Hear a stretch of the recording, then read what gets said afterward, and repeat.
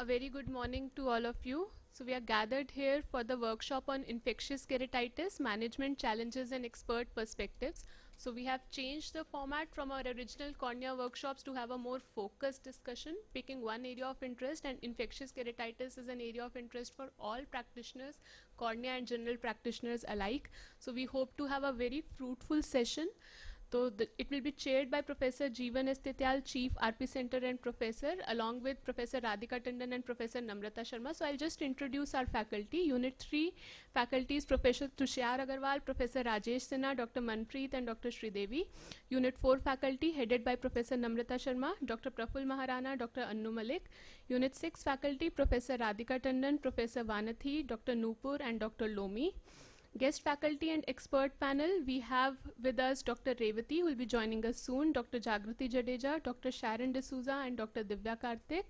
We also have our expert panel, our distinguished alumni fellows, Dr. Sameer Kaushal, Dr. Jaya Gupta, Dr. Fareen Sheikh, Dr. Suman Lata, Dr. Asif, and Dr. Sarath.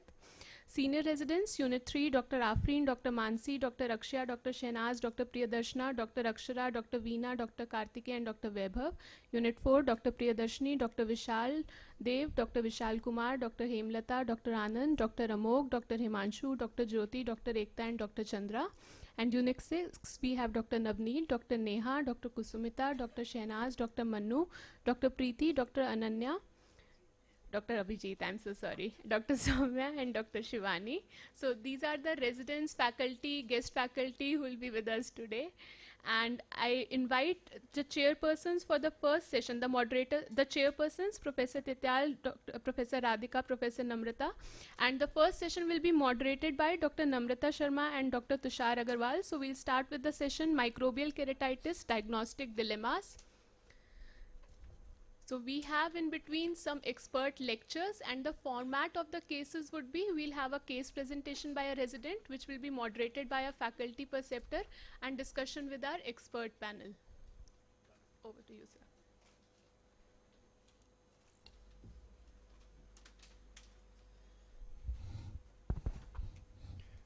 Thank you, Dr. Manpreet. Welcome to RP Center, all of you. Good morning.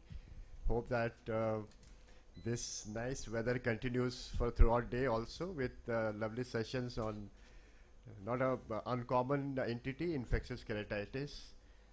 I thought this would be a subject where people will be interested as a general ophthalmologist, because whenever we do cornea workshop, it gets focused to a cornea people only, and we have a limitation of people getting attraction to our workshop. So this is a nice concept of having a focused discussion on one particular subject. And infectious keratitis is one area in our country which requires attention.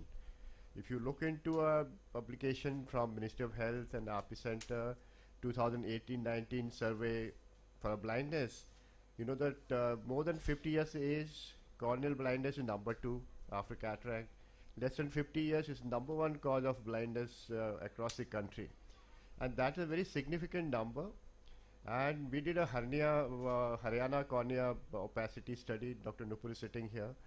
And we realized that corneal opacity, the main cause in this area is infectious keratitis.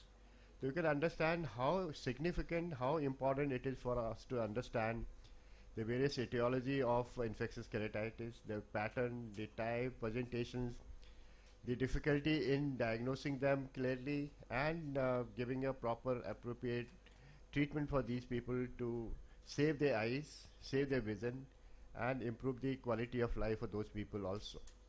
We understand infectious keratitis is a subject where it varies from the north to south and east to west. There are different organisms, maybe number 1 cause. That's why we have guest speakers from different parts of the country. That will also give us the insight what is the scenario across the country also.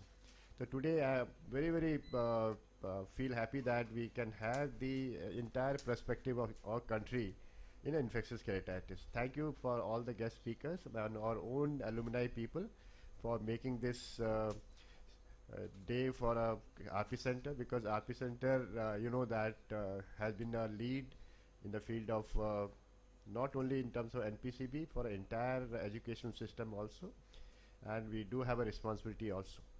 I'd like to thank you all the our resident doctors, especially senior residents of all the units, and of course the faculty and Dr. Manpreet especially for making this program. Let's begin with the session. Dr. Namrata, please. Start the first session, which is the diagnostic dilemmas in microbial keratitis, and I would request Professor Radhika Tandon to give her talk on importance of history and clinical examination in diagnosis of infectious keratitis. Okay. Good morning. Thank you. Welcome everyone. So coming to the first talk of the day, importance of history and examination in a case of microbial keratitis. We're living in an age where we have so many tools, we have high-tech equipment and so much knowledge at our disposal, but we should not forget the importance of basic clinical skills. And I'll highlight in my presentation how few nuances in history can be critical. So often there is a habit of people that they will just look at the records or somebody else will take the history, which is all right. Normally, in normal circumstances, that's perfectly fine. But if you find something atypical, so I'll just give you those scenarios, little clues and tips where if you find something a little unusual, then what specifically you would like to ask for in the history and its clinical relevance. So basically it is crucial because it provides valuable information that can guide the clinician. And what do you want to do? You want to diagnose and treat effectively and successfully. So key points, throughout the day you will be seeing different examples of cases and how they were handled. And you will often find that there are certain distinct patterns of disease pathology or presentation depending on certain nuances, the type of organism, the virulence of the organism, and the host factors, etc. So the onset and duration, when the symptoms started and how long they have been. Use of contact lenses is one example of something which is important. And not only that, often the patient will have a problem and they chuck the lens or they throw the lens and they will not come back with it. But they will have the lens case, the solutions, and you can also have a talk with them to know what was their pattern of hygiene. Of course, we have trauma, injury, previous eye infections, recent illness. Sometimes they may not think of mentioning to you that they may have undergone some kind of normal fever, febrile episode. There could be environmental exposure, hygiene practices, there could be travel history. Even within the country, there are different organisms which are seen in different geographical locations. And when they are on travel, they go on holiday, they may have taken some, engaged in certain activities, so that could have an impact.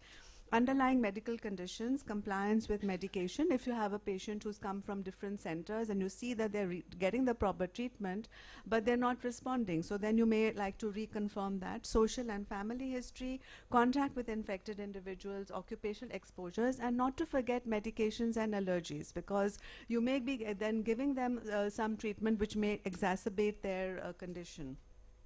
But the key points are the likely causative organism and the virulence. So these are the background in your mind when you're asking these questions.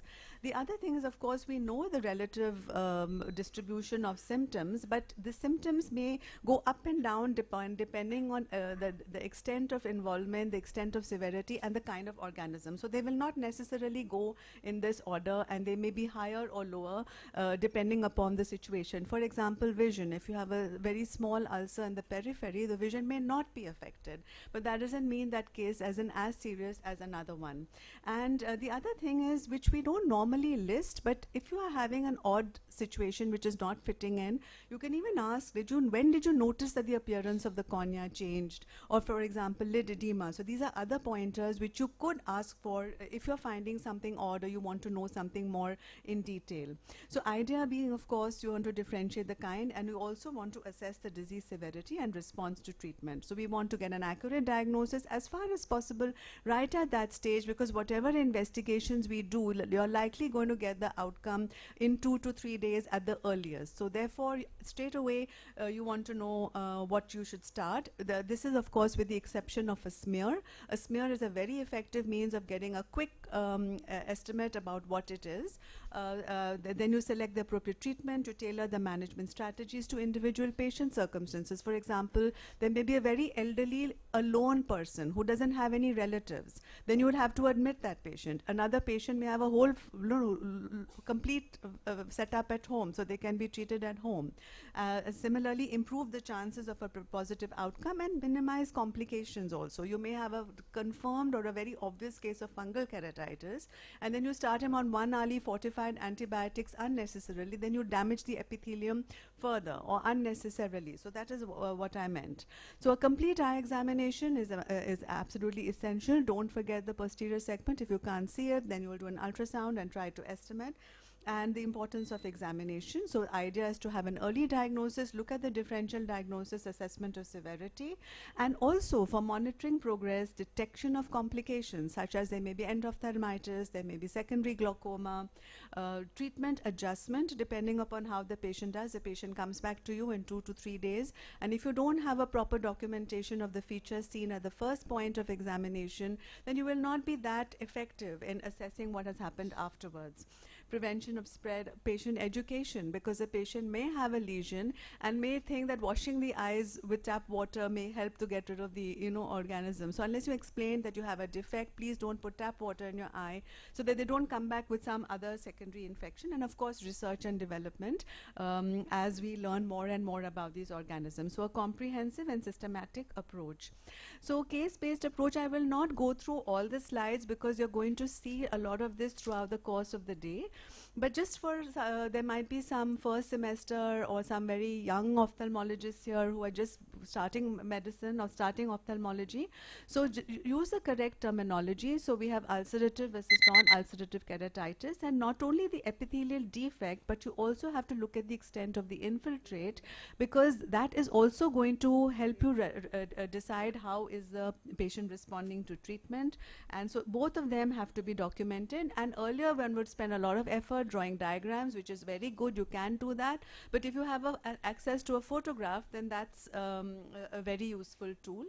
And then similarly, just technically, sometimes a patient may come with trauma and they may not be much, to differentiate the terminology from an abrasion or an erosion.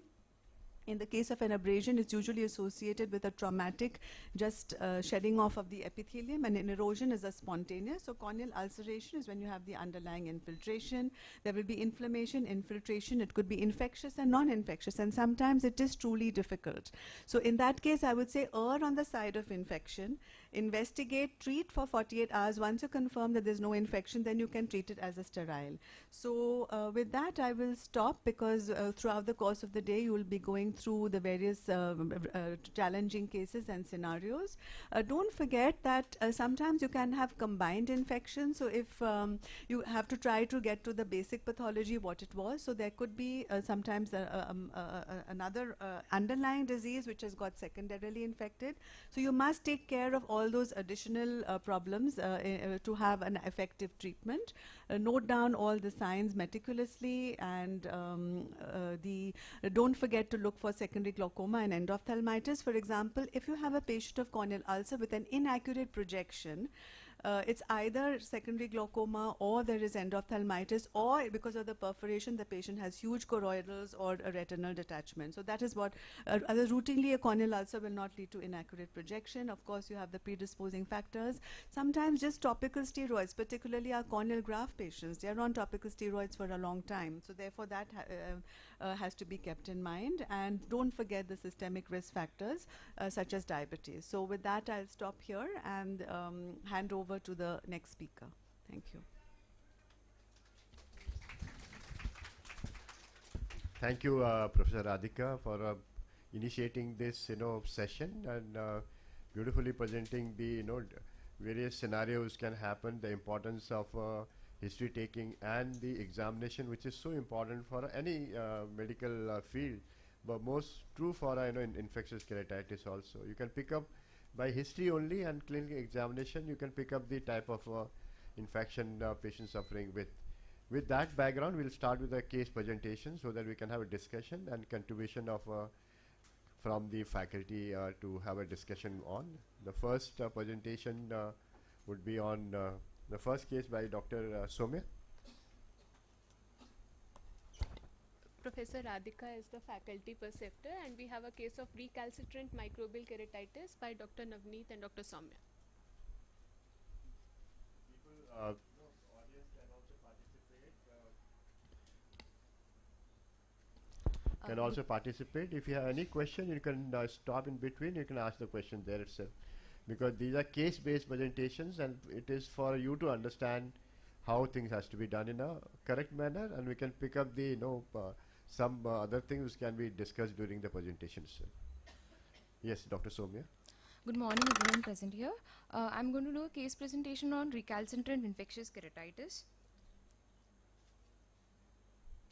So we had a 58-year-old male who came with an history of episode of trauma to his left eye with a stone, history of pain, redness and diminution of vision in his left eye since the trauma. This patient was actually initially presented outside, where he was diagnosed with a non-healing corneal ulcer and referred to RPC after poor response to treatment. So this was the initial clinical picture, where the patient is having a completely congested eye with diffuse corneal abscess and infiltrate being present with matting of flashes. This patient was initially treated with antibiotics topical, gatifloxacin, tobramycin, fortified cefazolin and antifungal eye drops, natamycin, for around 3 weeks. So the picture A shows that there is a total corneal abscess with dense infiltrates in the eye with primary gaze, and also it's just not the cornea that is involved. There were multiple pockets of scleral infiltration also present with scleral melt in supratemporal quadrant. The similar picture in the down gaze will show that there is diffuse involvement of the eye. Investigations, we went ahead with microbiological workup, which was done outside, corneal scraping, direct microscopy with gram stain and 10% KOH, no organism was visible, culture, no organism was isolated. So finally, because it was a non-healing keratitis, to identify the organism, a PCR polymerase chain reaction was done, and the pathogen identified was Pythium insidiosum. So the diagnosis of Pythium insidiosum keratitis was made. And according to treatment protocol, the patient was started with a treatment of combination of topical antibiotics, topical linezolid 0.2% and antifungals, topical voriconazole 1%, itraconazole 1%, along with oral azithromycin 500 milligrams OD for about 14 days. After this is what when the patient was presented. So initially when the patient presented to RPC, he had this clinical picture.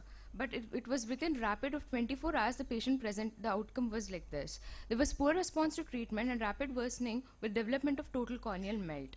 So there was complete total corneal melt with tibial tissue prolapse and scleral infiltration, diffuse matting of lashes, mucopurulent lid char. It's a very bad infective state in which the patient progressed to. So invariably the patient had to undergo evisceration for control of infection.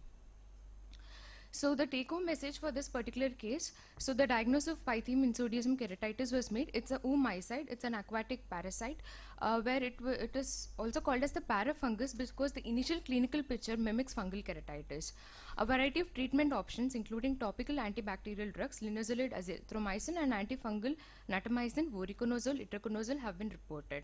Although this case is rare, it has extremely high morbidity because of the recalcitrant and fulminant course, and it has poor response to medical therapy even if there is a prompt diagnosis made.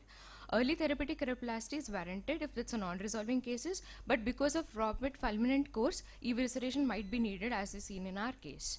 The last decade has seen an unprecedented surge in Pythium keratitis, especially from Asia and India. It's probably because now we know the organism exists and there is growing research on the microorganism and there is improved diagnostic and treatment modalities.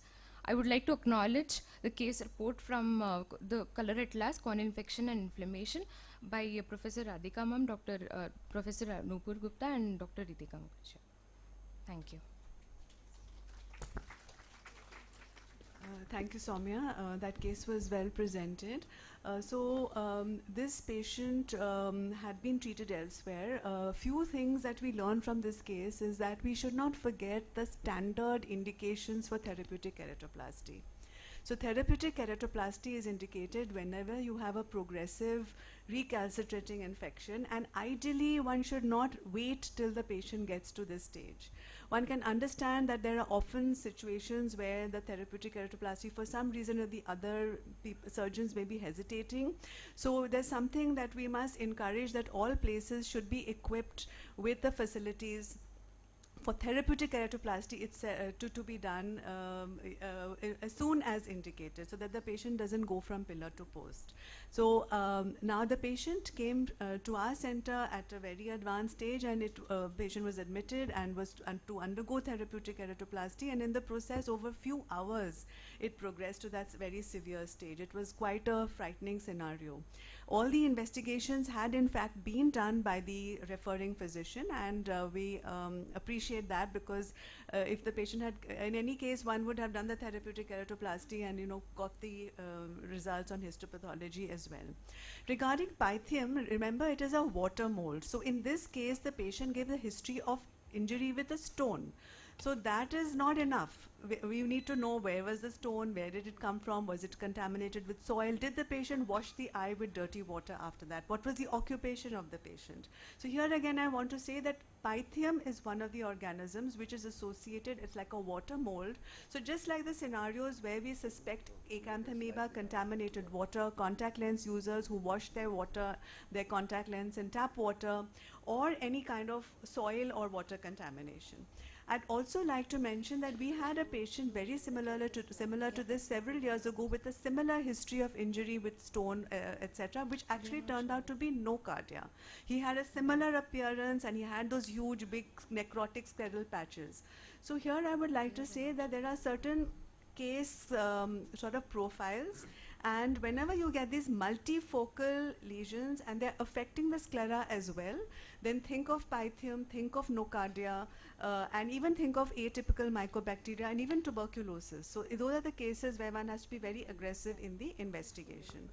Finally, I would say that there are, of course, the confocal microscopy is a useful tool, because you can see these very characteristic appearance, and if the patient had been seen in the initial stages, you would have seen some subepithelial dot-like infiltrates, some kind of branching pattern, the typical descriptions. Here I would say that if you have a case like this, you can also have, try to see if there's any previous record of the patient, because obviously if the patient has come in such a severe stage, you cannot find all those typical clinical pictures. But it's good to have serial photographs right from the beginning, and it's very, very useful in cases of infective keratitis. So thank you, Soumya. Yeah, thank you, Radhika. Yeah. I think this can you put up that picture again? This was a very late presentation of case, difficult to really say what type of infection would be. Navrata, what's your comment? Not only this case, like what would be the, as Radhika pointed out, initial presentation where you might suspect to be such a fulminant infection with Pythium, So I think the fact that it is so severe, and you have a classical reticulated margin, if you see all around 360 degrees, circumferentially that reticulated margin is there. Can you point that out? Yes. So this reticulate margin, you point out like that, it is running parallel to your limbus. But this can be, to me, it looks like purely a fungal infection, It could be fungal, sir, and Pythium is, in almost all cases, it is misdiagnosed as fungal. But the fact that you have that reticulated margin goes in favor of Pythium, also the fact that it is so severe. And if you try to see the histopath, the hyphae will also appear very much like the hyphae of any fungal keratitis, except that the hyphae are wider. And I think Nishat would agree on that. In mucormycosis also there are many, genera which can cause infection, and many are having wide hyphae as well. Actually, I would like to suggest here, we had one case I think a month back, in which Pythium keratitis was being suspected because the patient was deteriorating very fast.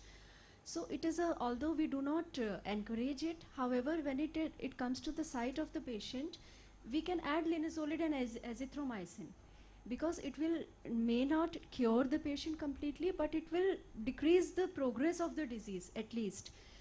In nocardia also, because these are very simple anti-microbials. But I think Pythium is absolutely different from nocardia as far as the clinical response and the treatment is concerned. Yeah. Actually, the point I am going to make is a little bit different. That if we are suspecting something unusual, it is better to start empirically the specific drug which might act on it. For example, for pythium, there are two drugs which are very useful, azithromycin and linezolid, easily available. The patient can be started on it. For nocardia, also Septran. So if we start those drugs, it might not be the when the patient is progressing very fast. You would have eviscerated. You said, did you send the sample for histopath to see whether pythium was there or not? Because they could have picked it up on the histopath. Also, I think a blast search for these cases is very useful because that will tell you the genetic when you do that nucleoside genetic. Actually, I think that is what they did. PCR, after PCR, they do sequencing and blast searching. With that only we are able to identify. It was done here? Yeah. No. This case was done outside. No? We have not. Culture was negative for this case because the patient was treated outside already. The culture becomes negative in such cases. One more thing, if you do suspect is useful, is immunotherapy, the triple immunotherapy that you give. So although that vaccine is not available here, but for one of our patients we did procure it from abroad. If you give triple immunotherapy, that also helps. But I think the most important message for pythium is that earlier what used to happen is as soon as you saw pythium, you just go ahead and do a therapeutic keratoplasty. If you see in literature, almost 60% of your pythium would have undergone a therapeutic keratoplasty. Correct. How you have collected the sample for staining in this patient? From where you have collected the sample? There is no margin. Ma'am, the investigations were done outside, and the patient was started on patient was diagnosed outside. Initial scraping and PCR was done outside, and when patient advanced, the patient was referred here. So the treatment for pythium was already started. The protocol routine was started outside itself when the patients.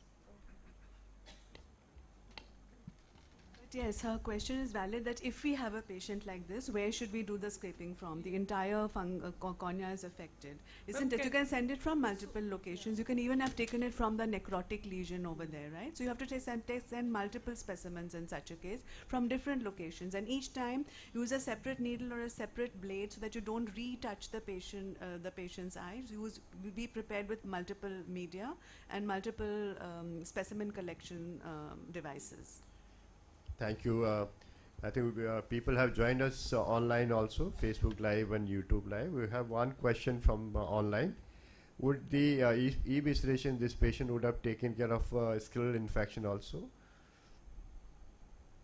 That's a question we have just received. Yeah, so evisceration is a little bit more extensive. So you have to go a little extensive. So when you do the evisceration, in this case, you go beyond that affected rim, and then you can put an implant. Now the question is in a therapeutic PK whether you should do evisceration with an implant or without an implant.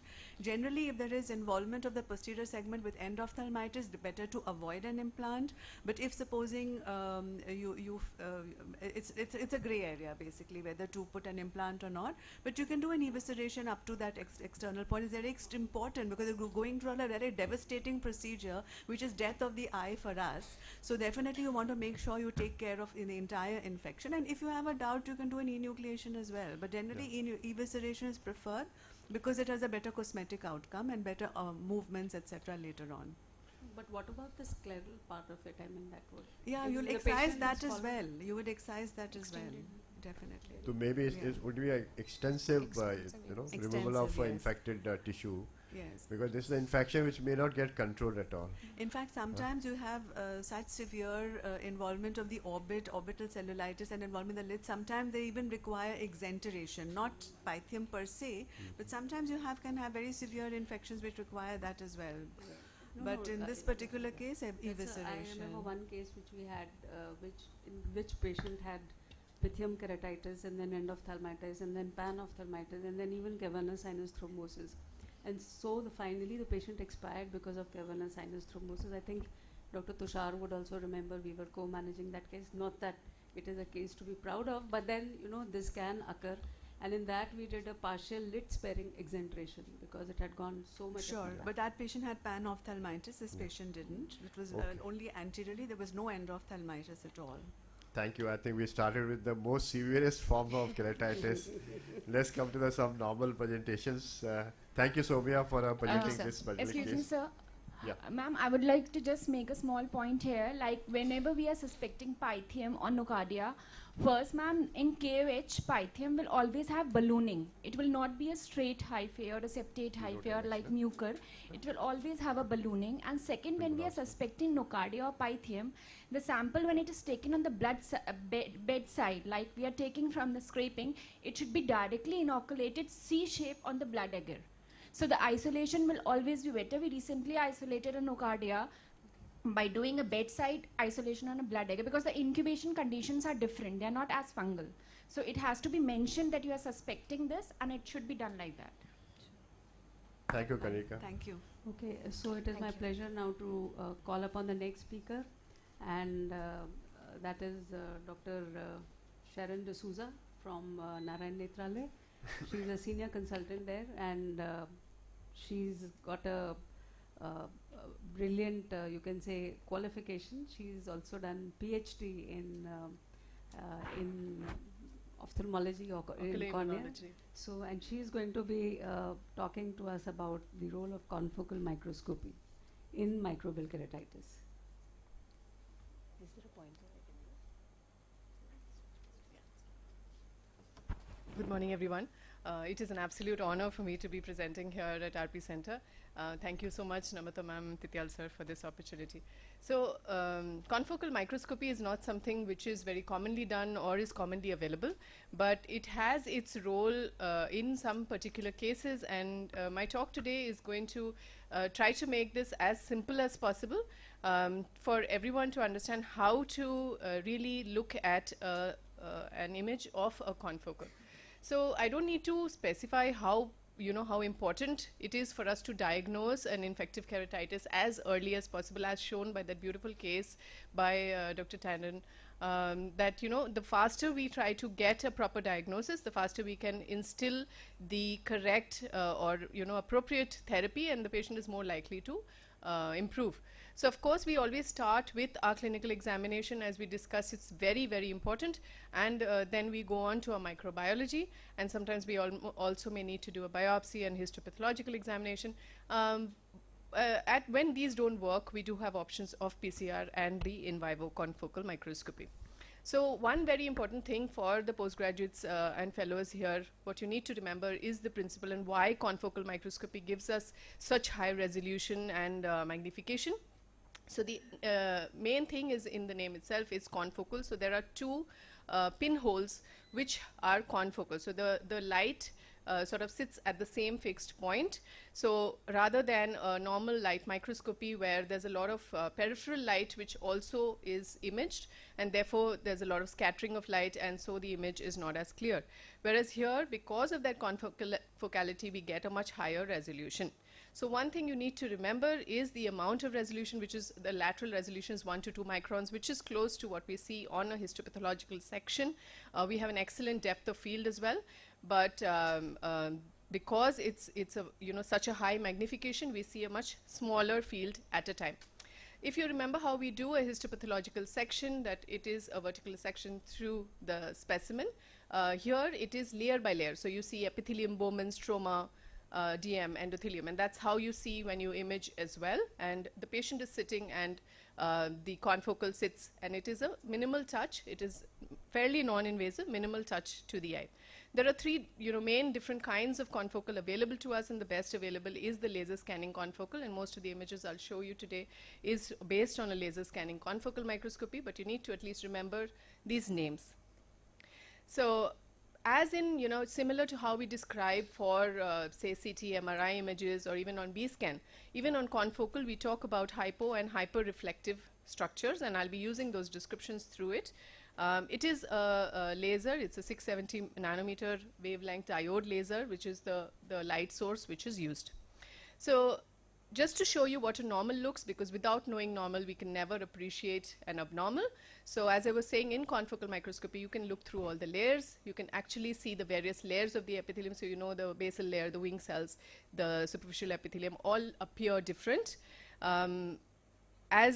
Then we have the Bowman's layer, which has the subbasal nerve plexus and these white lines, and it's very important that we try to understand the pattern So these white lines which you see are the subbasal nerve plexus, and you can see they are fairly straight with minimal, branching. These are the keratocytes, which again, anterior and deep stromal keratocytes, the density changes, but these bright areas are the keratocyte nuclei, which again you will identify. In the deep stroma, you can get much thicker. These are the nerve roots or the stromal plexus of nerves, which are much thicker than you can see of the basal, subbasal plexus of nerves and the endothelium. So fairly, the normal pathology is very, very clearly seen. Now, in all our traditional diagnostic methods, we have certain challenges that we have, that we are looking at indirect clinical signs, we're looking at our clinical judgment, and sometimes due to various reasons we may not be able to identify them early. The cultures of course are our gold standard, but not always positive. Sometimes what will happen, we may have an inadequate sample, there may be deep-seated lesions, and I'll show you a few cases like that. We may see the patient very late, and there, the patient's already on multiple different medications, treatments, and so it becomes difficult to identify or diagnose. And of course, the main problem very often is of mixed infections, which again becomes difficult. So the IVCM clinically comes, falls into these, conditions where it would have the maximum clinical relevance to do them. You're not going to have it as a primary diagnostic modality. There are a lot of papers which tell us how to read these IVCM images, and if anyone interested, please go ahead. There's really beautiful images that you can look at. A few cases from our clinic. The main three conditions where we use IVCM are fungal, acanthamoeba, and microsporidia. So I will be talking mainly about that. So in fungal, of course, the most common we see are aspergillus and fusarium. And again, the reason I told you to remember those nerve fibers and how they were oriented, because not everything which is linear and white and long is a nerve fiber. So these are fungal filaments of the fusarium, and this is of aspergillus. So even if you look at it, you can see that there is a significant difference in how they appear. The aspergillus are much thicker in that sense, relatively, and much brighter, longer. And mainly the branching is a little wider than you see in the aspergillus, which has very, very narrow branching, usually 45 to 60 degrees. Of course, it takes a lot of looking, very close examination of, in one confocal scan, usually we have about 100 sections that we look at. So you have to go through, specifically and look for these things. As they always say, what the mind does not know, the eye cannot see, so you really have to take that time. And Candida is completely different. As we know, it's an yeast-like organism, so there are no filamentous forms there. You just see these short pseudohyphae, which are much shorter, thicker, broader, but they are again reflective, hyper-reflective structures. So this was a case, a gentleman who presented with what we could see as a very classic clinical fungal keratitis, feathery margins, the formed hypopion there. But when you look at the slit image, you can see that a lot of that infiltrate is much more deep-seated. There's not much in the anterior stroma, and there's an endoexudate as well. To add to our confusion, when we sent for scraping, even though clinically we were sure it looks fungal, these are the kind of reports that you sometimes get back, and they'll say that they found some gram-positive cocci. Of course, we went ahead and did the confocal microscopy, and you can see the classic filaments, which are what I'd shown as fusarium. So you can now identify that these are fusarium, hyperreflective, long, thin, with chaotic branching, not very, proper branching. And so we started on the topical antifungal therapy. I'm not going to go into details. I'm sure there'll be a lot of discussion regarding that. Because it was a deep-seated infection and we'd seen it late, we also gave intrastromal injection, and the patient was responding. What I wanted to show here is how we can also use the confocal to see the monitoring of therapy. And you can see this is how scarring or fibrosis looks on the IVCM. And even though, the number of filaments has reduced, there are still a few which are there. Do not mistake these for Langerhans cells or dendritic cells, which also have a spidery pattern. Those are there, but they are a little smaller. So it just takes a little while to get used to identifying all of this. So monitoring also, IVCM has a very good role to play in monitoring. This is what I was talking about. So fungal filaments versus how the nerves look, the subbasal plexus of nerves. And here, this is something which could be easily mistaken for even an aspergillus, but it's actually just the hyperreflective fibrosis on the collagen fibers. So you have to, try to understand this. Pythium, beautifully shown in the previous case. I have not seen, done a confocal on a Pythium, but there have been reports which shows that it also has a classic appearance on the confocal, which has a little beaded appearance, unlike the previous fibers which were seen. Acanthamoeba is something which you can get devastating results if not handled properly. There are some very classic appearances of the confocal on of the acanthamoeba on confocal. The most being this double wall cyst which you see. This is the nerve running, and this is actually a patient who had radial keratitis, and you can see these hyperreflective double wall cysts. Of course, depending on how the section is taken, you may also just see them as dots, and these can be confused both with microsporidia and with the polymorphonucleosides. What is important is the size. These are little larger than the others, as I will show you. Right. So radial keratitis, again, you have to look for. You can see it on slit lamp sometimes because of the thickened nerve, and then you can confirm that on the patient, on the IVCM as well. So this lady had a classic history suggesting of acanthamoeba, and as very often happens with these cases, they have a waxing and waning course. So even though she was started on what we thought was appropriate therapy, she was not responding. We also had it confirmed on the IVCM. You can see the classic double wall cyst here. She eventually had a therapeutic PK, and what is very interesting is how closely the histopathology sort of mirrors what we see on the IVCM, where you can see the intrastromal cyst, the double wall cyst, which is very close to what we see on histopathology. And that is the beauty of the IVCM. It's sort of getting a histopathological examination without having an invasive procedure.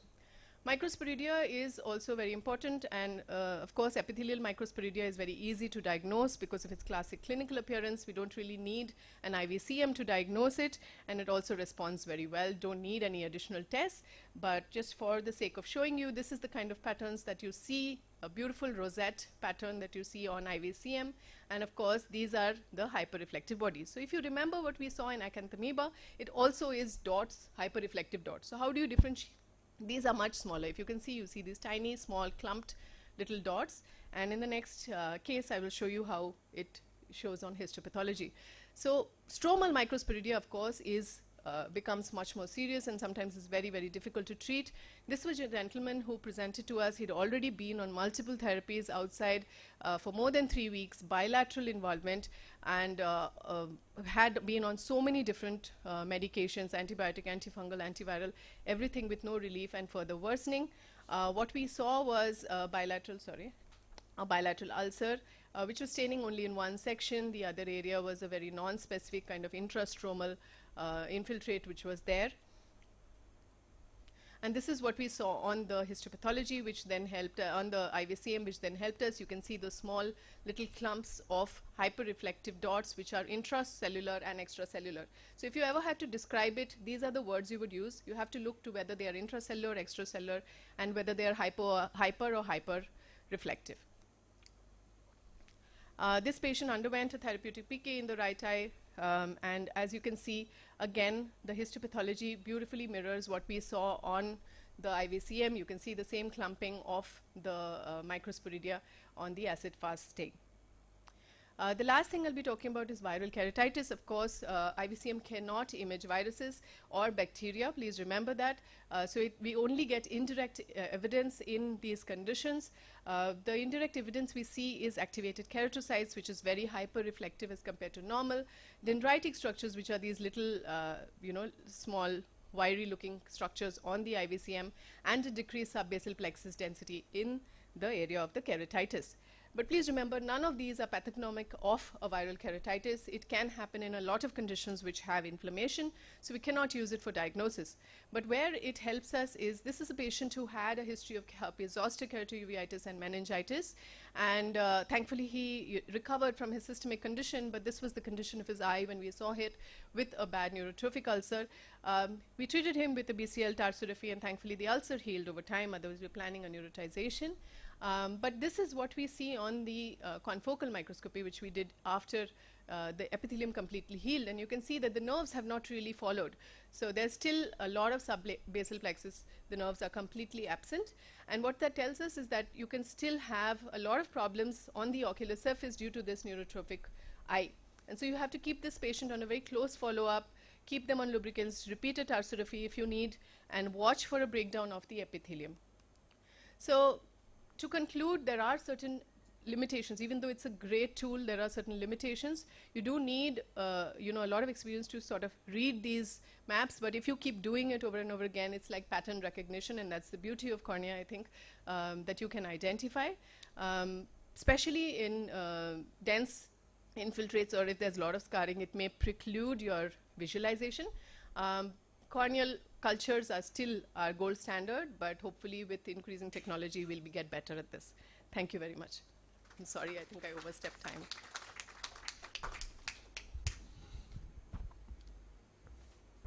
Thank you so much, Sharon. I think that was really insightful, especially the correlation of all the clinical pictures and their treatment outcomes with the confocal microscopy. And we can't equate it to histopathology, but then it does give you useful insights.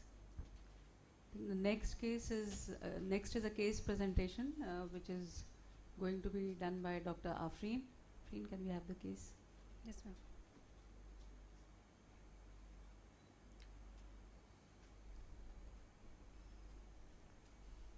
Good morning, everyone. Today I am going to present a case of polymicrobial keratitis. A 30-year-old male presented with redness, pain, watering, photophobia and diminution of vision in the left eye since 6 weeks. He was a student by occupation and he had a history of treatment, and mixed treatment cocktail of antibiotics was given outside. However, there was no relief. He had no history of trauma and no known systemic illness. On examination, right eye was within normal limit, left eye the vision was hand movement and IOP was digitally normal.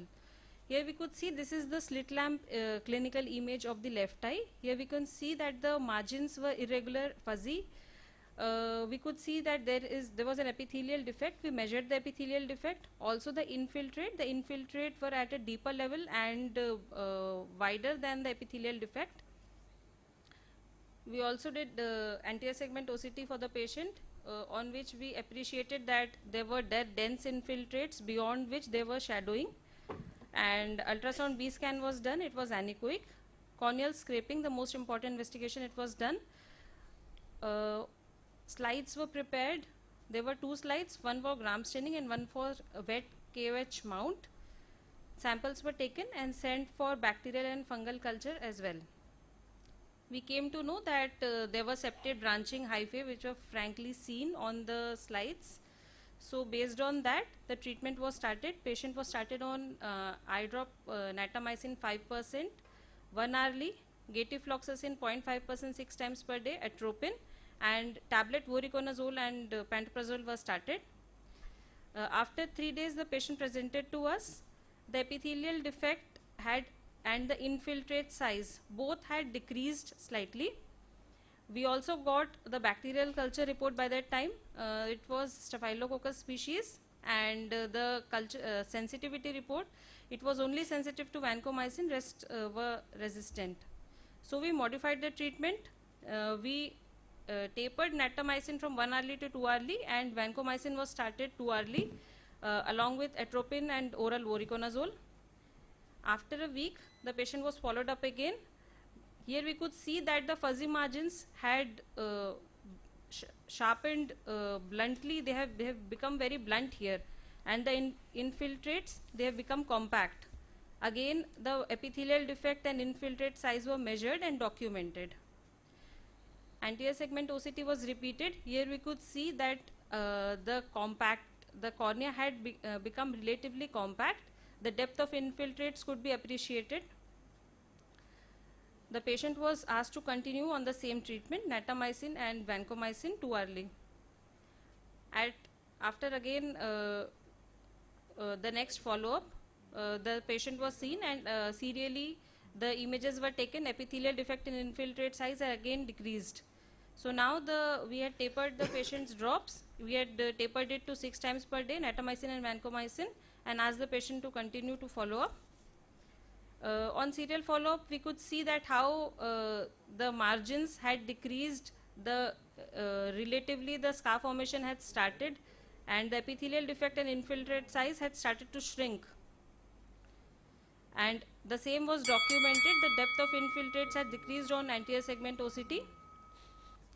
The same treatment was continued.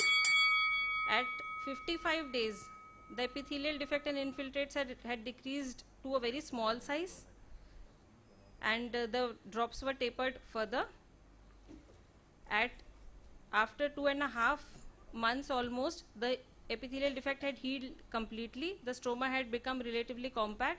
The patient had developed opacity, and the vision had improved. The cornea had become compact, as documented on ASOCT as well. So what do we learn from this case is that whenever a case of fungal keratitis presents to us, it is very important that we do scraping at the first visit itself. It is very important that at each follow-up, regular documentation of the ulcer dimensions as well as picture is taken. The culture reports and the slides, they should be traced well, and the treatment should be amended accordingly. In cases where the ulcers have long history or the use of over-the-counter treatment or additional risk factors, we can suspect polymicrobial keratitis. And at all follow-ups, we have to assess whether the patient is healing or worsening and treat accordingly. Thank you. No, ma'am. Since the patient was improving, we did not. But it was very slow. It was very slow improvement, but we continued on oral and topical. Thank you, Afrin. Tushar? Sir, the reason we chose this case was that want to emphasize and highlight that if a patient has a long-standing history of a non-resolving ulcer, then the first microbiological investigation should also be followed up by others, because there are chances of superadded bacterial infection over fungal keratitis pre-existing and vice versa, as in this case.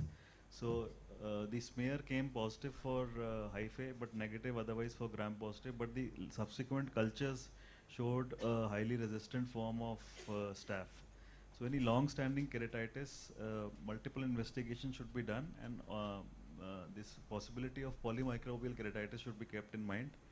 And as she showed that meticulous follow-up at each visit, trying to track the size and the ulcer and the infiltrate, help to make appropriate decisions in a timely manner. And that's the reason why the intracorneal and intracameral were not given, because at no point did we feel that the ulcer was out of control or it had stopped responding to topical therapy. Thank you, Tushar. I just would like to, that's a very good thing you are trying to monitor with the ASOCT, because you can actually monitor them and you can see the areas of activity also from the necrotic areas of necrosis that you see in the OCT. It was of course useful here, but is more useful for posterior corneal abscesses, which you can't monitor that well on slit lamp microscopy. Okay. Any questions from the house? Praful wants to say something. Ask one question about OCT. In one of your slides, you said the depth of infiltrate decrease, but when in OCT, if infiltrate is there in your anterior part, that will cause a shadowing, so you cannot get reflexes beyond that. So is it a good idea to say that infiltrate density has decreased on OCT? I think ma'am will also. Yeah, no, not on. You will not say that on OCT, but I am saying it is a useful adjunct. Yes. So you cannot just infiltrate depth on OCT on follow-up. You can say comment on density, but that will cause a shadowing, so you cannot judge the depth of infiltrate. That's why it's more effective in posterior stromal infiltrates than in anterior. Suppose people don't have OCT, then what? Not everybody will have anti-segment OCT for documentation, and not everybody will have such a nice slit photographs to document. So clinical, for all patients it is not possible also to take the clinical pictures. In those cases, at least we should document the epithelial defect and the infiltrate size over serial follow-ups, so that we have the document, and if the high presence of hypopion, does how much is the slit of I must say, color. this particular case had a very nice documentation for such a long period, and you had a serial photographs, which gives you a in-depth realization that things are working or not working. But as been pointed out, we should have a practice. On paper, you should draw the entire corneal picture, including the area of concern, epithelial defect, infiltration, depth. Everything should be documented. The anterior chamber. So that is also good idea for people, beginners, to always draw it. Nowadays it's become out of fashion, but still I think it should be done, and that can be sometimes you can sometimes you miss out the findings when you just see in a picture. When you start drawing, then you realize, okay, I am drawing correctly or incorrectly. Then you re-review the patient. In that process, you might pick up more findings, and that will be much more sometimes clinching for subsequent progression or treatment in these patients. So for people sitting here, if they are practicing cornea, must have a habit of drawing cornea picture sections, everything in a colored way also. So that will always be authentic for yourself also, and always handy for a subsequent analysis also. Sir, I have a small query. Yeah, Dr. Asif. Sir, in this case, I mean, like, we have used concentrated vancomycin for quite long time. I mean, like, it's around 2.5 months. I mean, like, is it ideal to use concentrated drops for a longer duration? Because usually the bacterial resolves earlier compared to fungal. So down the line, can we just stop the vancomycin and put the patient only on antifungal? Because the concentrated drops will again inhibit the healing process as well. Yeah, so absolutely true. Afrin? So, as you saw in the presentation, this was another point I think which got missed in the discussion, that we started to drop the frequency of the drops, especially if it's a toxic drop like 5% vancomycin. And at that time, because till you have a raw area, till that point you cannot be sure until you rescrape that whether there is still persistence of bacterial or fungal infection or whatever. But the only thing you can do is you can drop the frequency to a minimum desired level, which is about 6 hourly or 4 times a day. That would be the minimum frequency. That's what you can do, and as long as the epithelial defect is healing, I think you are on the right track. So I think this is again a very important point, that when you are tapering, you should not taper it to the sub therapeutic levels, because then you will actually increase the resistance. So when you are tapering it, you should just stop short, but it should be at the therapeutic levels. Yeah, Dr. Jaya. Yes, sir. Sir, you spoke about doctors not affording the ASOST and all those things. I would like to make a comment on patients not affording oral voriconazole. So other substitutes, the other cheaper one, what do you think is the efficacy? And Okay. ma'am, the No, earlier I'll tell you, indications, the earlier indications for oral voriconazole were different.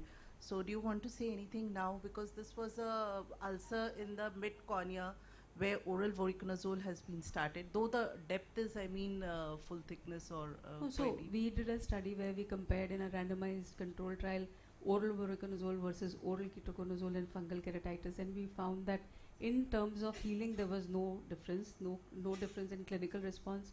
But we did the serum concentration as well as the tear concentration, and we found that voriconazole concentrations were higher.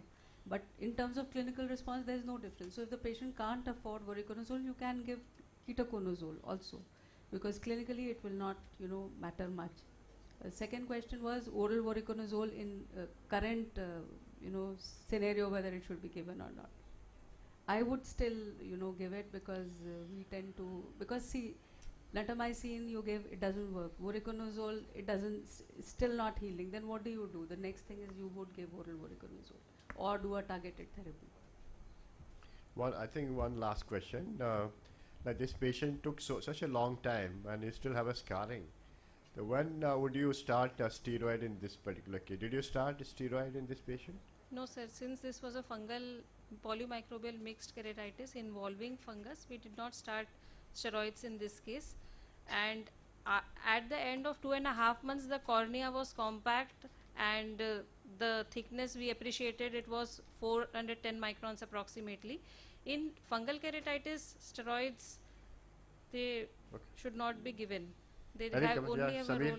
So this is a common situation because we tend to get a lot of these cases which have been started on cocktail therapy, no scraping, nothing. We don't have any proof, but the patient starts responding, and you're very reluctant in stopping something which is already working.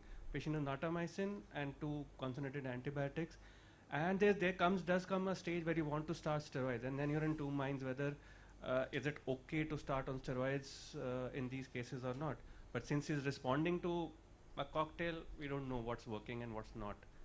But this is a situation that comes up very frequently. So, Samir, I'm quite aggressive in starting steroids in healing keratitis, but only if it's proven that it's not fungal keratitis. Then I'm quite aggressive in starting. If it's a bacterial keratitis or a viral keratitis, I'm quite aggressive, and the results are very good. You get very good vision, and the corneas are quite clear. But if it's a documented fungal keratitis, fungal, atypical mycobacteria, yes. and nocardia. Yeah. So these three things you will not start steroids. Even day before yesterday's OPD, we had one case, similar case, where she was asking me. I said, no, we can't start steroids. Let the scar be, and if possible, we'll do a DALK in this case. Okay. Thank you, Afreen. And I'd just like to highlight one issue. Yesterday I was in Bilaspur, Raipur. There was a poster, and from I think it was from AIIMS Jodhpur, where they have highlighted the problems of a concentrated medication in keratitis, because people come from very far off, and they can't remake the concentrated drops, and they were using for a months and months the same one. In fact, that added into more infection to the patient. So we need to be very, very appropriate in prescribing those medication from a pharmacy, maybe a time frame, and giving them a new preparation every time, because that can again carry the infection from the container, other things also. In that way, I think Dr. Will Pandey is not here. He has already devised a device to formulate the medication on the spot. So that can be very handy for these patients also. Next. So with this we come to the next case, and that is going to be presented by Dr. Preeti, again a recalcitrant microbial keratitis. Good morning everyone. I am going to present 2 case vignettes on acanthamoeba keratitis.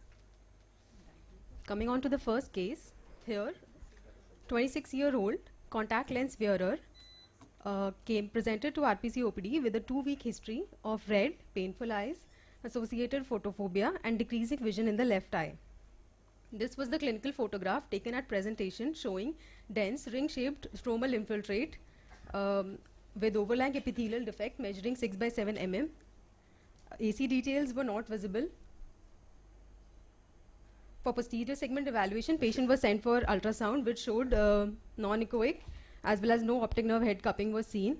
Patient was subjected to investigation. We went ahead with wet mount, which showed acanthamoeba cyst on direct microscopy at 40x magnification, it was positive for cyst of acanthamoeba. Corneal scraping of left eye was done from the margin as well as the base of the ulcer, and it was sent for both bacterial, fungal, as well as with direct inoculation on non-nutrient agar with E. coli overlay. This was the agar picture showing tracks left by acanthamoeba. Patient was also sent for anterior segment OCT, and we could see a dense stromal infiltrate and diffuse corneal edema of CCT 700 micron. Patient was also sent for confocal microscopy, in vivo confocal microscopy with retinal tomogram, an RC module showing hyperrefractive oval to round cystic structures which were suggestive of acanthamoeba cyst. Okay, can you get back to the first slide? Okay, this is the your presentation of a particular case. So why you wanted to highlight contact lens wearer in this patient? So patient had presented to us with 2-week history with severe onset pain, and patient was had given history of contact lens wearing, and the pain and redness had started after the wearing of contact lens only. Okay. Anybody in the house, which is the most commonest infection on a contact lens wearers? Sorry? Pseudomonas. Pseudomonas. So not exactly, just go back. The history of contact lens cannot be the pinpointer for a acanthamoeba keratitis. There can be so many other things. If I have to look into, I might think of a Pseudomonas ulcer before I think acanthamoeba in our country. Yes. Any other history which may be pointing towards the acanthamoeba? Sir, actually, patient had already has been under treatment for 2 weeks outside in the other clinic, outside clinic. So they had already suspected acanthamoeba and had started on acanthamoebal treatment, anti-acanthamoebal treatment.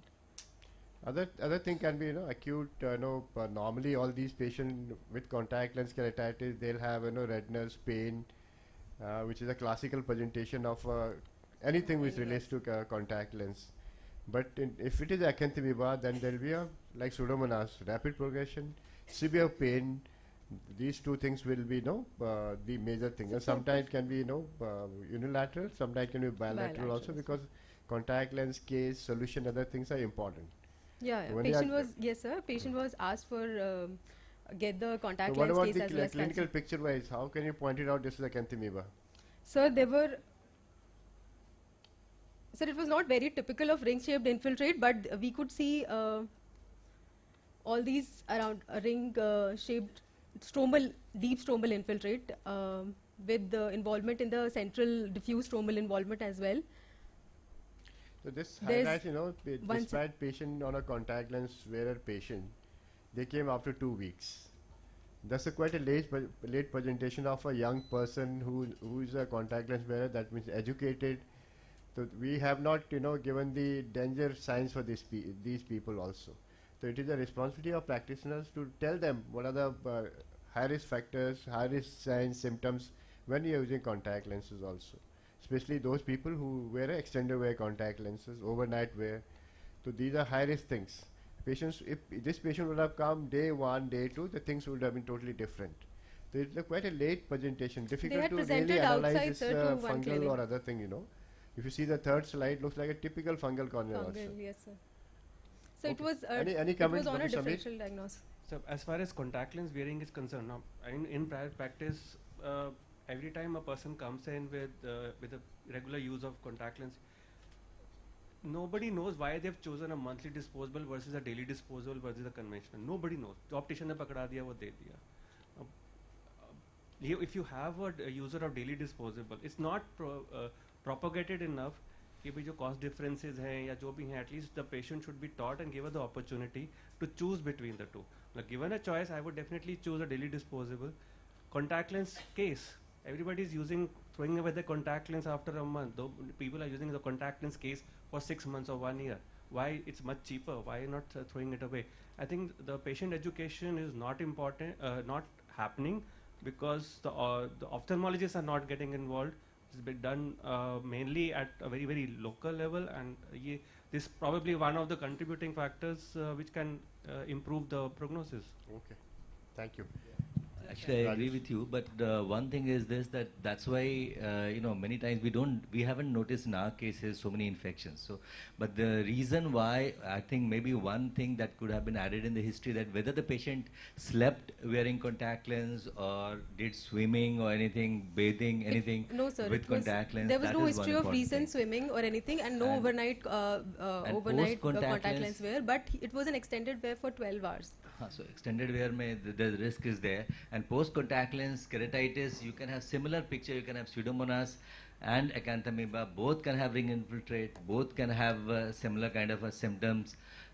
Only thing is that this is a 2 weeks history. In 2 weeks time, in a Pseudomonas keratitis, it may slough up and may perforate. So that is one thing which indicates that maybe it is towards the acanthamoeba, and then you should investigate in that direction. Okay. Sir, can I add on to that, please? Dr. Vanati. Yeah. Yes. Yes.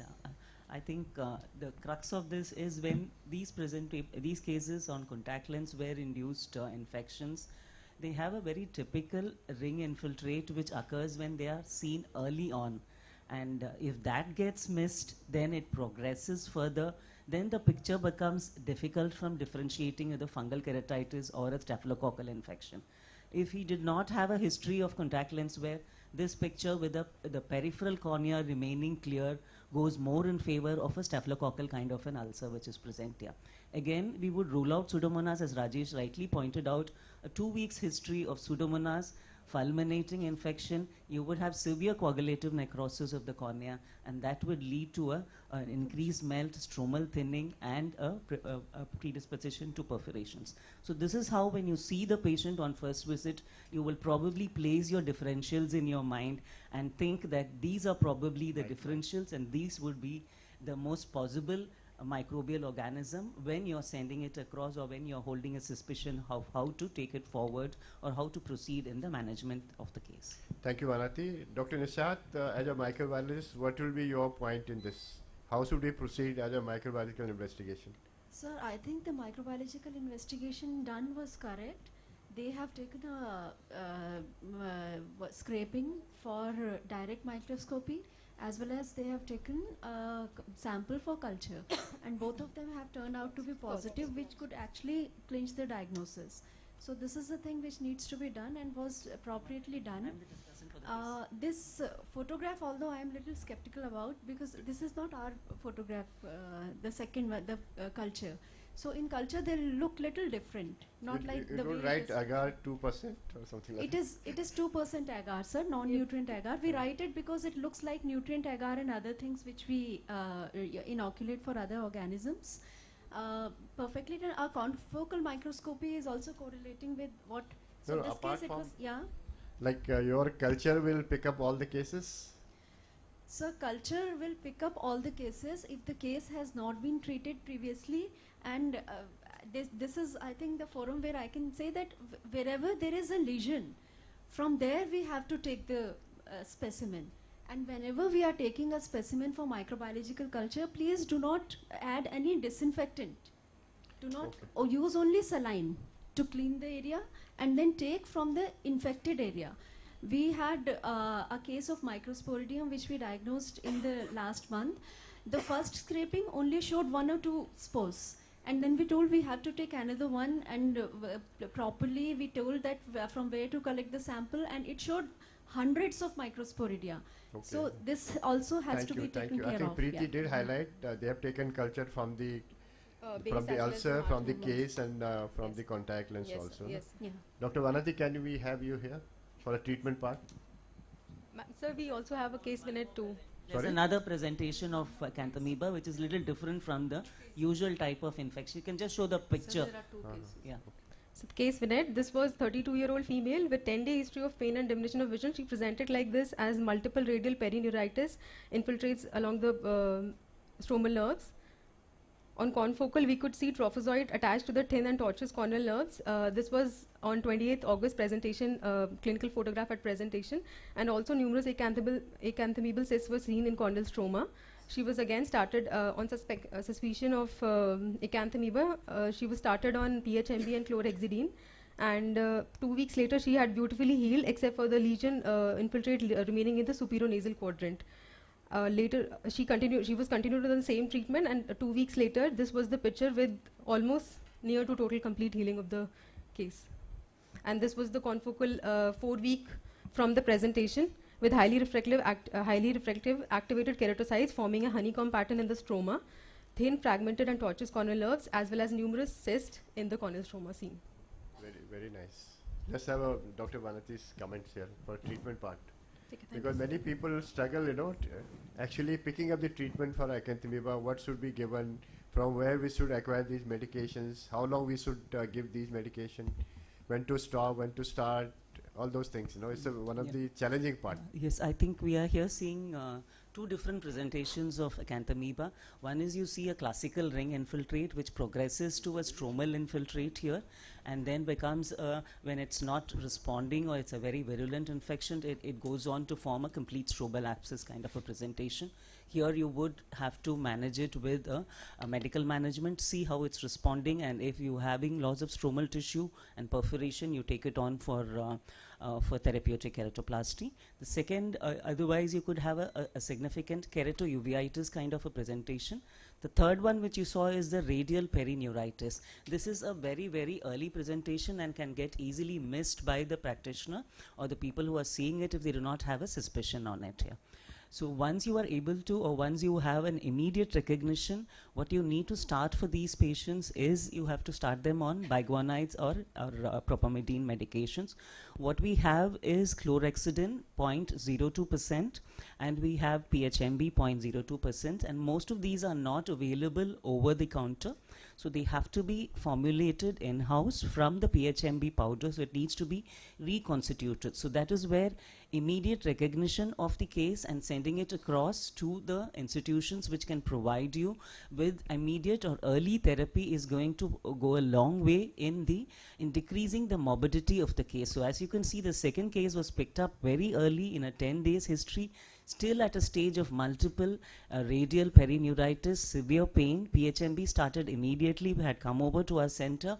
We had a confocal. Just a correction, and what Preeti showed in the confocal was the honeycomb pattern is when the epithelial cells are also being seen. So that's not because of the linking of the nerves. Again, you could see hyperactive stromal keratocytes here, the dendritic cells you are able to visualize here. And you will usually not find such numerous cysts. There are only 1 or 2 cysts in that particular frame which you actually showed.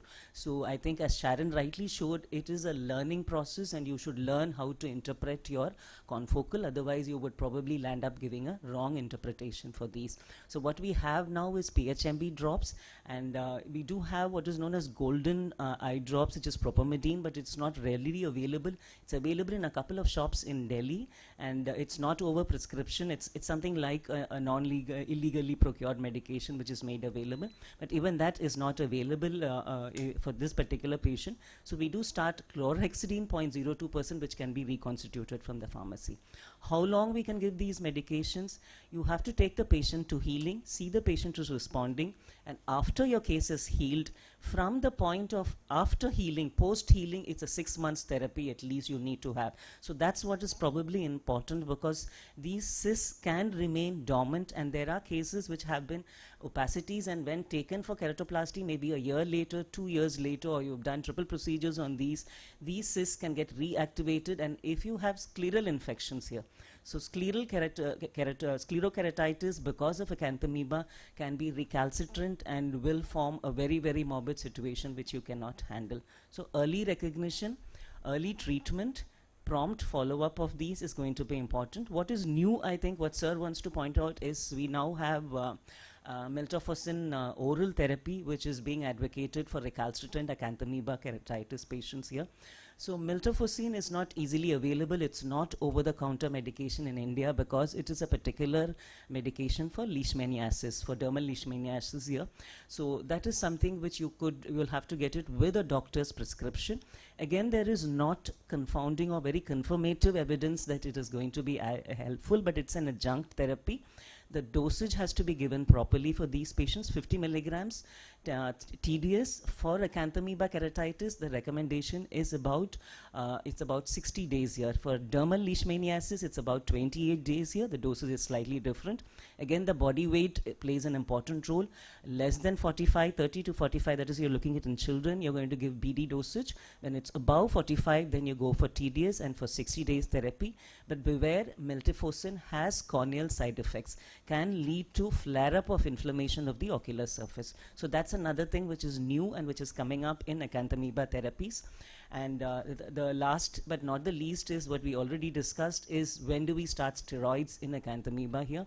it's really difficult to say that our cornea has become completely free of trophozoites and cysts, because cysts can remain dormant. Even if you do confocal in corneas which are clearing, the part you're imaging may not have a cyst, but the cyst can be elsewhere here. So it's largely a clinical response, and it's largely the clinician's decision when you would probably want to start steroids in acanthamoeba. By and large, the dictum is not to start steroids, but we do start steroids when you know that you are in total complete, so that the inflammation goes down, corneal clearing is better. Thank you, sir. Thank you, Dr. Vanati, for giving us an explanation and treatment part. We invite Professor Namrata Sharma to take us through the viral keratitis. I think that is one area also we tend to misdiagnose or diagnose less of these cases, because we do have a significant prevalence of viral keratitis in our country also, and sometimes the diagnosis can be very, very misleading, and treatment can be haywire sometimes also. And Dr. Namrata will take us through in next few minutes in a very precise manner to understand how these cases can be managed. Professor Namrata Sharma. Thank you, sir. So just to add to that, I think now PHMB 0.08% is also going to be available, and SIFI company is going to make it, so that will be commercially available to all without having to constitute it in pharmacy. So I would be talking to you about viral keratitis, which is decoded, and there are no financial or proprietary interests.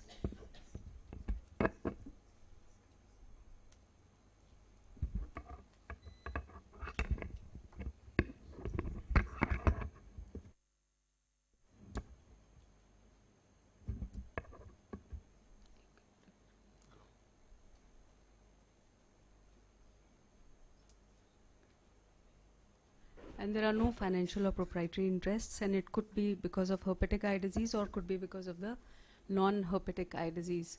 And basically you have HSV1 and 2, HSV1 in the oropharynx and HSV2 present in the genital regions, and primary HSV1 infection follows the mucocutaneous distribution of the cranial nerve 5 via the sensory nerve endings to the cell body of the trigeminal ganglion, which enters the nucleus of the neuron and remains in the latent state. But whenever there is a trigger in the form of fever, hormonal changes, UV exposure, stress, trauma, etc., then it gets reactivated, and that is why you have recurrent ocular herpes.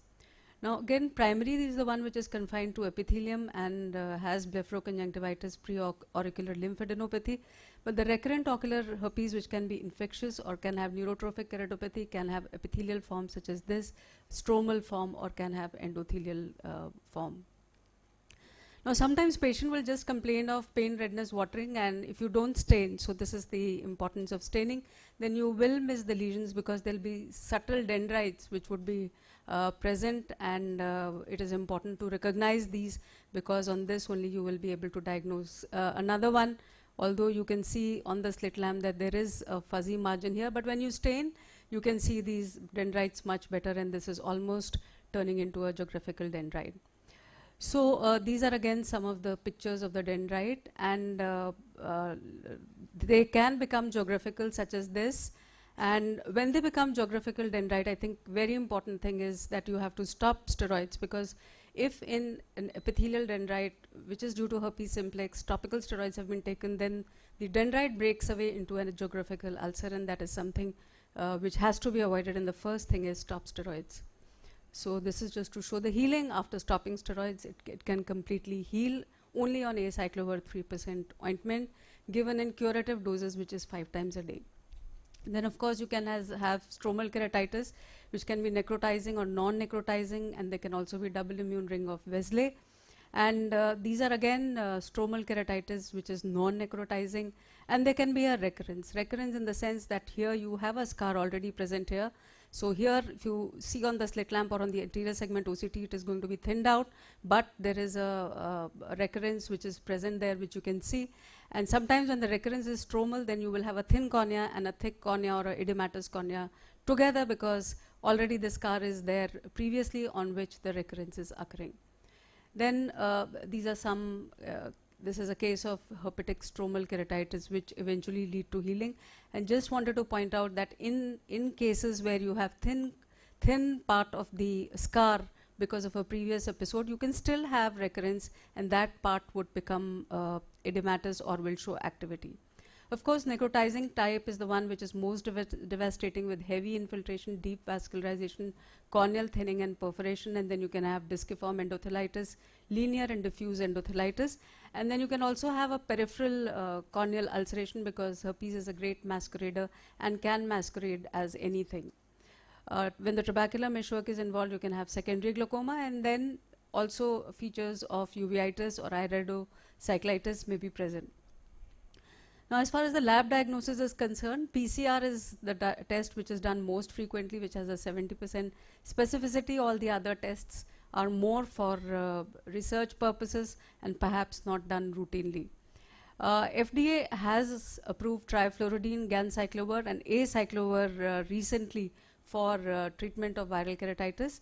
And oral acyclovir can also be given, and likewise valcyclovir and famcyclovir can also be given. The advantage being that valcyclovir is given in 3 times a day dose and famcyclovir in 2 times a day a dose. So if you have to treat a case of herpes keratitis, I think this does summarize to some extent.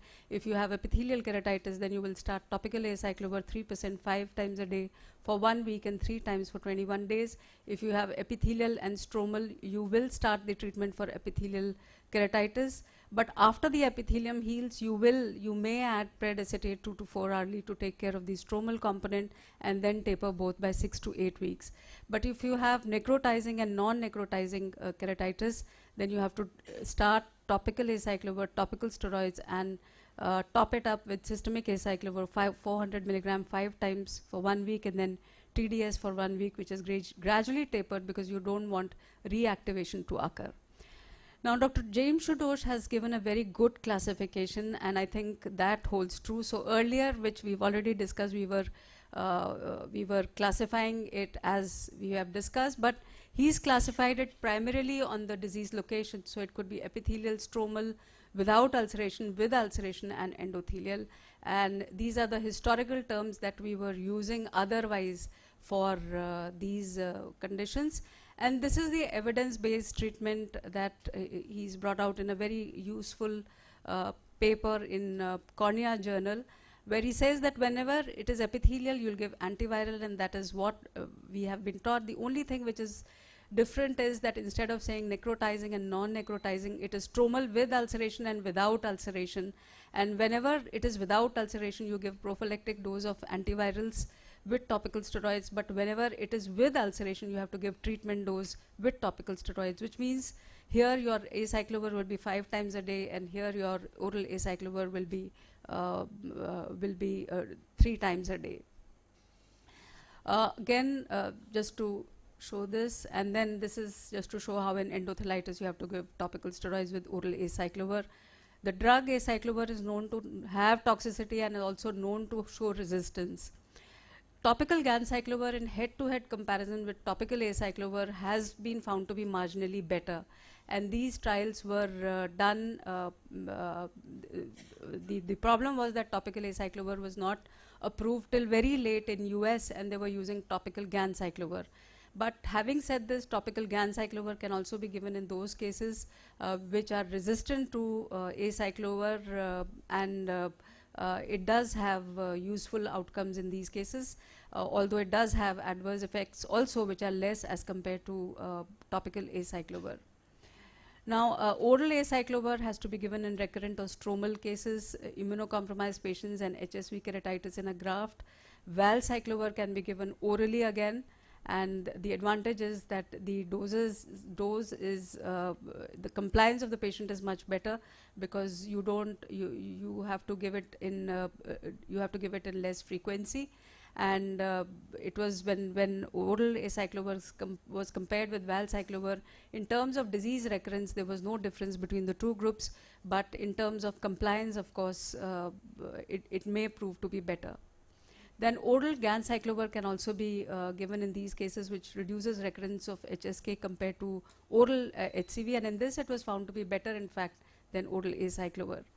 Metaherpetic keratitis can occur again as a consequence of herpes keratitis, where one has to withdraw the epitheliotoxic drugs, give intensive lubricants, cycloplegic and steroids, and in these cases amniotic membrane grafts may have to be done. This is a case of neurotrophic keratitis following herpes, where the multi-layered AIIMS was done, and Dr. Khoker did a wonderful randomized control trial again to look at the role of amniotic membrane transplantation in neurotrophic corneal ulcers, and these are just to show the healing of these ulcers with the help of AMT. Now, when you have endothelitis, you can do DSEC in cases of herpetic endothelitis.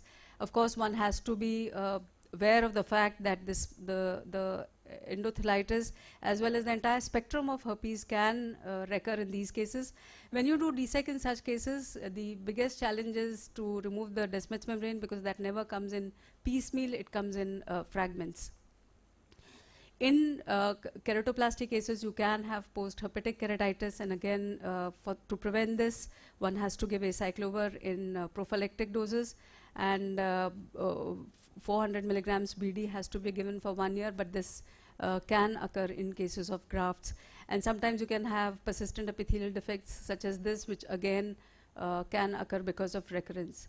Now, polymicrobial infection can occur in these cases where this case which had bacterial, fungal and viral, and these need to be treated and they may require DSEC graft or optical penetrating keratoplasty and multiple grafts for visual rehabilitation. Coming to the zoster part, it occurs in old age, immunosuppressed, and there can be vesicular lesions on the lid margins. You can have mucus plaque, neurotrophic keratitis, nummular and disciform keratitis, and it is important to differentiate the dendrite of the two. This dendrite of a zoster has a painted on kind of appearance, whereas this has an excavated appearance with terminal bulbs, and this is how you differentiate between the two. And of course, you, like all of us know, have to give double dose of oral acyclovir in these cases. This is not too much prevalent in our country, but vaccine is something which we should look at to prevent recurrences, and because we are in the COVID era, we should talk about herpes simplex keratitis, which has been triggered by not only COVID but also by vaccination, both herpes simplex and herpes zoster, the reports of which are available. And coming to the last bit, which is adenoviral keratitis, of course, these are the various signs like chemosis, follicular or papillary reaction, subconj hemorrhages, follicular reaction, and nummular opacities that you can have in these cases. And these are pathognomonic of adenoviral keratoconjunctivitis, and we do use rapid adeno detector test to prove this. The acute stage management consists of cold compressors, lubricants and prophylactic antibiotics, but for nummular opacities, especially if they are in the visual axis, you may have to give topical steroids and also use topical cyclosporin along with the lubricants. And I think steroids in adenoviral keratoconjunctivitis should be used for these cases, that is whenever there is pseudomembranes or subepithelial infiltrates in the visual axis or severely symptomatic patients. And because you don't want these opacities to scar in the center and the patient loses the best corrected visual acuity. Of course, surgery remains in all cases which don't respond or which have perforated, you may have to do glue patch such as like this, or you may even have to do grafts for these cases. This case was in fact because of herpes, and then inflammation did decrease when we started the patient on systemic acyclovir, and finally a patch graft was done for this patient.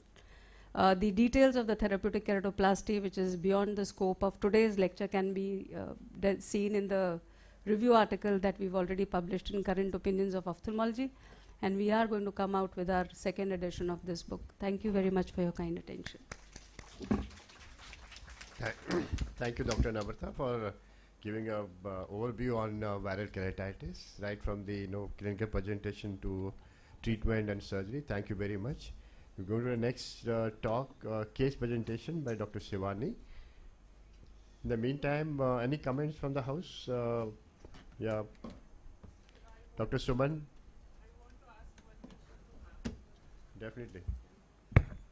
As we all know how to taper the Acivir tablets in the viral keratouveitis, what's your take on tapering of valacyclovir? As we start TDS dose, for how long we have to start or continue TDS then when to taper BD, and then when to stop it? So I think acyclovir will also follow the same course as acyclovir would, and any case which requires systemic acyclovir. In our part of the world, we are not giving systemic acyclovir, but in US and other countries, they are using oral acyclovir to treat epithelial keratitis also. So at least for about 4 weeks, I would like to continue and then taper, provided there is a response to the treatment. Ma'am, in two scenarios. In the first one, if a patient gets a recurrent viral keratitis in the span of a couple of months, so do we put the patient on a long-term prophylactic acyclovir? So for anybody, recurrence, when you say it is a recurrent viral keratitis, it means you've had at least 3 episodes in the last 1 year. Yes. And if a patient says that he's had 3 episodes in the last 1 year, then I would put the patient on on systemic acyclovir 400 milligrams BD. But for how long? But for the second recurrence, I will not. But after 3, we would. But for how long, ma'am? Because studies. So for grafts, we like to give it for at least 6 months and even up to 1 year. But for non-graft patients, I would like to give it for about 3 months. Thank you, ma'am. Okay. Shivani? Good morning, everyone. Today, I, Dr. Shivani, and Dr. Navneet, under the guidance of Professor Bhavna Chavla, will be presenting on peripheral ulcerative keratitis. Case 1. We have a 47-year-old male who presented with pain and redness in the right eye since 2 weeks, which was constant and dull aching, and there was no history of trauma or foreign body. He also had 2 months priorly history of fever, night sweats, and painful lesions on the dorsum of the left hand, for which he had consulted a dermatologist. On investigation, leukocytosis, neutrophilia, raised CRP, and elevated ESR was found. All other tests were negative. The dermatologist conducted a histopathological examination of the lesion, which can be seen in this picture. Mature neutrophilic infiltration was found on histopathology throughout the dermis without any evidence of vasculitis. A diagnosis of Sweet syndrome was made, and patient was started on oral prednisolone, 60 milligrams once a day. Patient himself stopped the medication 2 weeks due to gastrointestinal disturbances. On ocular examination, patient presented with vision of 6/9 with congestion, chemosis, more so nasally, anterior chamber inflammation, raised IOP, and fundus was in the normal limit. Left eye was within normal limit. Patient was diagnosed as right eye anterior uveitis with scleritis due to Sweet syndrome. Oral indomethacin, prednisolone, gatifloxacin, cycloplegics, and topical anti-glaucoma medication was started. By day 3, there was a presence of a nasal infiltrate with a crescentic thinning from 1 o'clock to 6 o'clock position and multiple scleral nodules. And by day 5, there was increased peripheral corneal infiltrates, necrotizing scleritis, and exudative retinal detachment.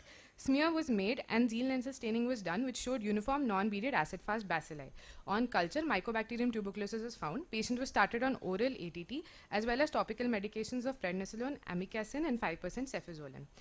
Final diagnosis of right eye peripheral ulcerative keratitis with mycobacterial infection with necrotizing scleritis and exudative retinal detachment was made. 2 weeks into the treatment, there was a decrease in infiltrates as well as a resolving retinal detachment, and by 6 months of oral ATT, complete regression of lesion was seen with healed peripheral ulcerative keratitis.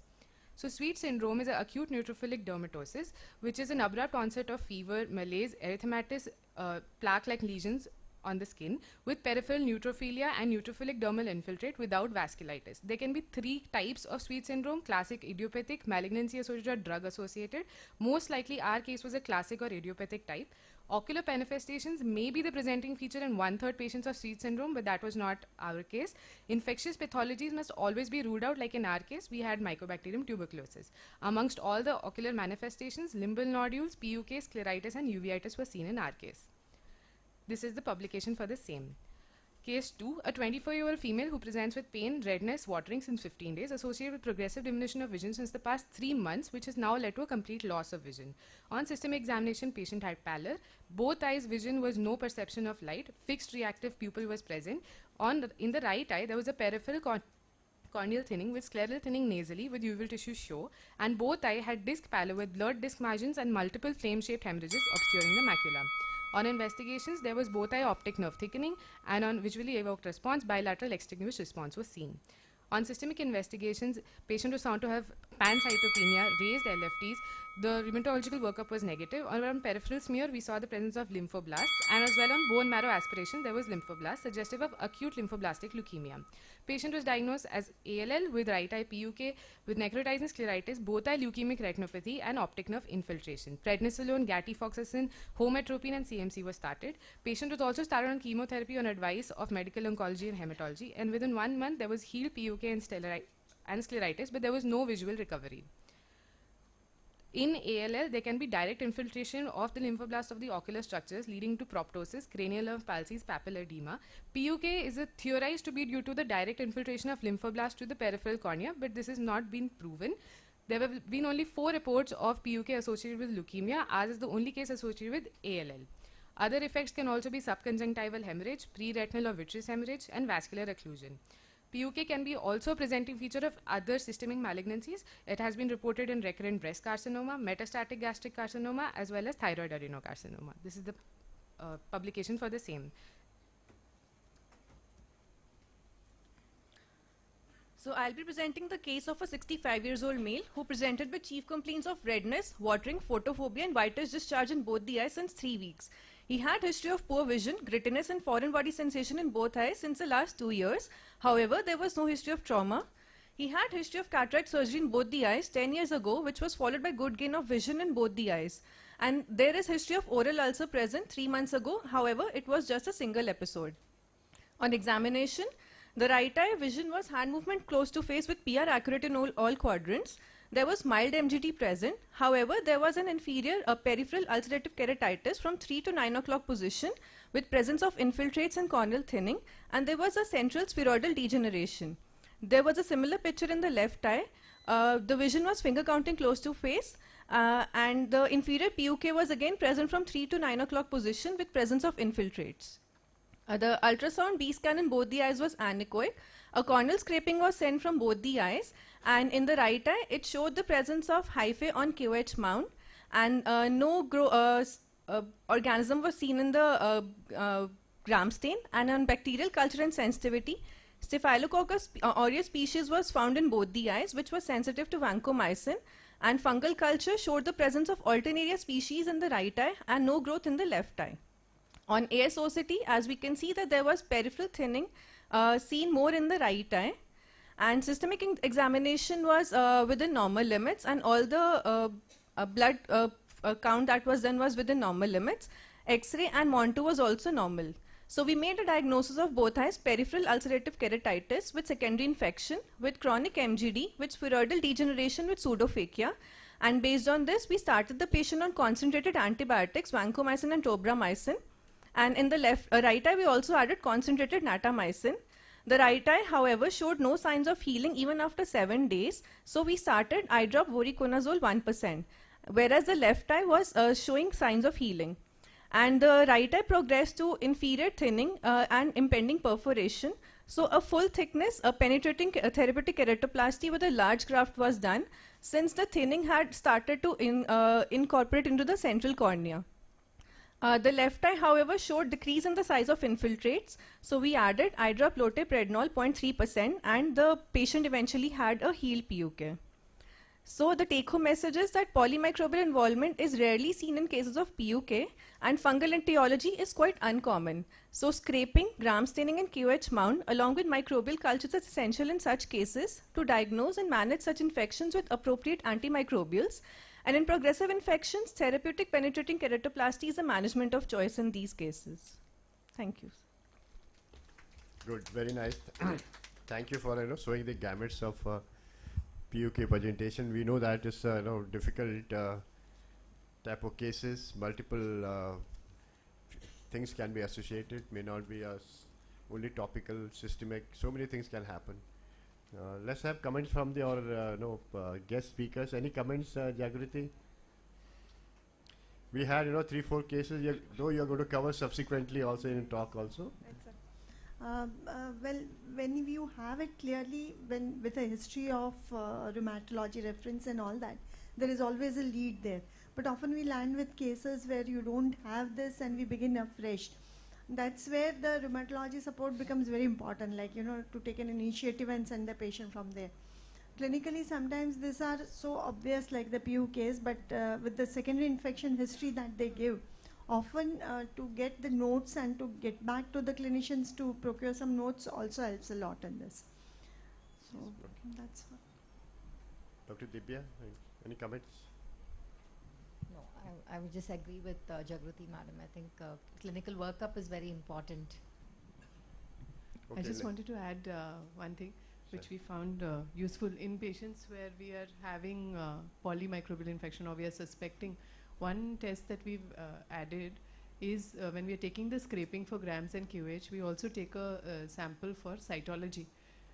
So it's very easy to do. You just have to put it on a slide and it has to be fixed with 90% alcohol. There's a spray which comes which is called Cytofix. You can just do that. And you send it to the your pathologist and they will stain with PAS and even a weak acid-fast stain if you require. So infections like nocardia, atypical mycobacteria, mycosporidium, all of them can be picked up easily. So that has also helped us a lot in our practice and it's very easy to do as well. Yeah, very good point. Dr. Bhavna, please.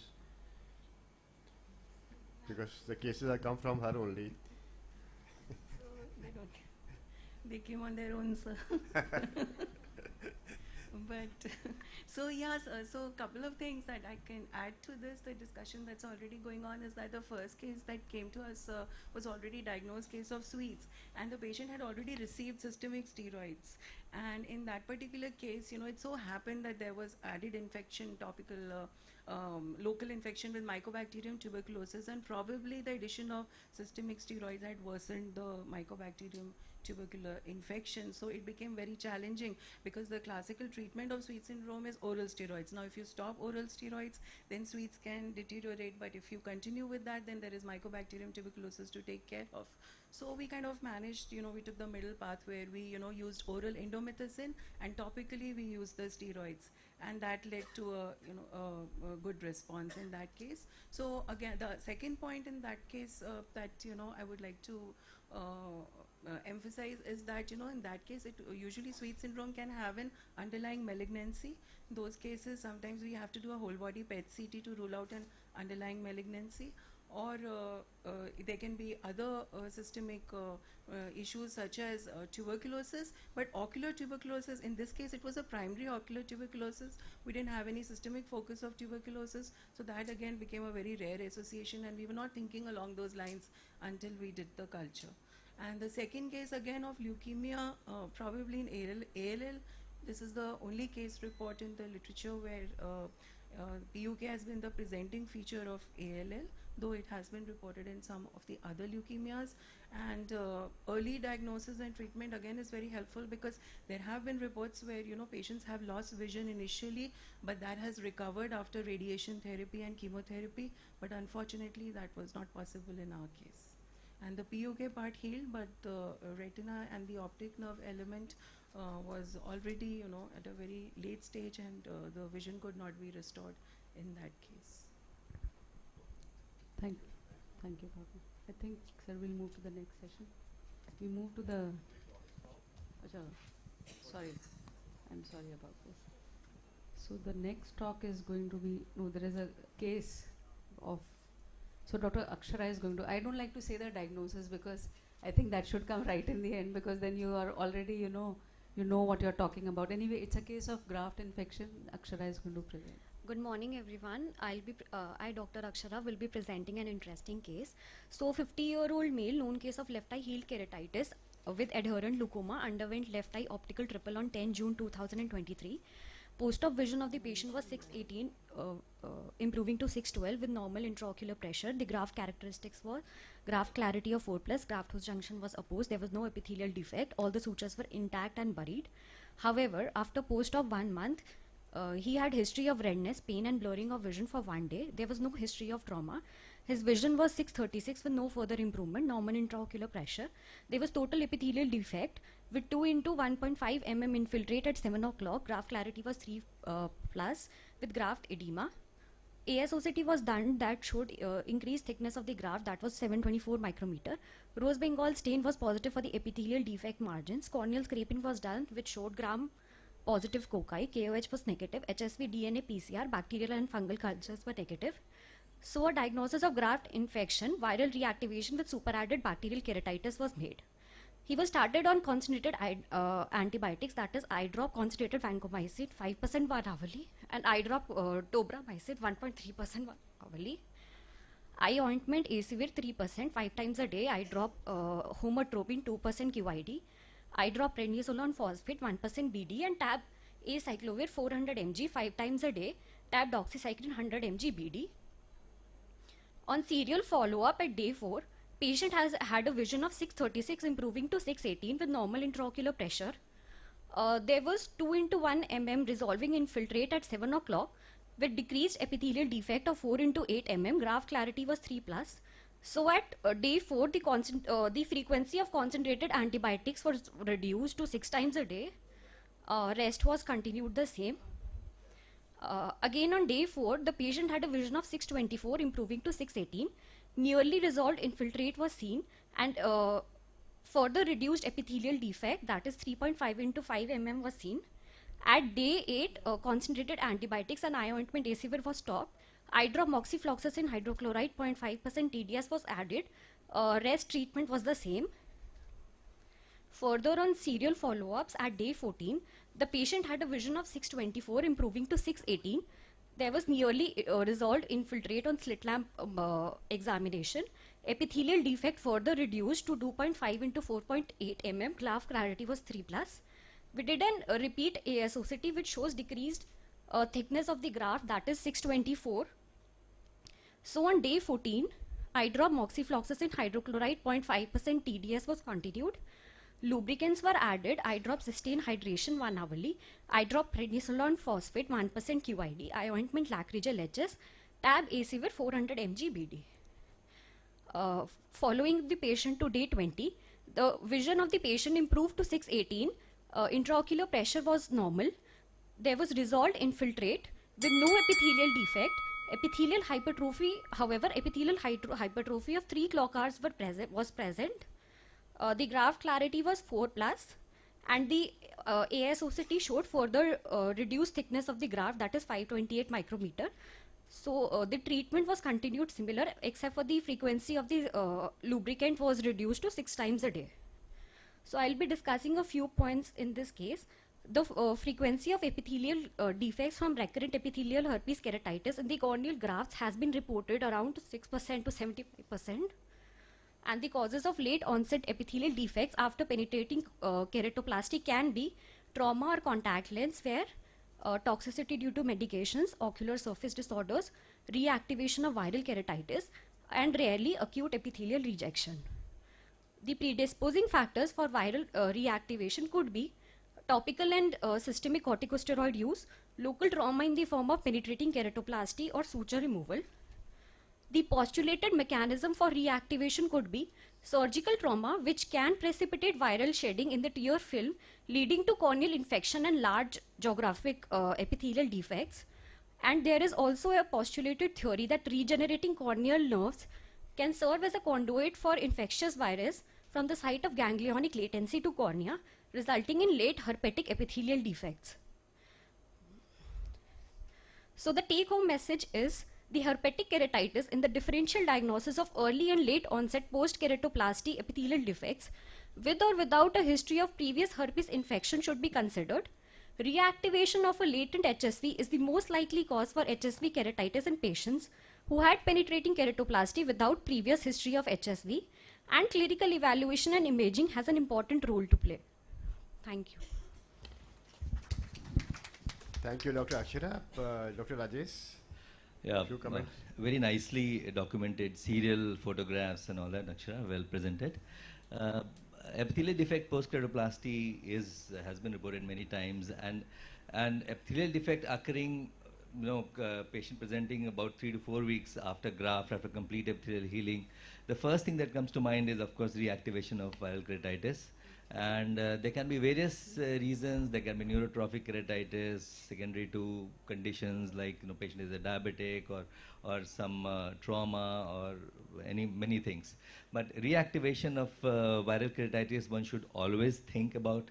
And one thing that I really appreciate is that you can have negative findings in investigation, like PCR was negative here, but very well documented rose Bengal staining, which stains the peripheral virus-laden cells at the margin of the epithelial defect, and that was there. And that only gave us the idea that it may be viral reactivation.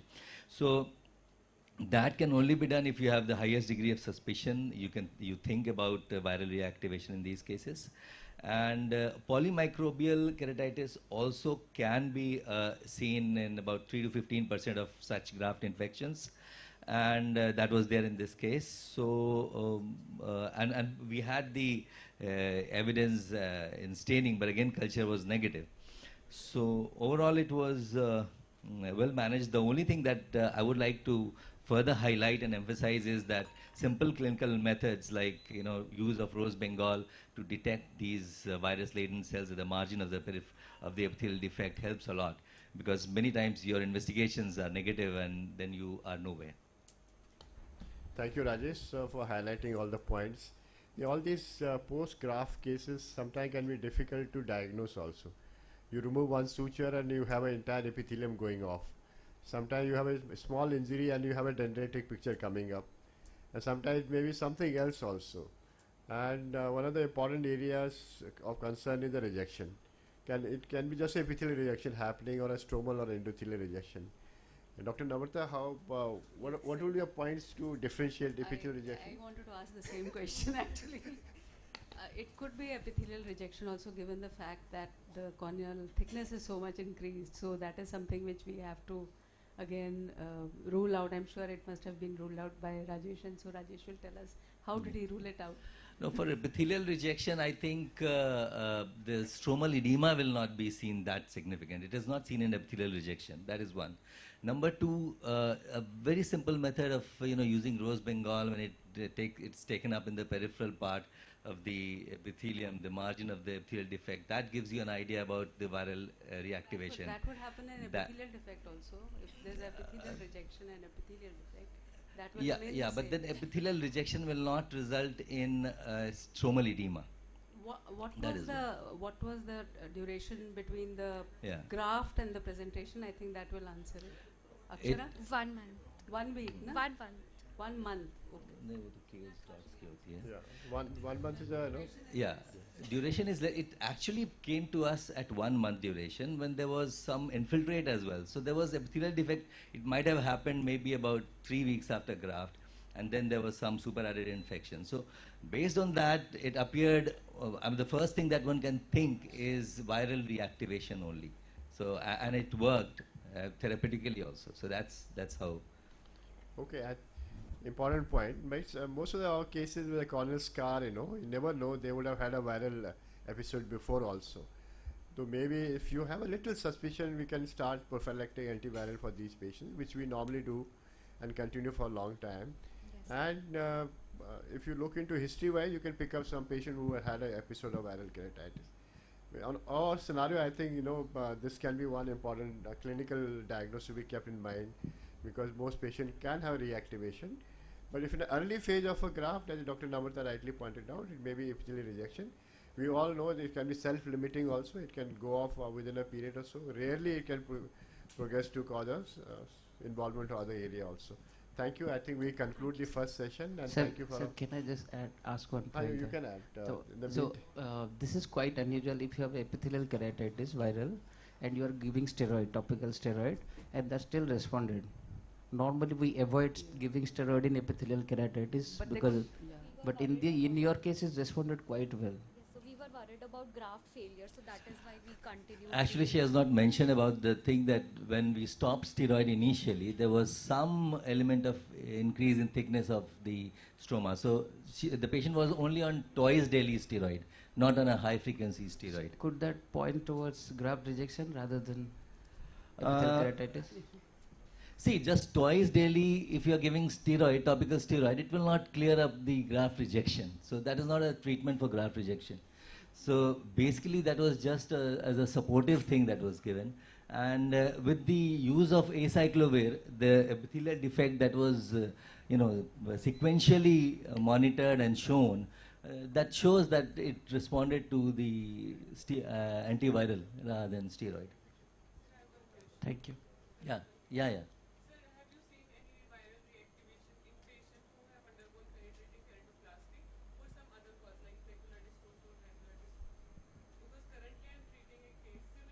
You can have. You can have because that is the virus is there in the ganglion, so it can come up because of any trauma, and keratoplasty as such is a sort of a trauma to the cornea. So, yeah. Yeah, you can have. You can have reactivation. You can have, and particularly in a case where there is a healed keratitis, the first thing that you will think is viral reactivation.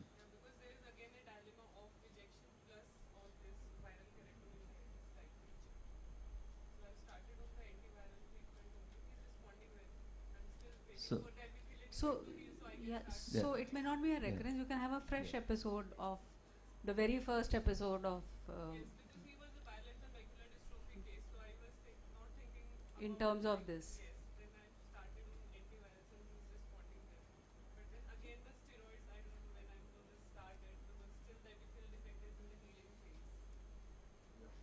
Sometimes in macular corneal dystrophy, you can have infective keratitis. So, because it's all scarred, he may have had an episode of viral keratitis, which we could not make out because of the opacities.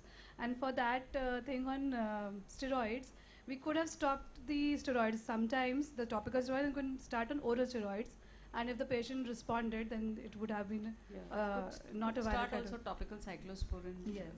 In these cases. So that We had stopped steroid for some time, and then we started just on twice a day. The defect was healing. Suppose the defect was not healing because of adding topical steroids, we could have deferred the topical steroids and started oral steroids. Yeah, that's one option. Yeah.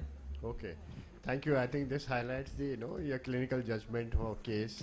Then sometimes you have imperative treatment modalities to confirm your diagnosis based on how the case is progressing on your treatment. These are very, very important points to be looked into. As we started right in the beginning, what Professor Radhika Tandon started, the basic point of a history and clinical examination was the key factor for a subsequent treatment of infectious keratitis. If you look into all cases presentation, it depends how effectively you have clinically diagnosed the case, and that is supported by your investigation and then subsequent treatment also. I think this first session, I think we learned so many things, and thank you for making such a beautiful presentation. We can shift to second presentation, Dr. Manpreet Kaur. So we'll start with the second session, therapeutic challenges in atypical and complex cases. I invite Professor Radhika ma'am and Professor Namrata ma'am to chair the session on the dais, and I invite the moderators, Dr. Vanathi and Dr. Rajesh Sinha, to join on this side to moderate this session.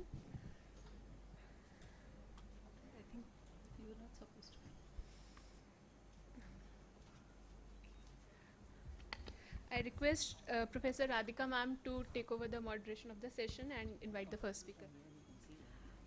Okay, so we now come on to the second session. We are running a little short of time, so I hope we can catch up. Dr. Vanathi and Dr. Rajesh, may please introduce the next speaker, Dr. Jagruti Jadeja. Dr. Vanathi. Okay, we have our next speaker, Dr. Jagruti Jadeja. She is a well-known cornea person of great repute, very high repute, and she will be presenting to us on a very important topic, that is a perspective on non-healing infectious keratitis. Thank you, Professor Titial and the team. We are friends across the entire cornea department since years, and it's very special to be here, standing with and interacting with all of you.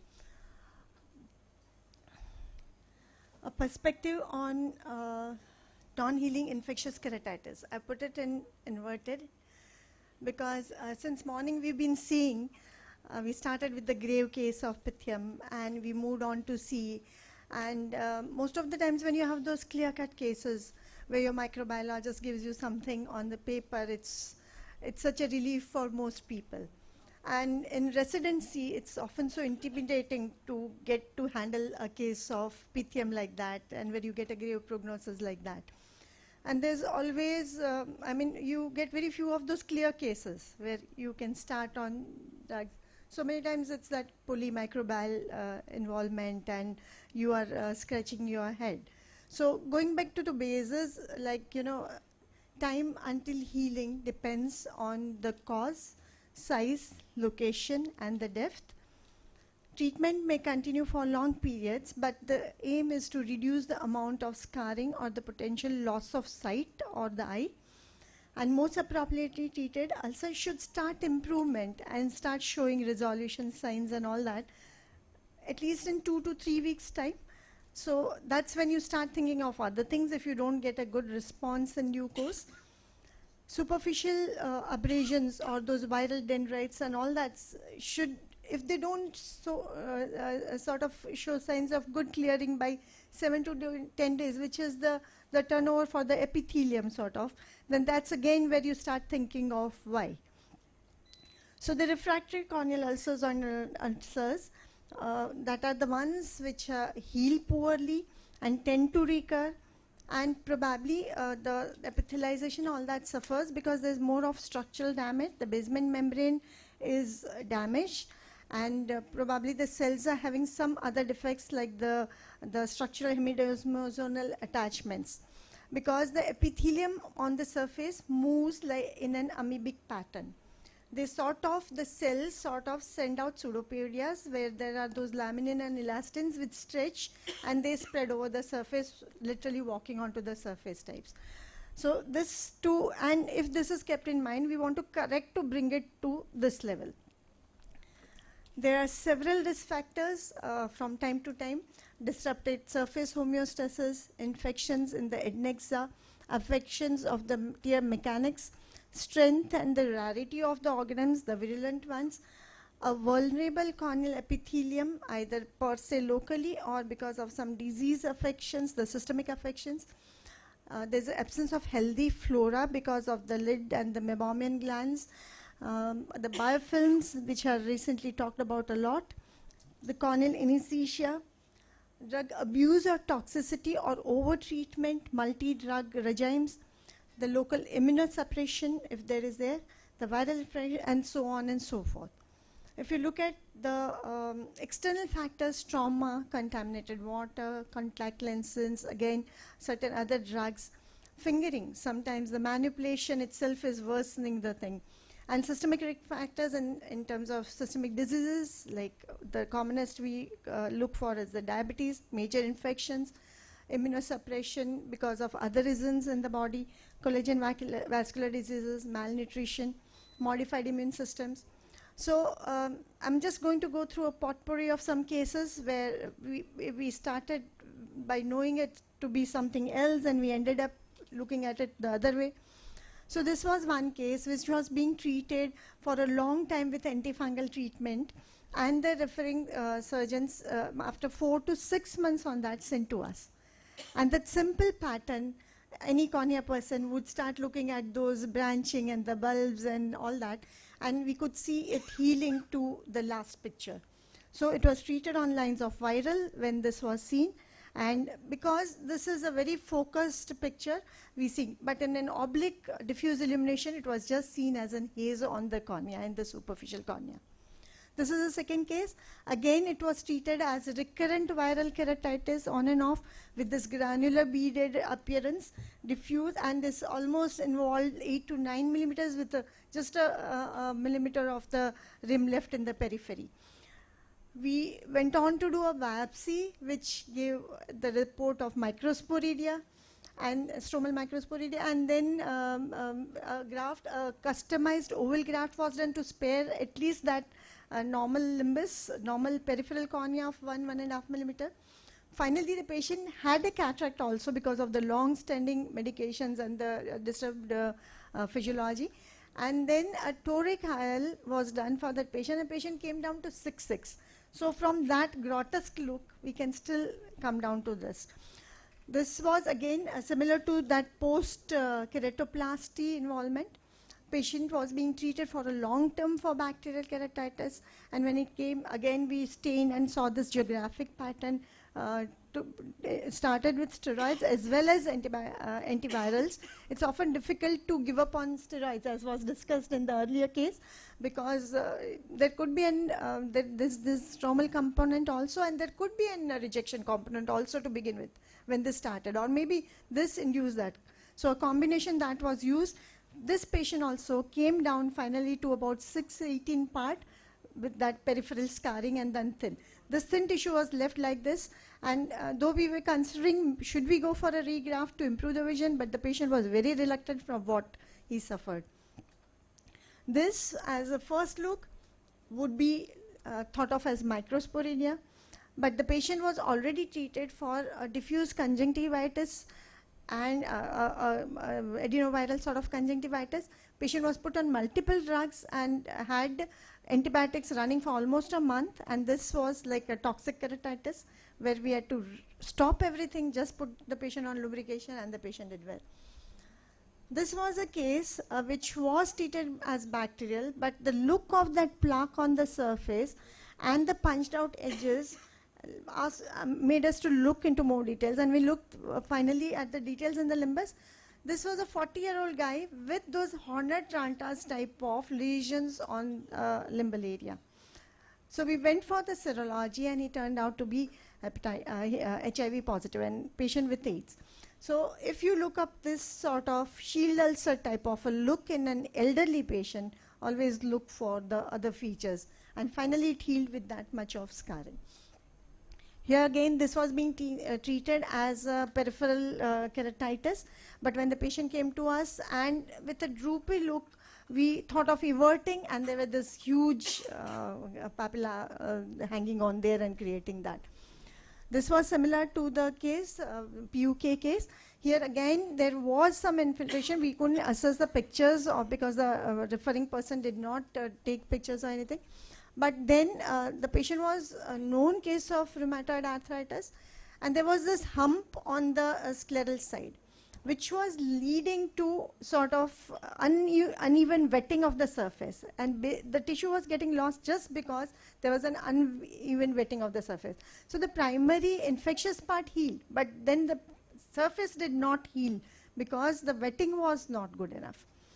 So steroids were used, all other medications were stopped, systemic immunosuppression from the rheumatology department was added to, and with gluing and proper surfacing and the settling of the elevation, this healed well. This was a case with an ocular surface mass, large lesion that was straddling the limbus, and there was an infective keratitis adjacent to it. Again, there was poor wetting, maybe there was a Dellin formation. This was a known case of xeroderma, and these are known to have such lesions. So we had to work on the mass first to get to that base, and then put an amniotic membrane, and finally it healed with that lesion in place. Just a minute more, please. Yeah. And this again was a similar case where there was this whitish looking lesion on the surface with very small plaques of mucus sticking to the surface. Very dry looking surface. Again, it was treated on bacterial keratitis ground elsewhere, and it was referred to us. And when we everted the lid, we saw those upper lid keratinization, and looking into history, there was an episode of an acute event with redness and lot of symptoms and all, and we could come down to, with more workup, we came down to Stevens-Johnson syndrome thing. The most common emergency we see, chemical injury. Right eye was almost grade 6. Left was partial, less than half of the conjunctiva, and about 5 to 6 clock hours of involvement and all. And this patient was being treated with amniotic membrane. This patient was a person who suffered vitiligo, like in the college, someone threw acid on her. And she had her whole front of the body like pulpy, and every single or every other day the plastic people were also intervening. We were also doing 3-hour surgery every other day to just hold the lids together to make sure the amniotic membrane, but the lid sutures would also cut through. And every second we had to go and again put some soft bolsters to hold those sutures and all. Where on the 5th day, this is what appeared in the right eye. It was being treated by 2 units because it was a primary case of the other unit also, and they thought on the day we were in the OR, they were scared of seeing this on the cornea, and they thought it's infectious keratitis, and they started on a lot of 45 drops the very day they saw it. When we got free in the evening, by evening, this thing started increasing, and it went to the second picture, from the first picture to the second. This was basically the corneal melt which has started because of that bad surface and all that. We were doing teninoplasty, we were doing amniotic membrane, we were suturing the lids together, but still because there was lot of things on the sides, it was coming together. This, with the final tarsorrhaphy plastic intervention, this eye could be saved. It is now good for a K-Pro in future if required, and the left eye healed well, where she's seeing 612 now. This was a child again treated elsewhere for bacterial. It came, it was at this stage, it looked very clean. We eliminated the antibiotics and just on lubricants it healed. But again it came with a breakdown of the surface with that heaped up edges in about 2-3 weeks time. This was when we thought maybe it's viral because sensations were reduced. And again, after 3-4 weeks after healing of that, he came with an itch. And there were this papillae, and gross itch was there. Again, that was a misleading thing.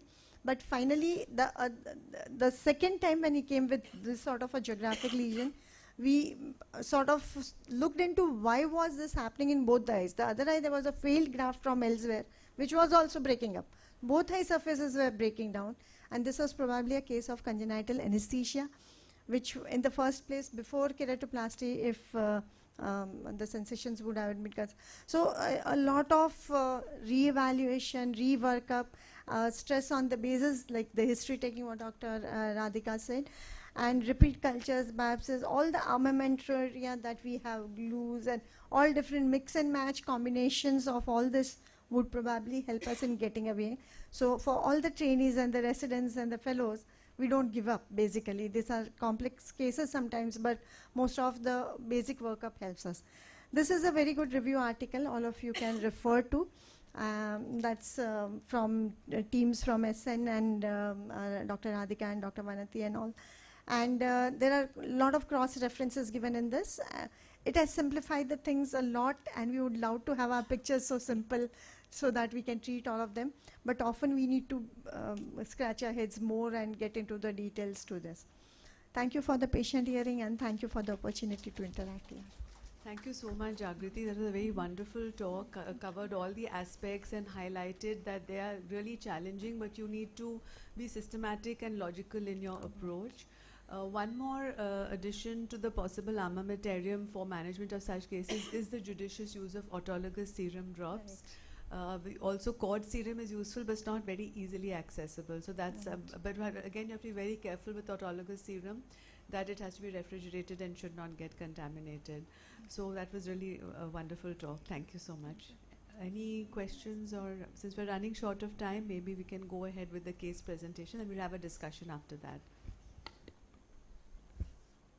So I think over to Amog to tell us more about post-CXL keratitis, and Praful will be discussing it. Good morning, everyone. At the outset, I would like to thank Chief Sir for giving me this opportunity, and also I would like to thank Namrata Ma'am and Praful Sir for mentoring me through. Today I will be discussing a case of an 18-year-old female who was referred to our center for post-CXL keratitis. She was a diagnosed case of VKC with progressive keratoconus in both eyes, for which she underwent hypoosmolar CXL in left eye 3 days back.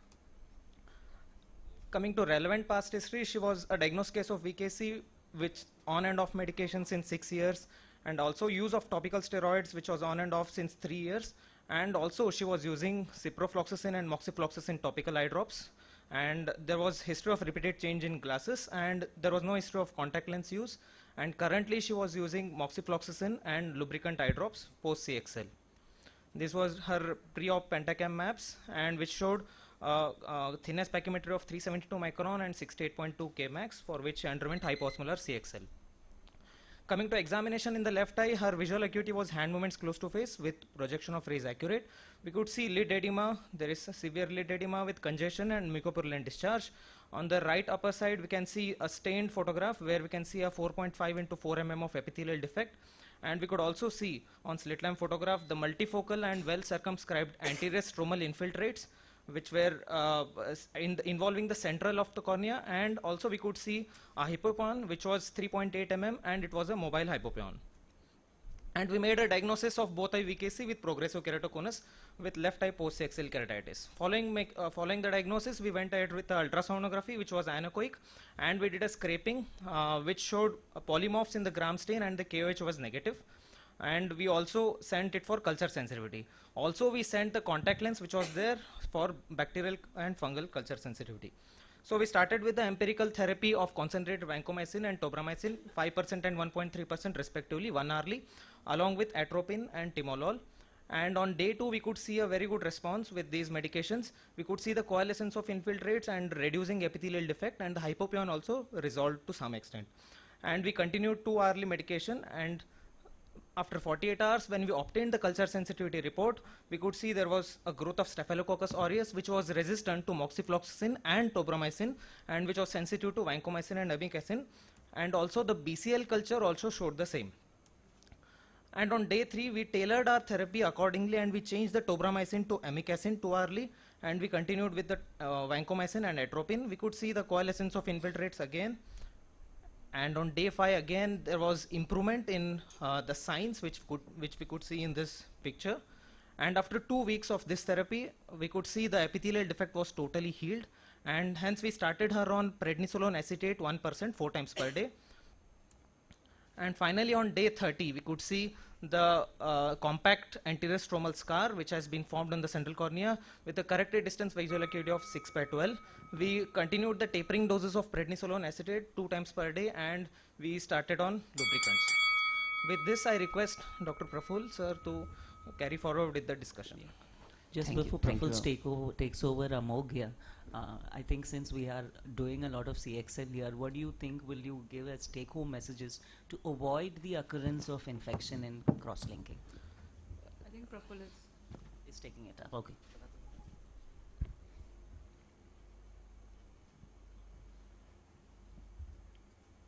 PPT do.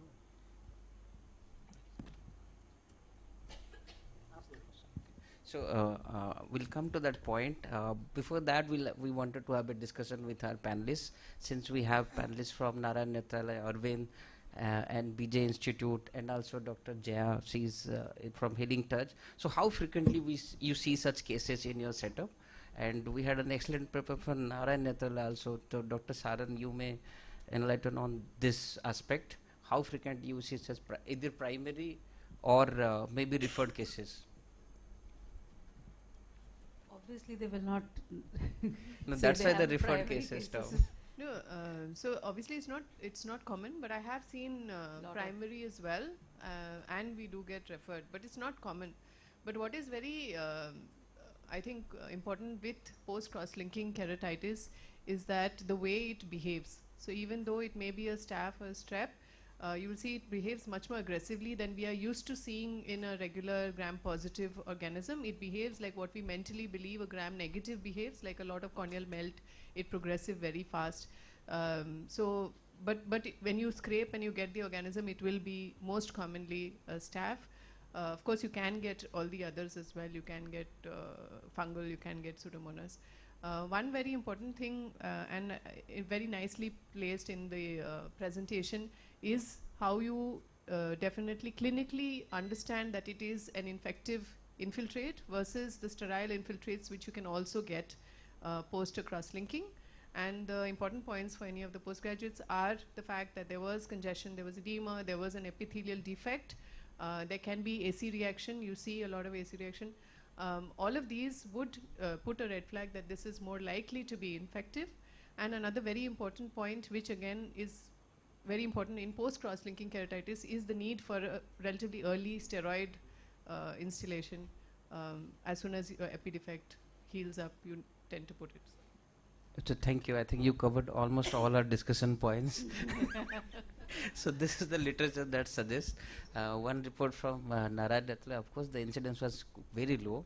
The report from our center, which was a pool data, so it's not from a single center. We pulled all the data, whatever available, and the incidence was little bit higher. So we conclude that it may be a lot of underreporting may be there. That's why this discrepancy. And these are the various report. It's highlighted Dr. Sharan. Most of the cases are staphylococcus only, and pseudomonas as well as acanthamoeba, they can also be there.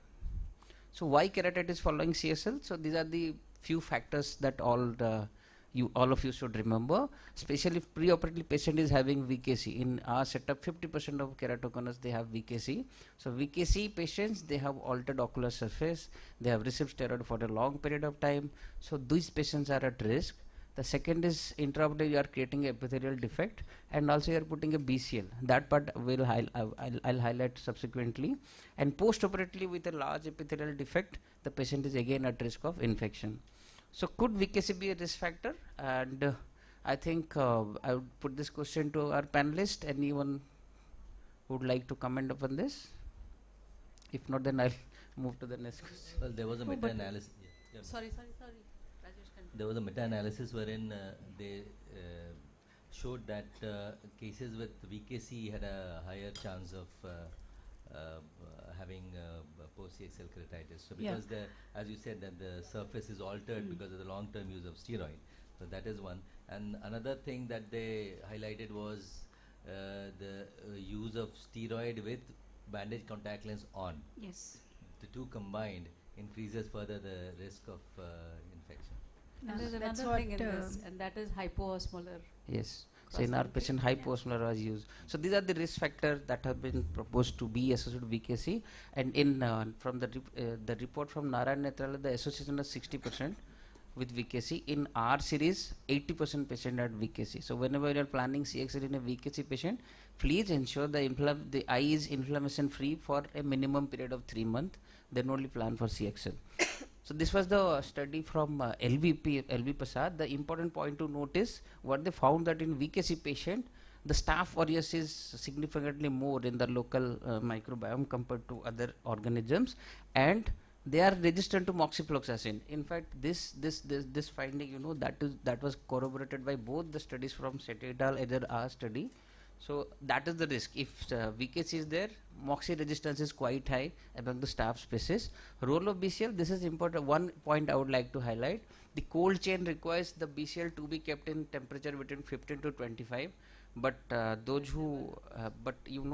times you ask the patient to bring it, and the patient is keeping that in his pocket and is roaming all around with temperature shooting beyond 25. So that part you have to counsel the patient as well as attendant appropriately.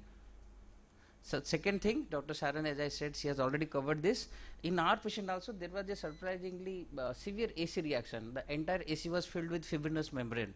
So that prompted us to think like this may be Pseudomonas in the earlier part. However, the corneal picture, that was classical of Staph aureus. So we went out with Staph aureus in the treatment empirical therapy.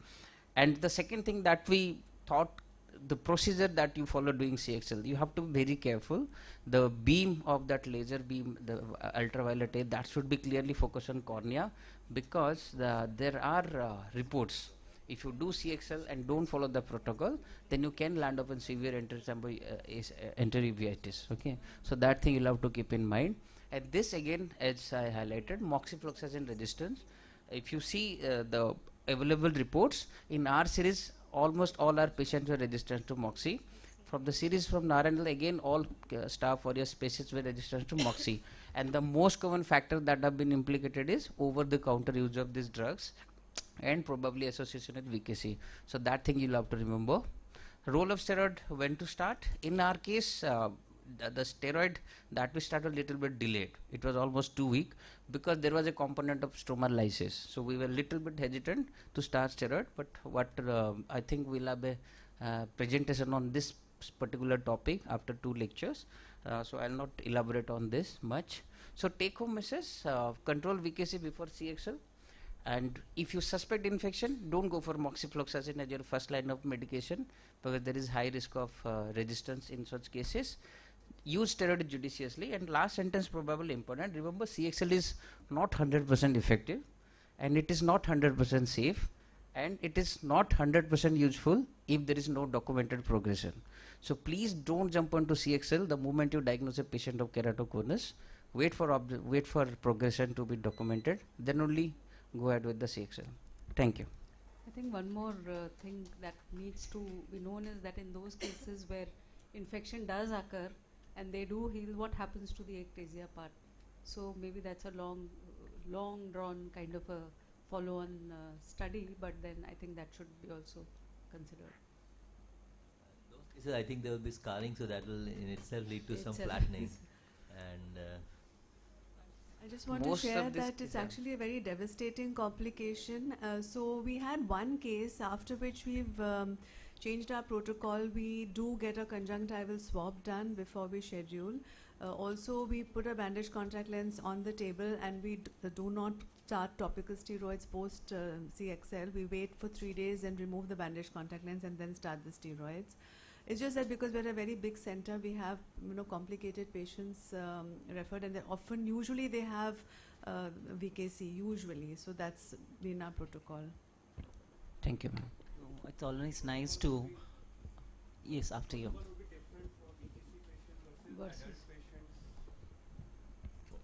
I'm talking about cross-linking. So usually, most of our cases who have keratoconus going for cross-linking, almost all of them have VKC. Almost all of them. That has to be controlled first. Yes, that of course has to be controlled. All that is definitely there.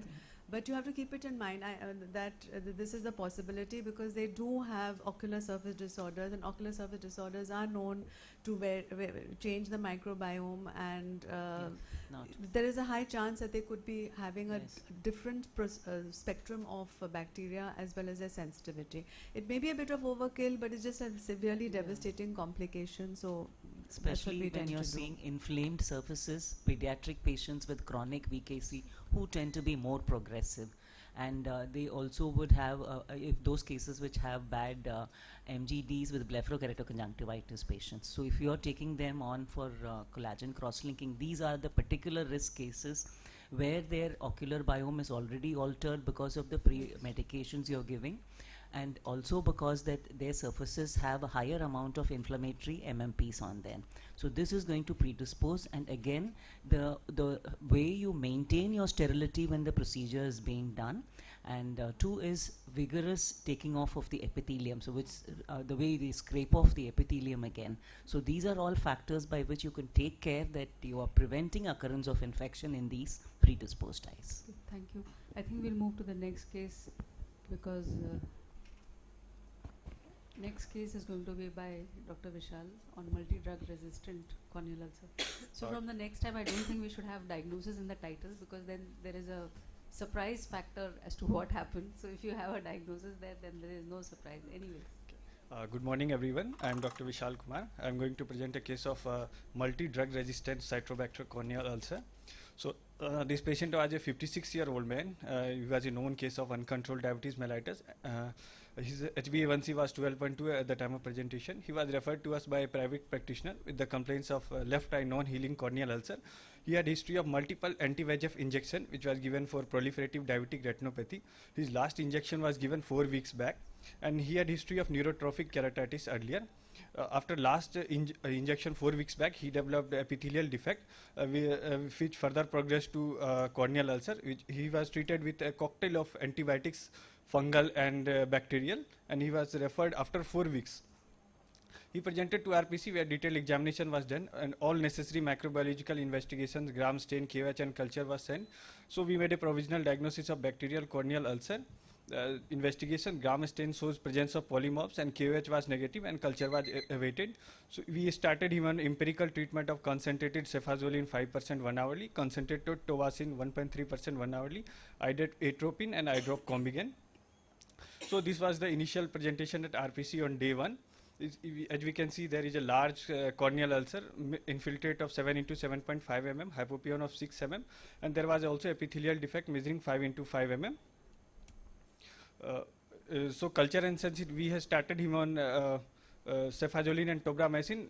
Patient did not respond at all. Culture and sensitivity report was available on 4th day, which showed Citrobacter coceri. This was the sensitivity report. He was resistant to tobramycin, ciprofloxacin, gentamicin, chloramphenicol, and sensitive to piperacillin, tazobactam, meropenem, imipenem, and cefepime. So we have changed our therapy to hydropipzo 10% with systemic pipzo injection added later. Patient showed response, but there was inadequate response. So we have proceeded with intracameral wash with piperacillin and tazobactam on day 10. On day 14, we have started on hydroprednisolone 1%. So this was the picture after AC wash on day 12. As we can see here, the reduced infiltrate is seen. Hypopyon is also very much reduced, and but there was still epithelial defect which was persistent. This is the ASOCT picture. This is the before intracameral wash ASOCT picture. We can see there is shadowing present in the stroma due to dense infiltrate present. And this is the ASOCT picture after intracameral wash. There is very less shadowing present. This is the picture on day 21 after starting 1 week of steroid eye drops. The hypopyon is very much reduced and infiltrate is reduced, but there is persistent epithelial defect present. So we, due to persistent epithelial defect, we proceeded with temporary tarsorrhaphy, which was done on day 32. This is the 2 months follow-up picture of the patient, which was taken last week. There is still epithelial defect around 5 mm. So we proceeded with amniotic membrane transplantation, which was done last OT. So we are closely following up this patient. So now coming to discussion points, ma'am. Okay. So now we'll continue with the discussion points. So epithelial defect following intravitreal injection. As we can see, this patient developed epithelial defect 3 days after taking intravitreal injection. So there can be various risk factors such as corneal abrasion, iatrogenic trauma during injections. So injection procedure, topical anesthesia, and factor related to patients such as eye rubbing can be factors. And these patients are diabetic patients who have poor wound healing. So this patient gradually can develop to corneal ulcers. So this patient has Citrobacter keratitis. Citrobacter belong to Enterobacteriaceae family. These are mostly causes opportunistic infection. Very few case reports are available. Can cause corneal ulcer, endophthalmitis, panophthalmitis. Ocular surface problem are major risk factors, and diabetes mellitus is the most common risk factor in these patients. So coming to the multi-drug resistance in corneal ulcer, Pseudomonas, most of the cases are of Pseudomonas aeruginosa. Resistant to more than 3 groups of antibiotics is called as multi-drug resistance corneal ulcer. Increasing incidence due to inadvertent and over-the-counter use of antibiotics. So non-healing epithelial defect in bacterial corneal ulcer. What are the management options? So failure of repatholorization of cornea can be there after bacterial keratitis. Diabetes mellitus, uncontrolled diabetes mellitus, which was present in our patient, is one of the most important risk factor. Poor ocular surface, chemical injury, PVS, herpetic keratitis, and associated liver abnormalities are other risk factors. So coming to the treatment modality, standard modality include frequent lubrication, bandage contact lens, temporary tarsorrhaphy, amniotic membrane transplantation, and some newer modalities such as topical allogenic or autogenic serum, umbilical cord serum, recombinant nerve growth factor, senegermin eye drops, and conjunctival Gunderson's flaps can also be done in few cases. So role of steroids, as we have started steroids in this patient, steroids can be a controversial double-edged sword, can be used in bacterial ulcer.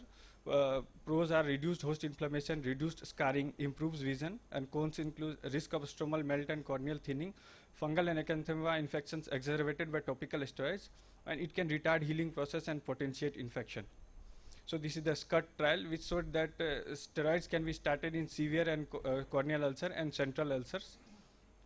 So coming to the take-home message from this case, using a standard technique of intravitreal anti-VEGF injection, antibiotic susceptibility plays important role in the management of multi-drug resistant corneal ulcer.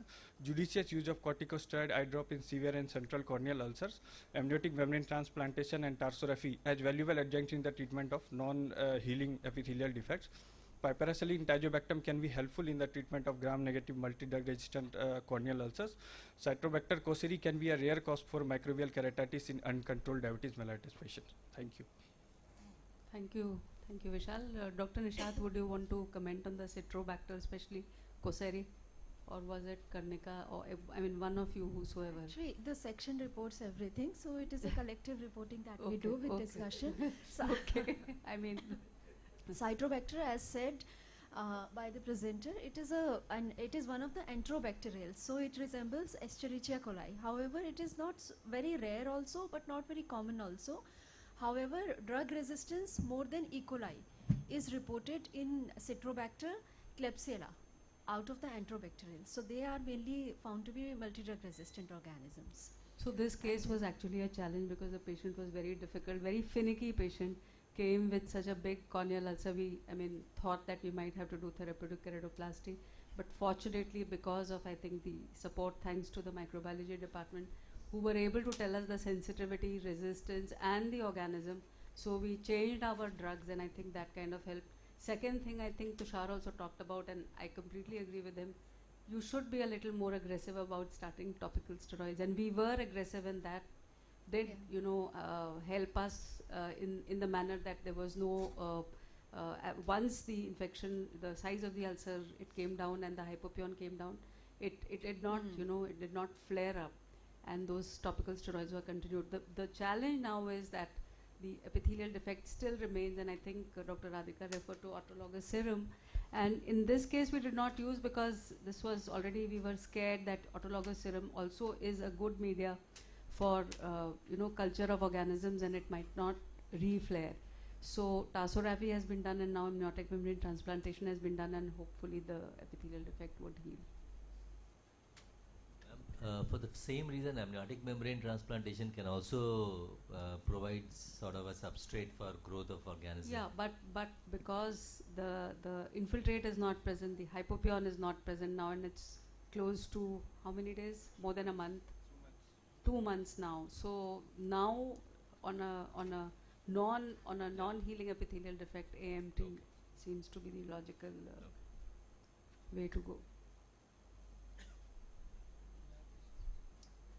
And now we would request Dr. Nishat Hussain to give her talks again on a very important topic, something that all of us face all the time, and that is evolving patterns of antibiotic susceptibility in microbial keratitis. A very good morning to all. I'll be speaking about the evolving patterns of antibiotic susceptibility in microbial keratitis. And in this pie, we are able to see the spectrum of various ocular infections in our center. And we can see that keratitis, the cases of keratitis are the most common ocular infections we face in the center. And this is the spectrum of pathogens in microbiologically confirmed microbial keratitis. And here we are able to see that maximum cases are infected with bacterial pathogens followed by fungal pathogens. Then we are having few viral and also some acanthamoeba infections. Also, there are a lot of mixed infections in which many of the cases are having 2 infections, which can be in any of these combinations, and some are 3 infections also in various combinations.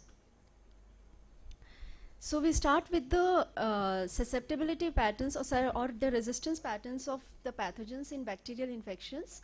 So this is the 8 years data from 2015 to 2022 of the bacterial infections. So these are the microbiologically confirmed bacterial keratitis cases, and we are able to see that coagulase negative staphylococci are the commonest pathogens in all the years, and this is followed by Staphylococcus aureus and Pseudomonas aeruginosa. And then there are others like members of enterobacterials which also contribute, and the very few infections by Streptococcus species, non-fermenting gram-negative bacilli, etc.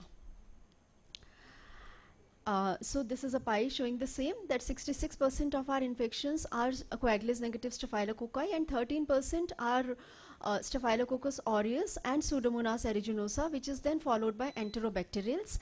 We will now see the resistance pattern of these important pathogens in keratitis cases. So this is the resistance pattern of Staphylococcus species, and the good news here is all our Staphylococcus isolates are susceptible to vancomycin, and also the cefoxitin, which is a surrogate marker for methicillin resistant staphylococci.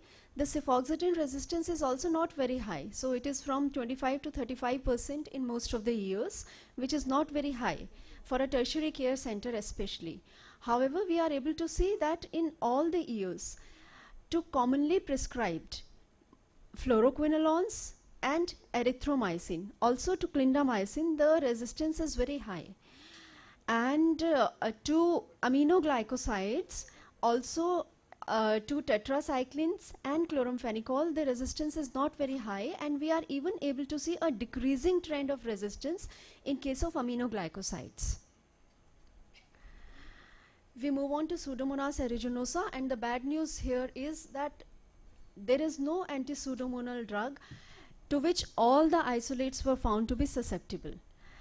And also, by and large, the resistance in Pseudomonas isolates was very high, and especially so to fluoroquinolones and also to cephalosporins and aminoglycosides. Some good susceptibility was seen against piperacillin tazobactam, imipenem, and polymyxin B. And again, in polymyxin B, we are able to see a downward trend in the resistance.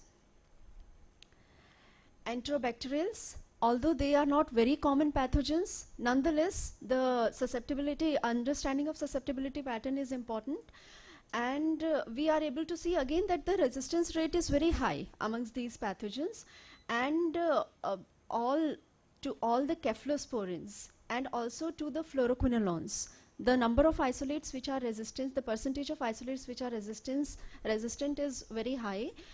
Good susceptibility of not more than 30 to 40% in most of the years is seen against, again, aminoglycosides and tetracycline and chloramphenicol, and even better susceptibility is seen against piperacillin tazobactam and carbapenem group of antibiotics. So applications have been discussed in previous presentations also, that it is very important that we start the empirical treatment based on the current antibiograms of the pathogens, and as much as possible microbiological investigation should be done before starting any treatment, so that we are getting unbiased results, and the treatment should be modified as per the reports of susceptibility.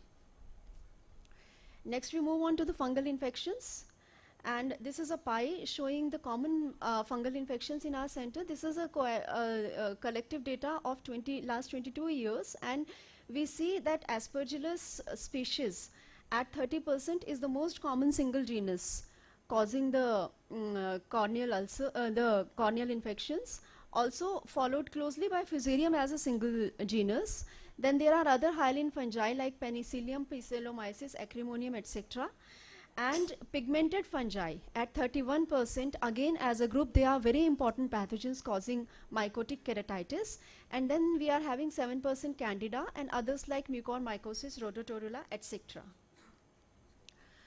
And these are the important antifungal agents, azoles, polyenes, echinocandins, and some others, of which for ocular treatment, the management of ocular cases, the most important ones are natamycin and voriconazole, which we are using empirically in all the cases. And then there are amphotericin B, posaconazole, isavuconazole, and also itraconazole. Now these others and echinocandins we are not able to use due to limited bioavailability and some other factors. So we will see the susceptibility pattern against these antifungal agents, and this is a study which was done in 2019-20, and we actually took representative organisms from all the genera of commonly diagnosed fungi, and we were able to see that I'm just highlighting the two most common ones that are Aspergillus pathogens. They were having lower MICs against voriconazole, itraconazole, and posaconazole, and our Fusarium isolates, they were having lesser MICs against the natamycin. Also, there was a point of concern that to fluconazole and these two, caspofungin and micafungin, there was a total resistance. So a similar study was done recently in 2021-22, where the same results were again like we got similar results, that Aspergillus species had lower MICs against these three azoles, and the Fusarium species had lower MICs against natamycin. Although we did not see that kind of absolute resistance against fluconazole and caspofungin and micafungin, these we may not be able to give in ocular infections, but it is a point of concern that our isolates are resistant to them. And coming to AFST of yeast, So these are our Candida species, and fortunately, Candida is the most common yeast infection which are found in our keratitis cases, and it is showing very low MICs. These isolates are showing very low MICs against all the commonly used antifungal agents. Our Rhodotorula species, however, were different, and they showed low MICs against these 3 azoles. And one case of Exophiala, which will be discussed in the subsequent presentations also. This again was susceptible to azole group of antifungals. So application in the management of cases is important. So one thing very important is that geographical variations is seen in case of fungal keratitis especially, and we should keep that in mind while we are giving empirical therapy to our patients. And also antifungal susceptibility testing. It might be required in refractory cases because otherwise the patient does not respond, and then it doesn't help.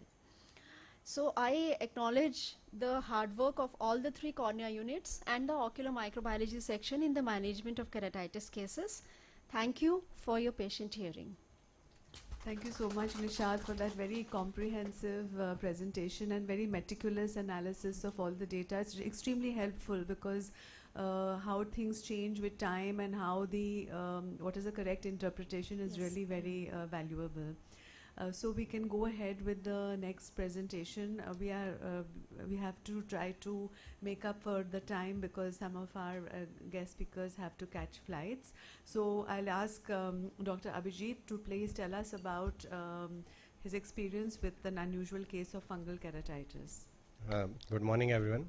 At the outset, I would like to thank Chief Sir and Radhika ma'am for this opportunity. So I'll be presenting a typical case of fungal keratitis. So this was a case which presented 2 months after penetrating keratoplasty for healed keratitis, and patient presented with graft infection with perforation, and we can see central pigmentation, and therapeutic keratoplasty was done, and infected graft was sent for microbiological examination. So the lower one is the post of day 1 picture, and patient was started on topical natamycin, voriconazole, itraconazole ointment, and oral voriconazole was given. And this is the culture on Saburot dextrose agar, which grew black, creamy, mucoid, yeast-like colonies. And the right picture is a slide culture, which showed budding yeast, which is showing budding yeast cells, and terminal and intercalary phylates, and few conidia are also seen. So, based on microscopy and macroscopic picture, the fungal isolate was identified by as Exophiala dermatitidis. It is a dematiaceous fungi. And antifungal susceptibility was performed, and it was seen that it was posaconazole, voriconazole, and itraconazole would have been effective. However, fluconazole and natamycin would not have been that effective.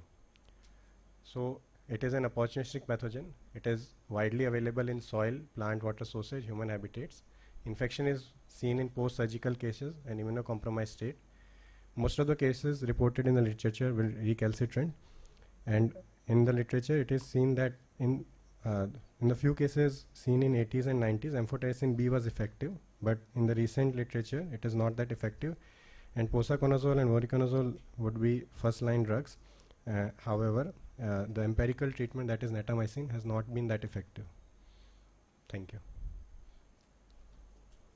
Thank you, Abhijit. We have a case by Dr. Manu as well. Yeah, thank you for being brief, and it was a very interesting case. Good morning, everyone. Next is my topic is on another case of atypical presentation of fungal keratitis. So our patient is a 55-year-old male patient. He's a farmer from a lower socioeconomic background and with frequent exposure to soil and dust particles. And clinical history presented with progressive diminution of vision with the right eye for last 2 months, and initially diagnosed and managed as a fungal keratitis at an outside hospital, and later referred to RP center as a perforated corneal ulcer with uveal tissue prolapse. So this is the clinical picture. Visual acuity in the right eye was slight perception with accurate projection of rays, and the left eye was 6/12. Intraocular pressures in the right eye was digitally normal with diffuse conjunctival congestion with discharge. Unusual brownish corrugated mass was protruding from the cornea at the center part with 8 mm diameter and 5 to 6 mm elevated lesion. And the surrounding cornea was edematous and haze, and other anterior segment details and posterior fundus was not visible. And from the clinical history and examination, we reached a provisional diagnosis of perforated corneal ulcer with uveal tissue prolapse, and we decided to go ahead with tectonic penetrating keratoplasty under general anesthesia. So this is the intraoperative picture. Even though we suspected a uveal tissue prolapse, it was indeed basically it was actually a protruding mass from the central cornea. You can see that after piecemeal removal of the mass, you can the cornea was intact with deep stromal infiltrate reaching up to the AC with AC exudates. So anyway, we decided to go ahead with the procedure, and this is the postoperative day 1 picture. We started topical and oral antifungal with topical antibiotics and cycloplegics. Vision was light perception with accurate projection of rays, and digitally IOP was normal, and postoperative USG was anechoic. So from the samples collected during the procedure from histopathology and microbiological analysis, we assessed the corneal retrieved host cornea, and from the pigmented mass, we got full thickness infiltration with subtate fungal hyphae from the cornea, and pigmented mass showed fungal wall constituted entirely of subtate fungal hyphae. From the microbiology, again we cultured on SDA medium, that is Acromonium species we got, and it's confirmed with on lactophenol cotton blue mine culture. So we reached the definite diagnosis of isolated corneal Acromonium U mycetoma. So this is a picture with lactophenol cotton blue, that is the D image D. We confirmed the Acromonium species with thin subtate hyphae with erect phthalates with few conidia. The remaining pictures are like H&E stain of cornea showing fungal infiltrates, and methenamine silver showing fungal infiltrates in both in the mass and the cornea. So we published this case as an isolated primary corneal acromonium eumycetoma. It was the first time a case reported directly over the cornea. And take-home message from this is ocular eumycetoma can mimic like a perforated corneal ulcer with uveal tissue prolapse. Any patient with keratitis with prolonged course, even without classic features of a fungal keratitis, should raise a suspicion of acromonium keratitis. Preoperative investigation including ultrasound, B-scan, angiosegment oscillity can help to rule out these rare entities even in a clinical confirmed case of perforated ulcers. Thank you. Thank you so much, Manu. Nupur, would you like to make some brief comments?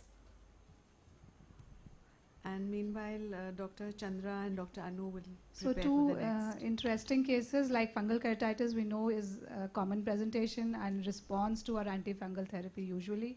But these were different. The first case being a very rare fungus which is actually not reported in ocular infections. Usually occurs only in the skin and the lungs. But this patient, this is the first time from Indian report, but otherwise it has been reported in a few cases post-penetrating keratoplasty and DSEC infections.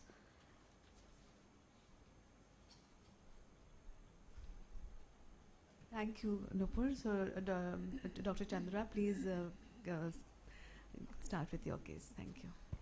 Good morning, respected faculties, my dear seniors and friends.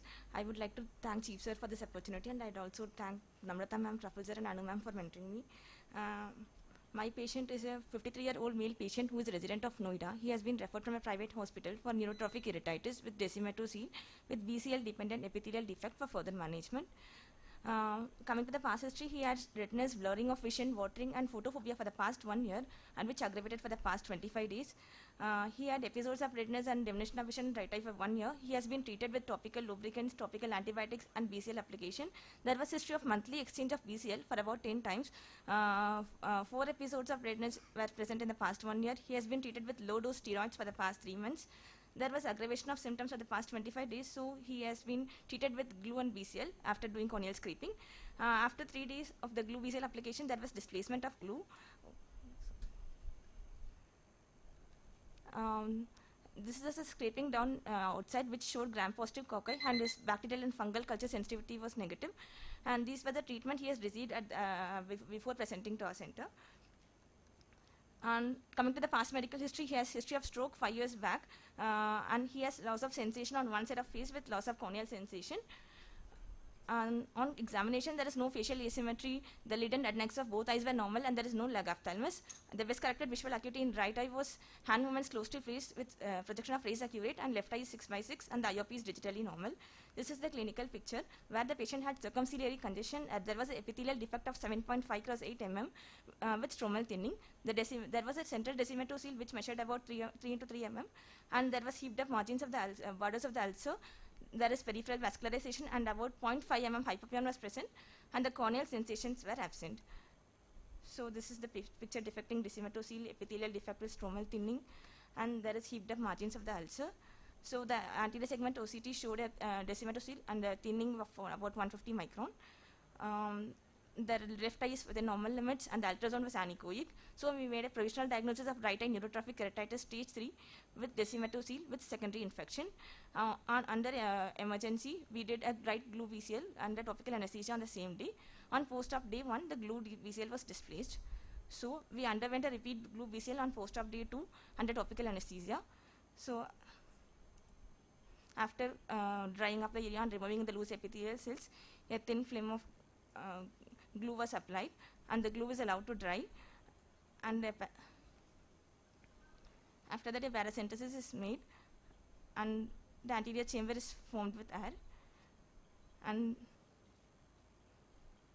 the contact lens was applied. So this was the post-op regimen. We had removed all epitheliotoxic drugs the patient already received, and we have kept him on only topical vancomycin eye drops 6 times per day and cycloplegic homatropine and a preservative-free lubricant with 2 hourly. And we gave the patient oral doxycycline, acyclovir and tablet pantoprazole. So this was the post-op picture. Thank you, Dr. Chandra. Nice video as well. That was good. Dr. Anu will like to say some points to highlight in this case. Good afternoon, everyone. So neurotrophic keratitis still remains one of the most bewildering cases that is lacking treatment till date. Though the overarching goal of the management is to restore the corneal sensation, but the treatment depends upon the stage and severity of the case. So as the patient presented to us with neurotrophic keratitis stage 3 with desmetocele, the best management approach,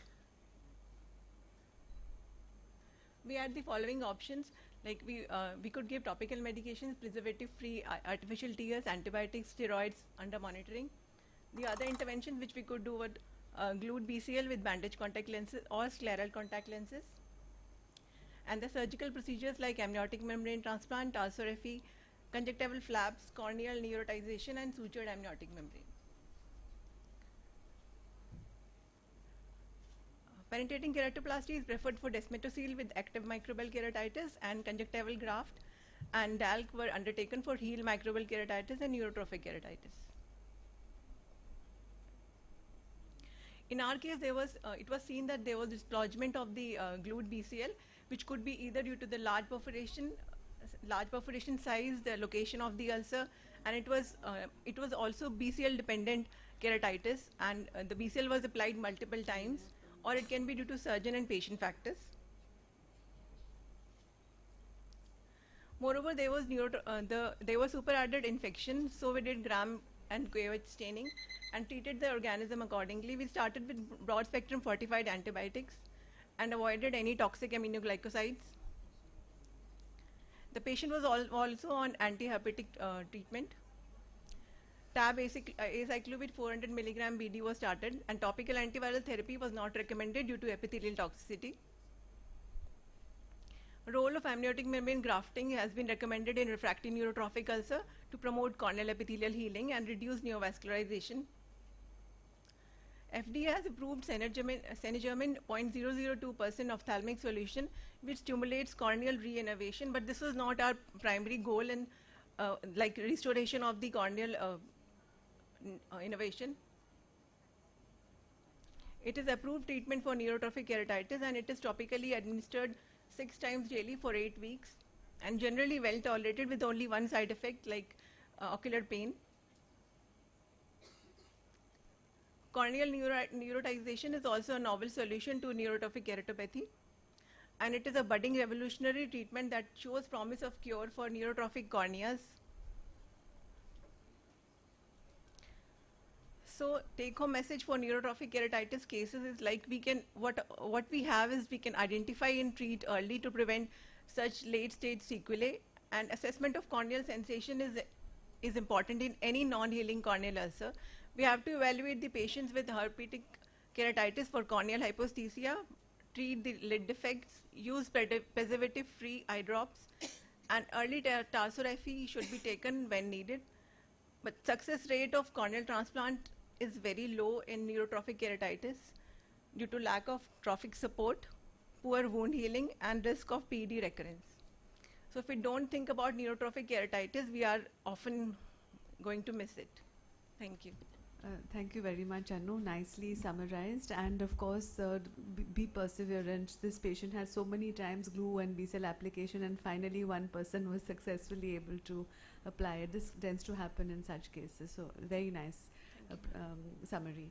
So we are now looking forward to the next presentation, that is by Dr. Ananya and the faculty preceptors, Dr. Lomi. Thank you, ma'am. Good morning, everyone. I'll be talking about this highly debated topic, which has even popped up in a couple of our previous discussions. So my first case is that of a 47-year-old male who came with complaints of pain, redness, and diminution of vision with mucopurulent discharge in the left eye for past 3 weeks. And the patient was a known diabetic on medication. And this was the clinical picture at presentation. He had a visual acuity of finger counting close to face with accurate PR. There was a well-defined central corneal ulcer involving the visual axis and an epithelial defect of 3.5 into 4 millimeter. There was dense yellow infiltrate about 4.8 into 5.2 millimeter with surrounding corneal edema, and almost 3 clock hours of inferior vascularization was also seen. Minimal hypopyon of almost 0.2 millimeter was also present. Immediately a scraping was taken. Gram and KH turned out to be negative. Culture and sensitivity of the bacterial culture and sensitivity showed that there was growth of Streptococcus pneumoniae, which was sensitive to our usual treatment, ceftazidime, tobramycin, vancomycin. And the patient was diagnosed with left eye bacterial keratitis and was started on concentrated ceftazidime, concentrated tobramycin, along with anti-glaucoma medications, cycloplegics. And a topical steroid, that is prednisolone phosphate 1%, was started observing the improving trend after 12 days of treatment with antibiotics. This was tapered from QID over 4 weeks, and the patient improved clinically over the next 3 months. And this is the current picture. Patient is currently planned for optical penetrating keratoplasty. So what we've learned from this case is that employing a tailored steroid regimen in selected cases of bacterial corneal ulcers can be advantageous. The anti-inflammatory, anti-angiogenic, and anti-fibroblastic effects of steroids can be exploited in adequately monitored cases and with sufficient antimicrobial coverage. And judicious use of topical steroids may reduce scarring and vascularization, as we've seen in our case, which can potentially improve graft survival and visual gain post-penetrating keratoplasty. But are steroids the one-stop solution for all problems? Quite the contrary, they can sometimes be the problem. As in this case of a 24-year-old student who diagnosed himself with both eye conjunctivitis, started himself on over-the-counter combination of moxifloxacin with dexamethasone, and used it QID for 2 days, and presented with complaints of diminution of vision, pain, as is seen in this picture, with visual acuity of counting fingers close to face, PR accurate, and patient had papillae present over tarsal conjunctiva and 5.8 into 5.2 millimeter central epithelial defect with dense infiltrates and 1+ AC cells. Corneal scraping was performed immediately, and gram-negative bacilli with occasional pus cells were seen. And as Nishat ma'am said, what's active against gram-negative bacilli, least incidence of resistance, polymyxin B and piptaz was started in the patient, along with vancomycin for gram-positive coverage. Again, along with the HA and timolol were started. Patient later came with culture and sensitivity reports which showed that there was Pseudomonas aeruginosa, which was fortunately sensitive to piperacillin and tazobactam. And 1 month post-treatment, we didn't have to modify the treatment regimen later. And 1 month post-treatment, the patient had a completely healed scar. And we have to ensure that over-the-counter dispensing of steroids should be discouraged, and regular follow-up. If it's not expected, we should not start steroids, and that steroids dampen down the immune system, delay reepithelialization, and also provide a supportive environment for the growth of vicious microbes. So they need to be monitored cautiously. Thank you. Thank you, Ananya. Dr. Lomi, will you make some comments, please? Not much. We have already discussed pretty much thing about the controversy, the discrepancy on the opinion of using of corticosteroid in corneal ulcer. Till the study of SCAT, the famous SCAT study, there was no concrete scientific evidence or proof for use of corticosteroid in corneal ulcer. Basically, the safety and efficacy part. However, in that study in SCAT, we have found that there is no much difference in the visual acuity per se, and also the safety part. There has been not difference between the placebo group and the group of the steroid. And fortunately, this morning we have Madam Revati is there, who is part of the co-author of the SCAT study. She will give better insight about this use of corticosteroid. Some confusion, still doubt are there. So like it's been now published in 2012, and now it's been like 10 years now. So what they have said, what we have understand from SCAT is that trial is that the severe corneal ulcer and the location which are in the central of the cornea, and also the depth of the infiltration, those are having a better visual, best corrected visual acuity in 3-month post follow-up. So still now we have quite debatable, quite discrepancy are there, but I think Madam can highlight more about this as it's cut, please. No, I think there is a SCUT 2 also going on, Revati, if you can tell us about that also. Yeah, in SCUT what we learned, as you said, in central ulcers and this thing, the first point we have to remember, start antibiotic. And what we did, at least for 48 hours, we gave only antibiotics. Whether it is empirical, mostly empirical we gave. And we need not wait for the sensitivity pattern, but of course, first 2 days, only antibiotics. After that only we started steroid. So the first steroid, making the ulcer a little bit sterile is important. And then you start the steroid. And another thing, of course, it shows that the scar formation, visual acuity, not much of a difference between steroid and the normal group. But what we saw is some of the fine points. The secondary glaucoma was very less compared to the non-steroid group, because the steroid acts on the inflammation part. And the second part, in case of nocardia infections, the steroid was really detrimental. So nocardia almost behave like fungus. So even in the description we have given, like non-nocardial bacterial infection, steroid doesn't make much, no safety issue at all. But in nocardia, don't give steroid. That was the inference from the SCUT.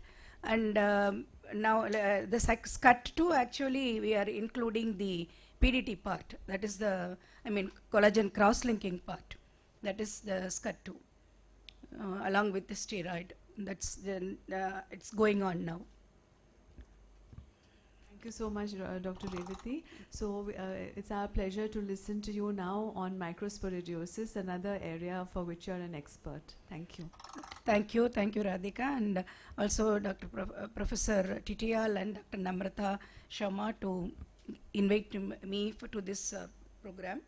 So now I am going to share our experience in this relatively rare etiology, rare condition, really, and very difficult to recognize and manage also.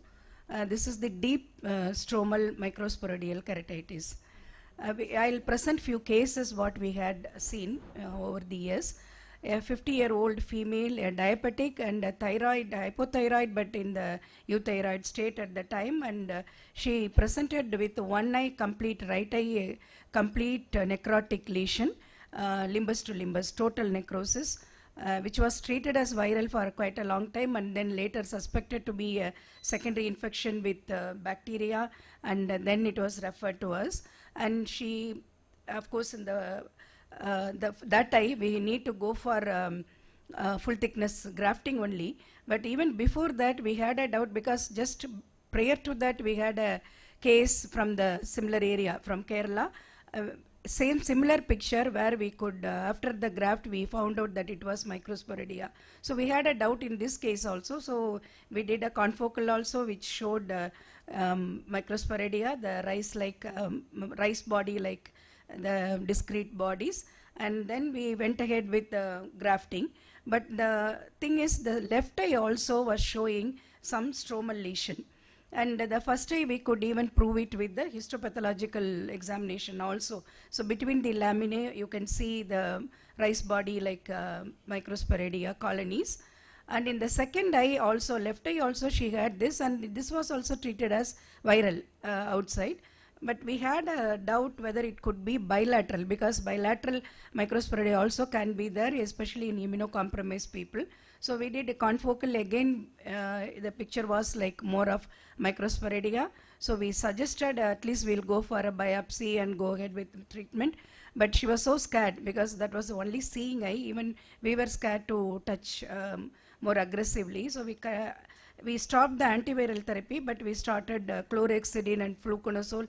That time with the literature search, that was the treatment suggested. So we started.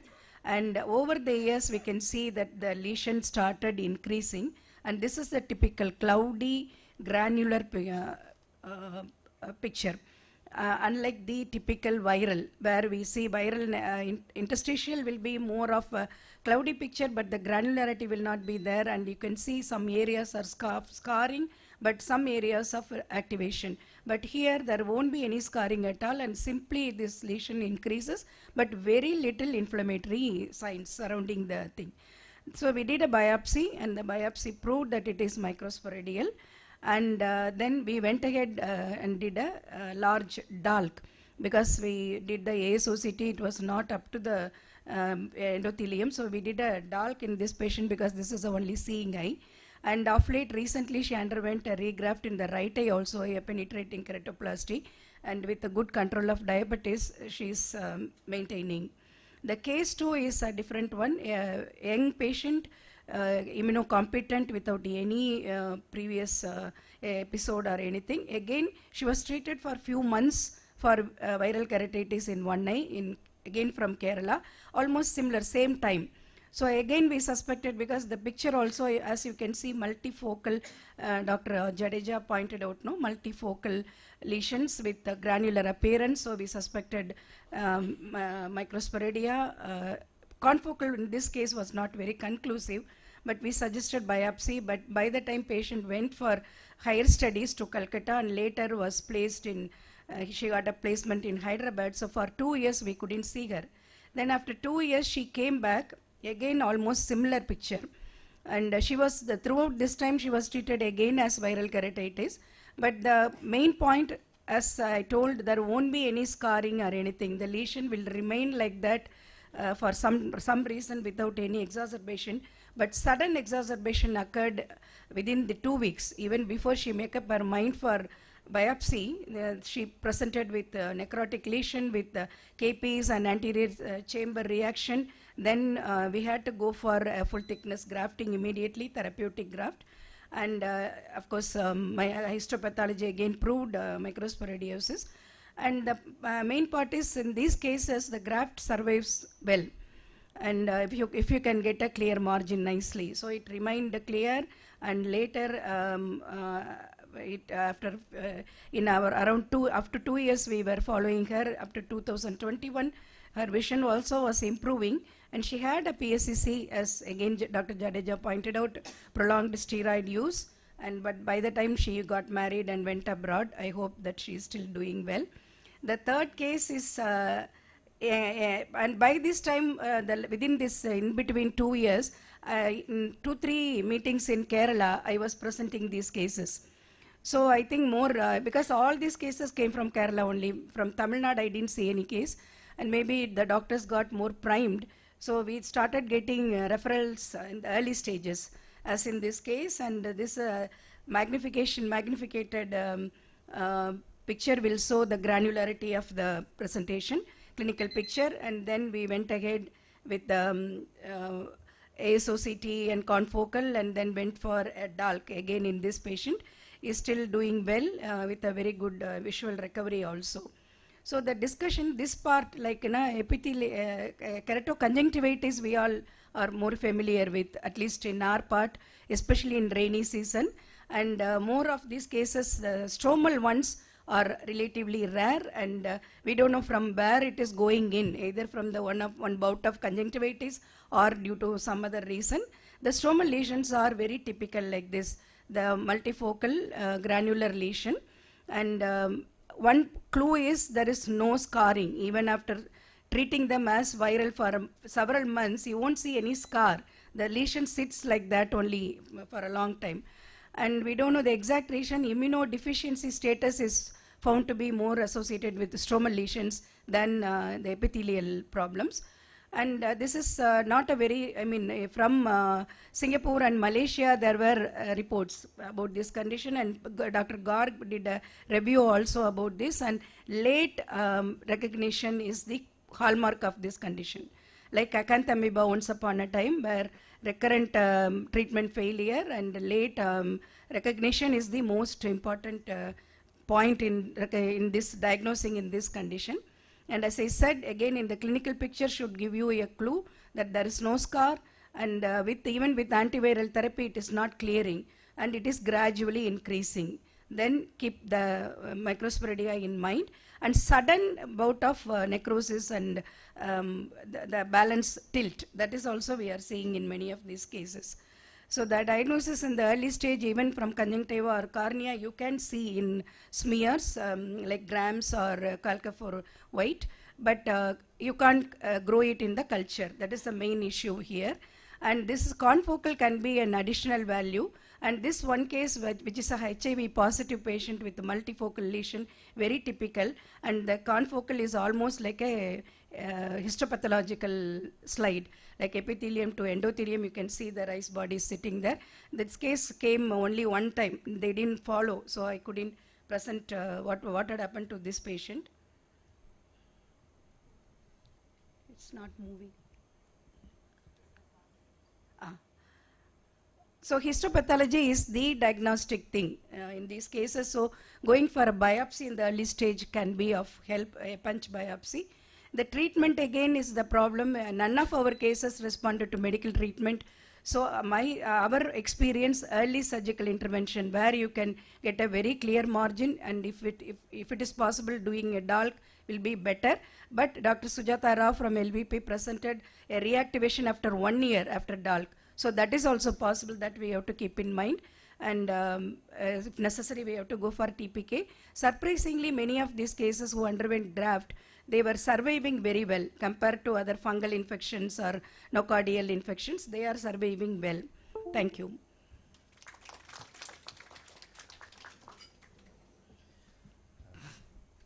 Thank you so much, Revti. That was a very wonderful session. I would like to congratulate all the presenters for, very briefly, and would you sorry, Rajesh, would you like to say a few words? Just wanted to ask you one thing, Dr. Revti. Yeah. I'm just saying. Oh, sorry. Actually, we don't encounter so many cases of microsporidia keratitis here, and we get to see more of the epithelial keratitis. And I've tried all sorts of treatments, and finally, in all these cases, like fluoroquinolone works well. Yeah. But in some cases wherein fluoroquinolone doesn't work, therein I have just done the debridement, and then it works very well and doesn't recur. And I've been following up these cases wherein I have done the epithelial debridement, and just 3 times a day fluoroquinolone was given, and they haven't recurred. Yeah, the epithelial ones are even, there is a suggestion they are self-limiting. Yeah. Whether you treat it or not, or just to debride, it will heal. And SNEC, they are suggesting even for deep, some of the deep stromal keratitis, they have given fluoroquinolones. Now, some of the cases we are trying. But once it goes deep, then it's difficult. And another thing what I found, maybe the previous cases also more publications are from Malaysia, Singapore. So the tropical climate, again in Kerala also, because cases what we have seen all from Kerala. So that climate also must be the reason. That's why you may not be seeing it here. And Bhubaneswar also, I think. Yeah, yes. I don't know, maybe we underdiagnose it, we don't suspect it, or we don't get it. Coastal area is more... Maybe coastal area also. I think there's a varied presentation in microsporidia, as you show. The epithelial ones are the ones which we commonly pick up much easier. And most of the deep stromal or the stromal keratitis presentations, we tend to probably miss them or treat them, as you say, misdiagnose and treat them as viral keratitis. But I think two very good points you said was that the recurrence feature is not seen as you would see in a viral keratitis, and that's something which I think we could probably look at, and the granularity in the scarring and in the initial presentations which you find. And what I do find with microsporidial is there are certain cases of epithelial keratitis where once the epithelial keratitis heals, it has an immune component and also presents as an anterior uveitis or a keratouveitis components. And these cases have the propensity to have a recurrence of a stromal keratitis, which we would probably tend to misdiagnose given the history and the clinical features as a viral keratitis. So I do feel that probably you're missing a lot of our deep stromal microsporidial keratitis. Very good points, Revati. Thank you so much. Thank you.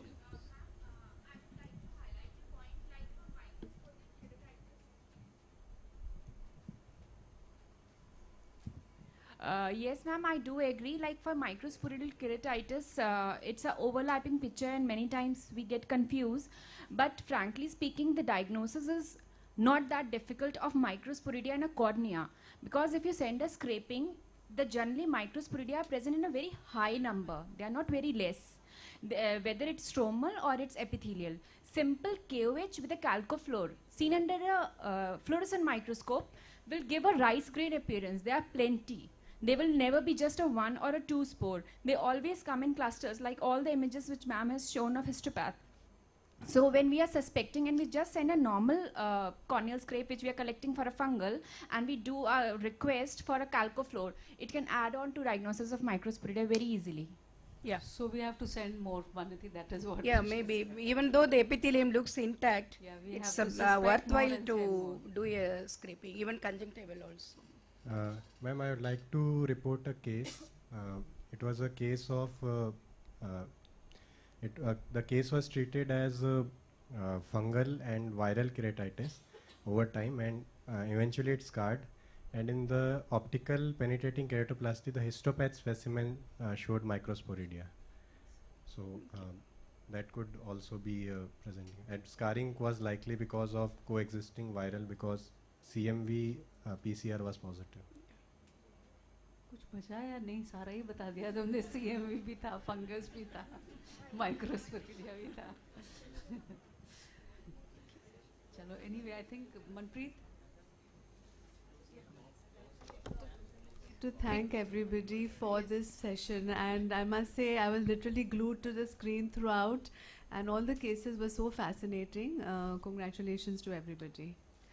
We now move on to the last session of the day, and hopefully most interesting, surgical management of infectious keratitis. I would like to invite Professor Jeevan Estetyal to chair the session, and I would like to invite Dr. Nupur and Dr. Praful to this panel for moderating the session. We'll start with the keynote address by Dr. Divya on reinfections post-therapeutic keratoplasty.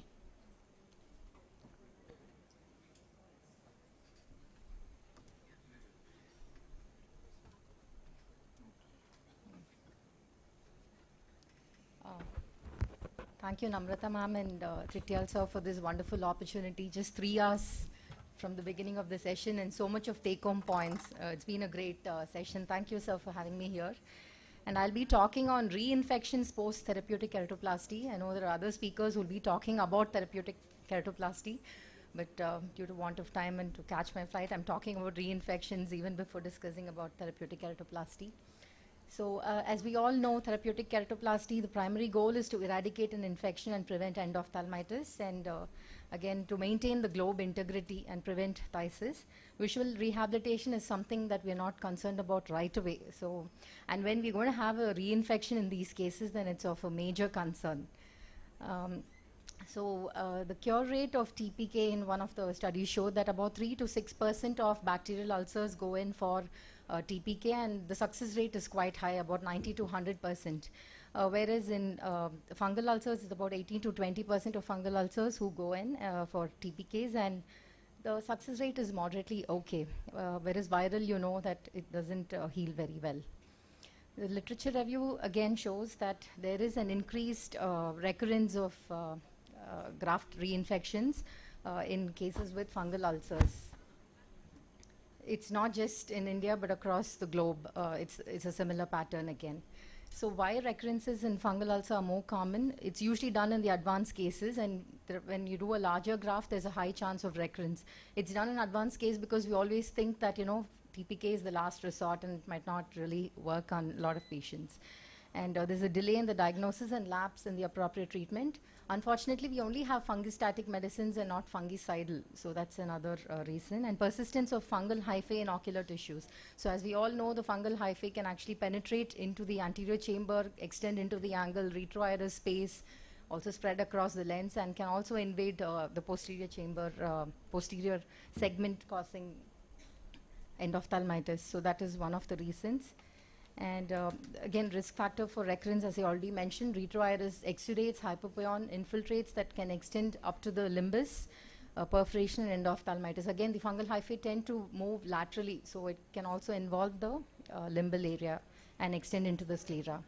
And again, associations like pre-treatment with steroids. When you're not sure of the diagnosis, I would stay away from starting steroids as a first line of treatment.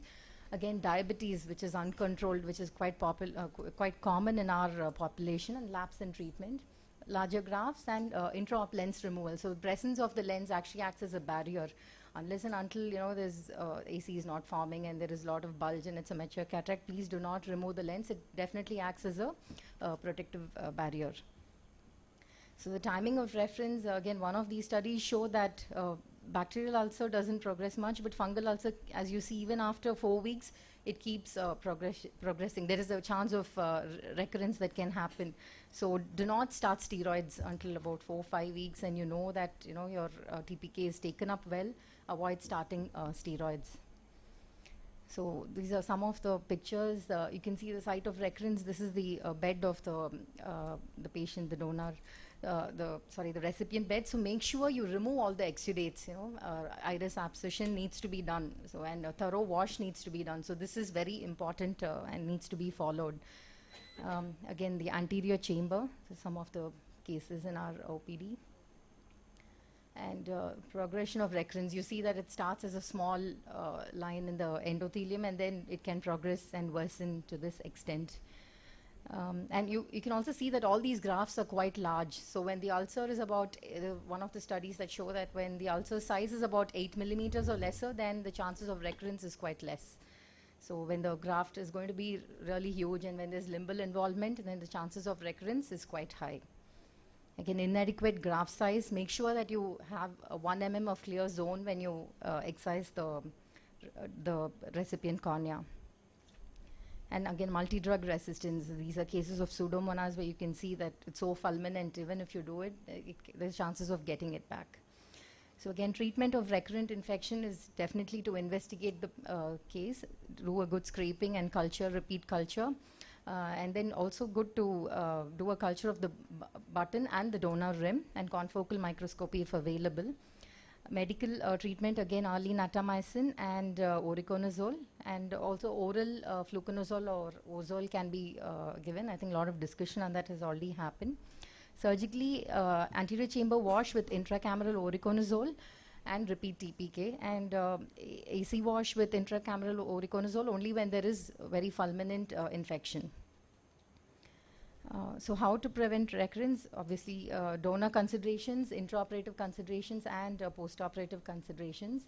So this is the TST protocol from this very prestigious institute by Namrata ma'am and team. And in our place, I think native medications is, again, history. They come with using mother's milk, the blood from a hen. So all these oil, all these are very common in our population. So I think that's something that we need to ask. And again, the onset of symptoms and presentation, and they're already treated elsewhere. So if you've been treated for a very long time, there is always a chance of recurrence. And the other thing is we have to maintain patience, because for fungal ulcers to heal, I think it takes approximately about 12 to 16 weeks. So that is again one more thing that we'll have to consider. Clear documentation, which has already been emphasized in the previous presentations. And again, misplaced optimism, because TPK we think is the last resort, and so then we try to tend to postpone. And donor tissue is again something that we need to consider, especially make sure that the donor tissue, the epithelium is intact. So that is another thing that we need to consider. So the TST protocol, as many of you all are aware, is to start natamycin 5% initially. And if the size of the ulcer is more than 5 millimeters and depth of the ulcer more than 50%, then start them also on oral antifungals. And if in 7 to 10 days it doesn't respond, then start them on voriconazole. And when the patient does not respond, then go in for therapeutic keratoplasties. So donor considerations, as I already said, avoid donor contamination, proper screening of the donor, and donor with positive rim culture to be avoided. But we usually do the TPK and then send the patient's donor rim for culture again to see if there is any growth. Pre-warm is again, that is just a general consideration, and donor with intact epithelium, as I already mentioned. So intraoperative considerations are obviously 1 mm of healthy margin excision. Purulent and fibrous material from the anterior chamber should be thoroughly removed. That's very important, especially the anterior chamber angles is a place where you can have hypopion and exudates stuck, so that has to be removed. Preserve the lens as much as possible, and if you have a weak recipient bed, then make sure to use a 9/0 nylon suture. We usually use the 10/0 nylon suture, but use a 9/0 nylon suture with, and it's better to do interrupted sutures rather than doing continuous sutures, and good meticulous wound closure with no wound gapes, and about 16 to 24 sutures can be applied.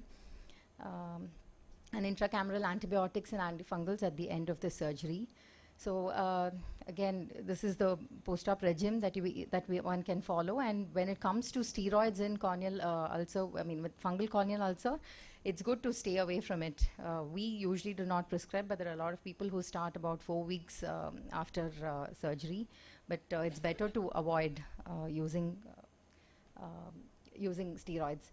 And again, cycloplegics to relieve ciliary spasm and pupillary block. And again, tear substitutes to hasten epithelialization is very important. It's not moving. Yeah, yeah. So again, this is a case of pythium keratitis that we already discussed in the morning. So the other thing is pythium keratitis can have a gutter formation. So that is something that I think we didn't discuss in the morning. That's typical in pythium. You can have the gutter formation. That's another clue that you can get. So these cases invariably end up with reinfections most of the times. And it's something that is quite difficult to treat.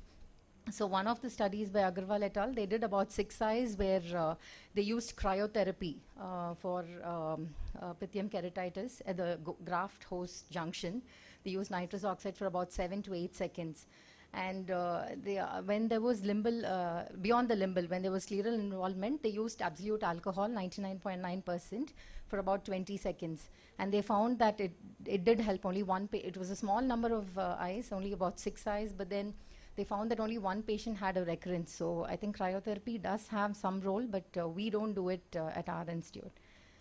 So to summarize, again, patients with fungal etiology have a high chance of recurrence, and removal of retroiris exudates is very important. Larger grafts, again, can have a high chance of recurrence, so plan surgery much earlier when the ulcer is about 8 millimeters and less in size. And contaminated donor button or intraoperative contamination is again important. So make sure you use hand rub or change your gloves after you've done the corneal button trephination. And also change the set of instruments that you have when you start suturing. So take-home points are: do not wait too long for therapeutic keratoplasties. Be aware of the risk factors for recurrence. Start steroids, if at all, only after 3 weeks under antifungal cover. And again, topical cyclosporin is a good alternative because it is also antimicrobial. So instead of starting on steroids, topical cyclosporin does have a role. Thank you so much for the opportunity, sir. Thank you, Dr. Dibya, for highlighting, all the important points for a recurrence happening after a fungal infection, therapeutic keratoplasties. She highlighted all the important timing of a surgery is very important, and the meticulous surgery, especially taking away all the infected area, is one important thing which sometimes we miss out.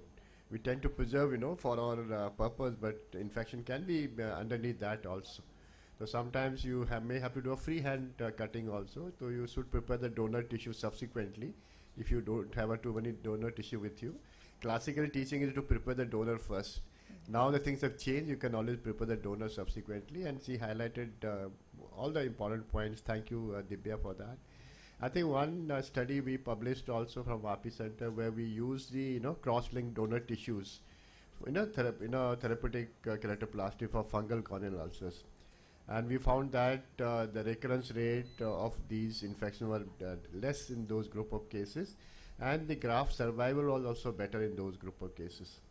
Subsequent to this publication, it came in Ophthalmology Journal, and now I know that Dr. Radhika Natarajan from Sankara Nathalai, she is doing a work in this where she is doing a cross-linking after therapeutic keratoplasty. So you are taking care of a junction and other area also. Maybe a good idea to prevent the recurrence happening.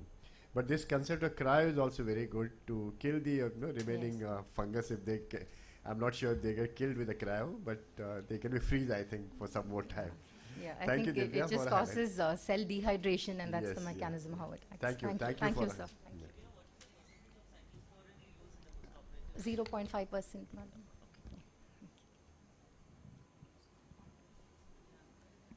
Before we move on with our session, we would like to felicitate our expert faculty and guest speakers. So I invite Professor Jeevanas Tityal sir to the center to felicitate our speakers. May I have Dr. Revathi? Just a small token of our appreciation, ma'am, for coming all the way.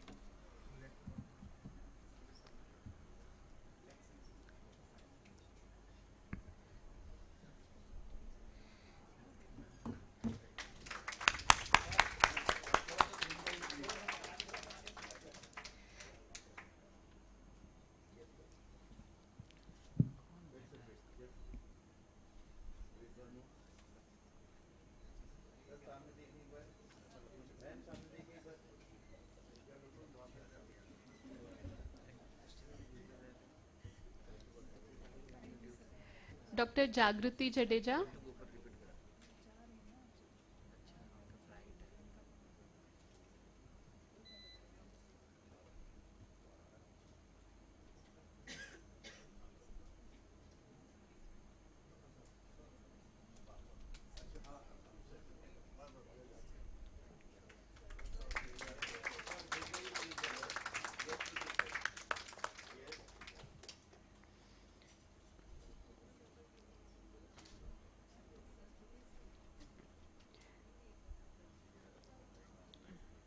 Dr. Sharon D'Souza.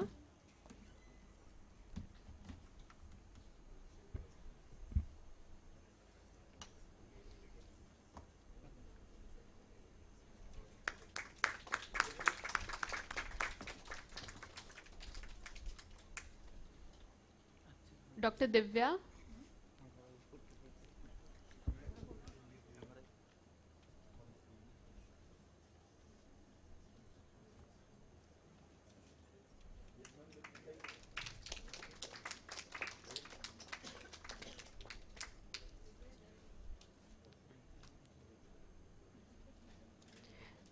We are honored to have with us our distinguished alumni as well. May I invite Dr. Sameer Kaushal?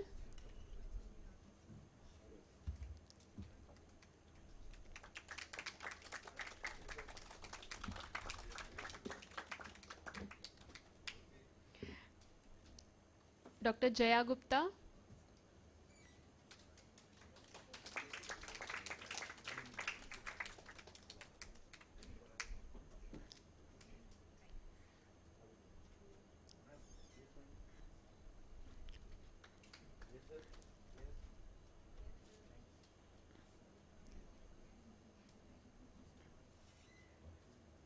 Dr. Fareen Sheikh?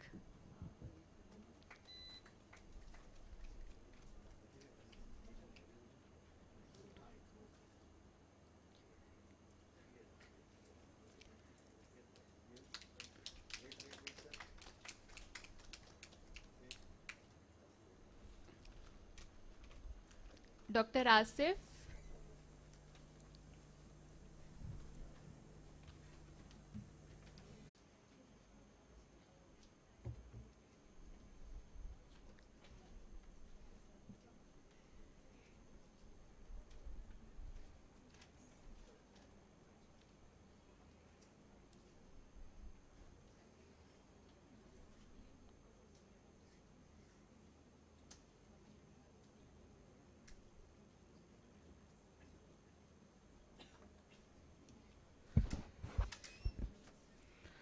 Good afternoon, everyone.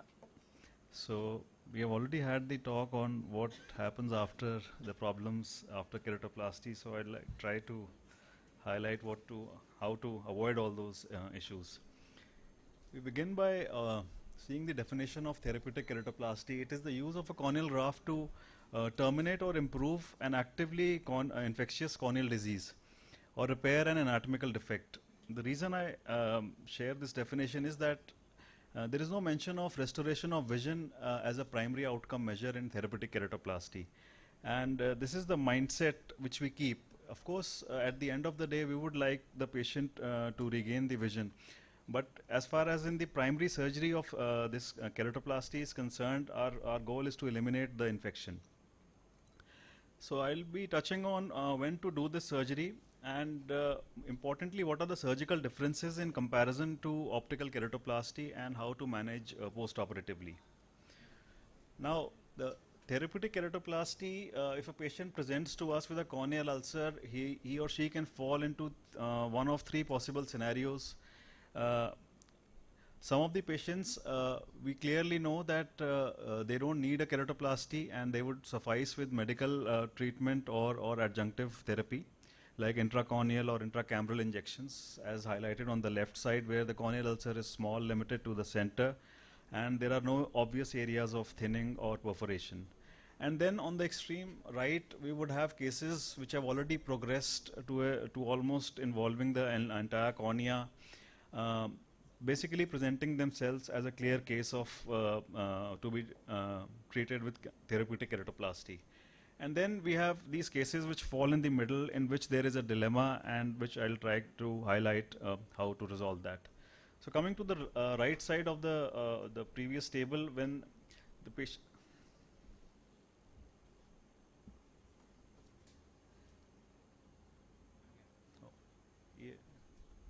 Photograph में चले गया restart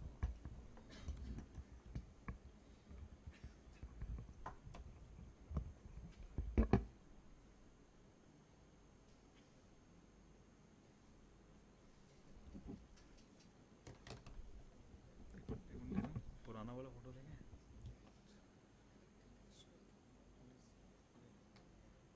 हाँ connector का issue ठीक है So the objective indications to do a therapeutic keratoplasty are when a corneal ulcer has a perforation more than 2 millimeters in size. There is already limbal or scleral involvement of the ulcer, or there is a large impending perforation where as a clinician you know that this ulcer is going to perforate sooner than later. So coming to these case examples, you might find a patient with a moderately large ulcer which is also extending to the periphery.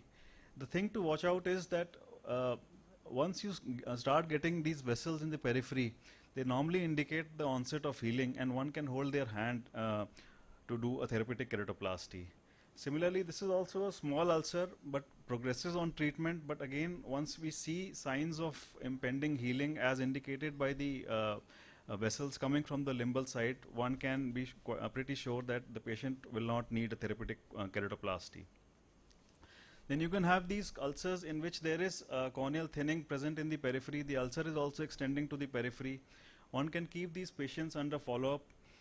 As highlighted in the previous presentations, OCT is a good tool to actually objectively monitor the progression of thinning, and if they do not progress further from this point, especially on OCT, they may not need therapeutic keratoplasty.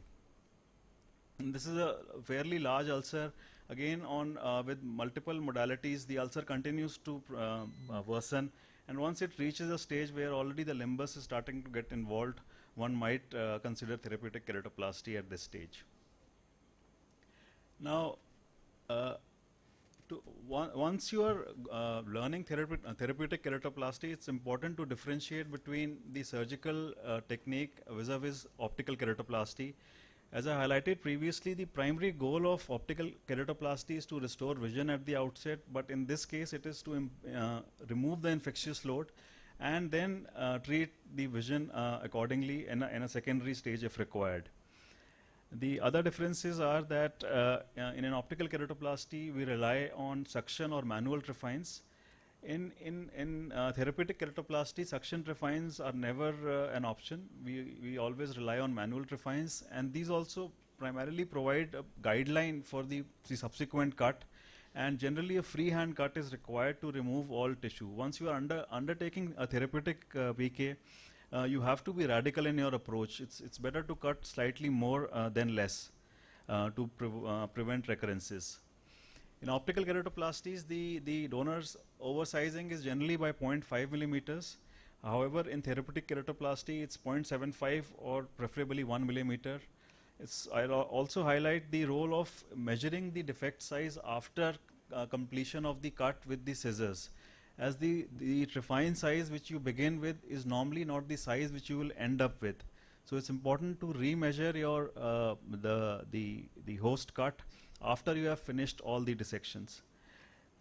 Barring cataract surgery in a triple procedure in optical keratoplasty, there is not much to do in the anterior segment. However, while doing a therapeutic PK, you will need to remove a lot of membranes, exudates from the angle, and it's also advisable to do multiple PIs in a therapeutic keratoplasty. And lastly, if continuous suturing is a very good option while attaching the graft in an optical PK. However, in a therapeutic keratoplasty, only interrupted suturing should be used. And even if you need to sort of disrupt this symmetry, it's okay that you need not, the sutures need not be very symmetrical. You might need to bolster some areas of weakness with extra sutures. Now in this video, I'll just go over the same points. We need to encompass the entire area with the manual trephine. This just provides us with a guide where the final cut would be. The idea is to remove all visible necrotic or infection, necrotic tissue or infection. If the tissue is very friable, debridement can be done in the initial part, and then the cut can be extended into the healthy looking area. A good way to identify is the ease with which you can cut. The necrotic tissue will almost peel itself on its own, whereas once you reach the healthy tissue, it needs to be cut specifically with the help of scissors. The initial debridement can be done with the use of vanas. However, for creating the cut in the healthy part of the cornea, you will need corneoscleral scissors. As I said previously, you need topical steroids.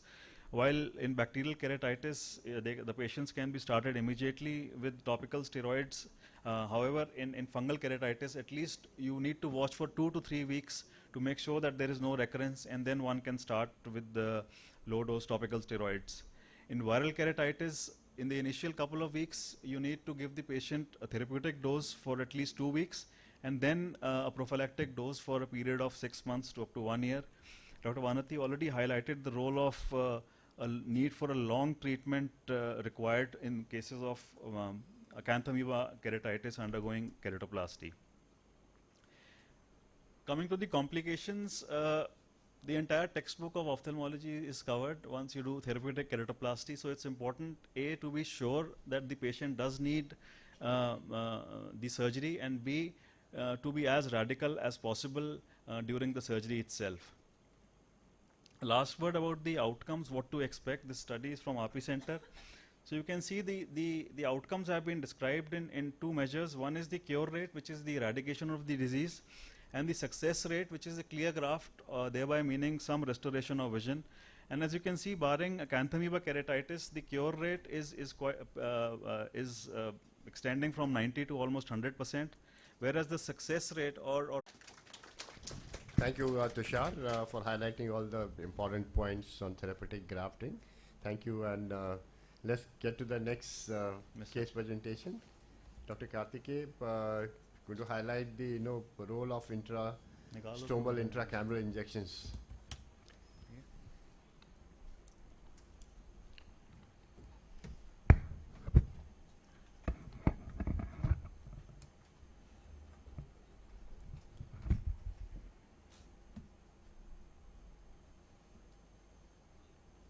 A very good afternoon, Chief Sir. Respected faculties and delegates.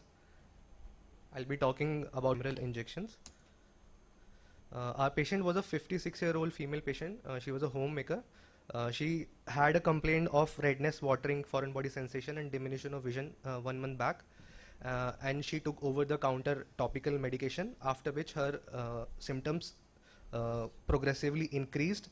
And after the 1 week of putting topical over-the-counter medication, she was outside diagnosed as fungal keratitis after 1 week, and she was started on both topical natamycin 5% and voriconazole 1% with oral antifungals.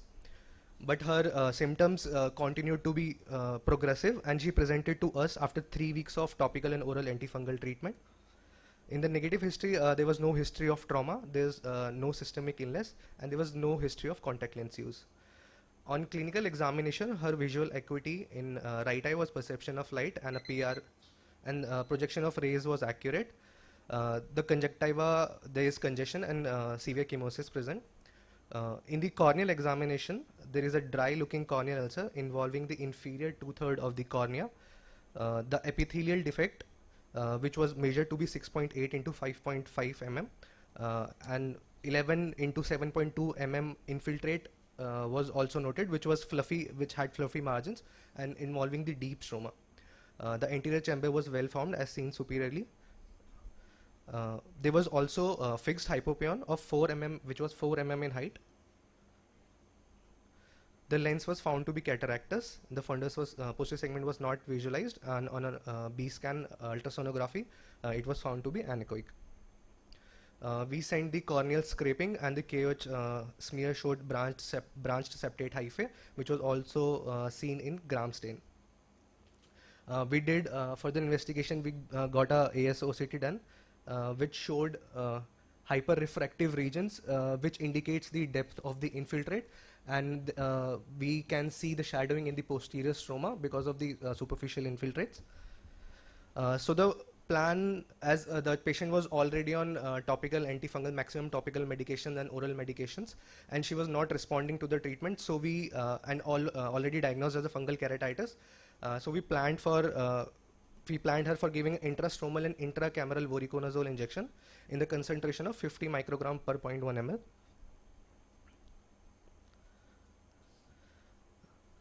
So in the starting, we made 2 MVR entries, and we tried to remove the all cheesy material hypopion from the anterior chamber.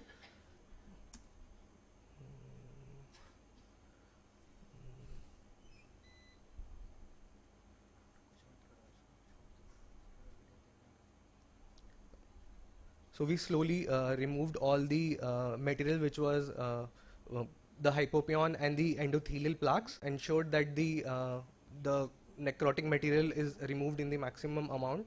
So we planned for, we gave intracameral voriconazole, and the wound site was hydrated.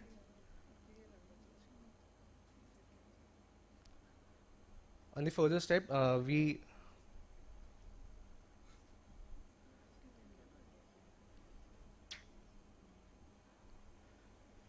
then we gave intracameral voriconazole 50 microgram in 0.1 ml.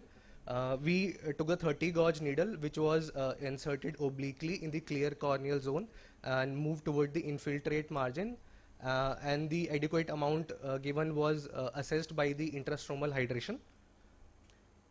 We gave 5 quadrants circumferentially around the infiltrates to make a barrage of the drug depot.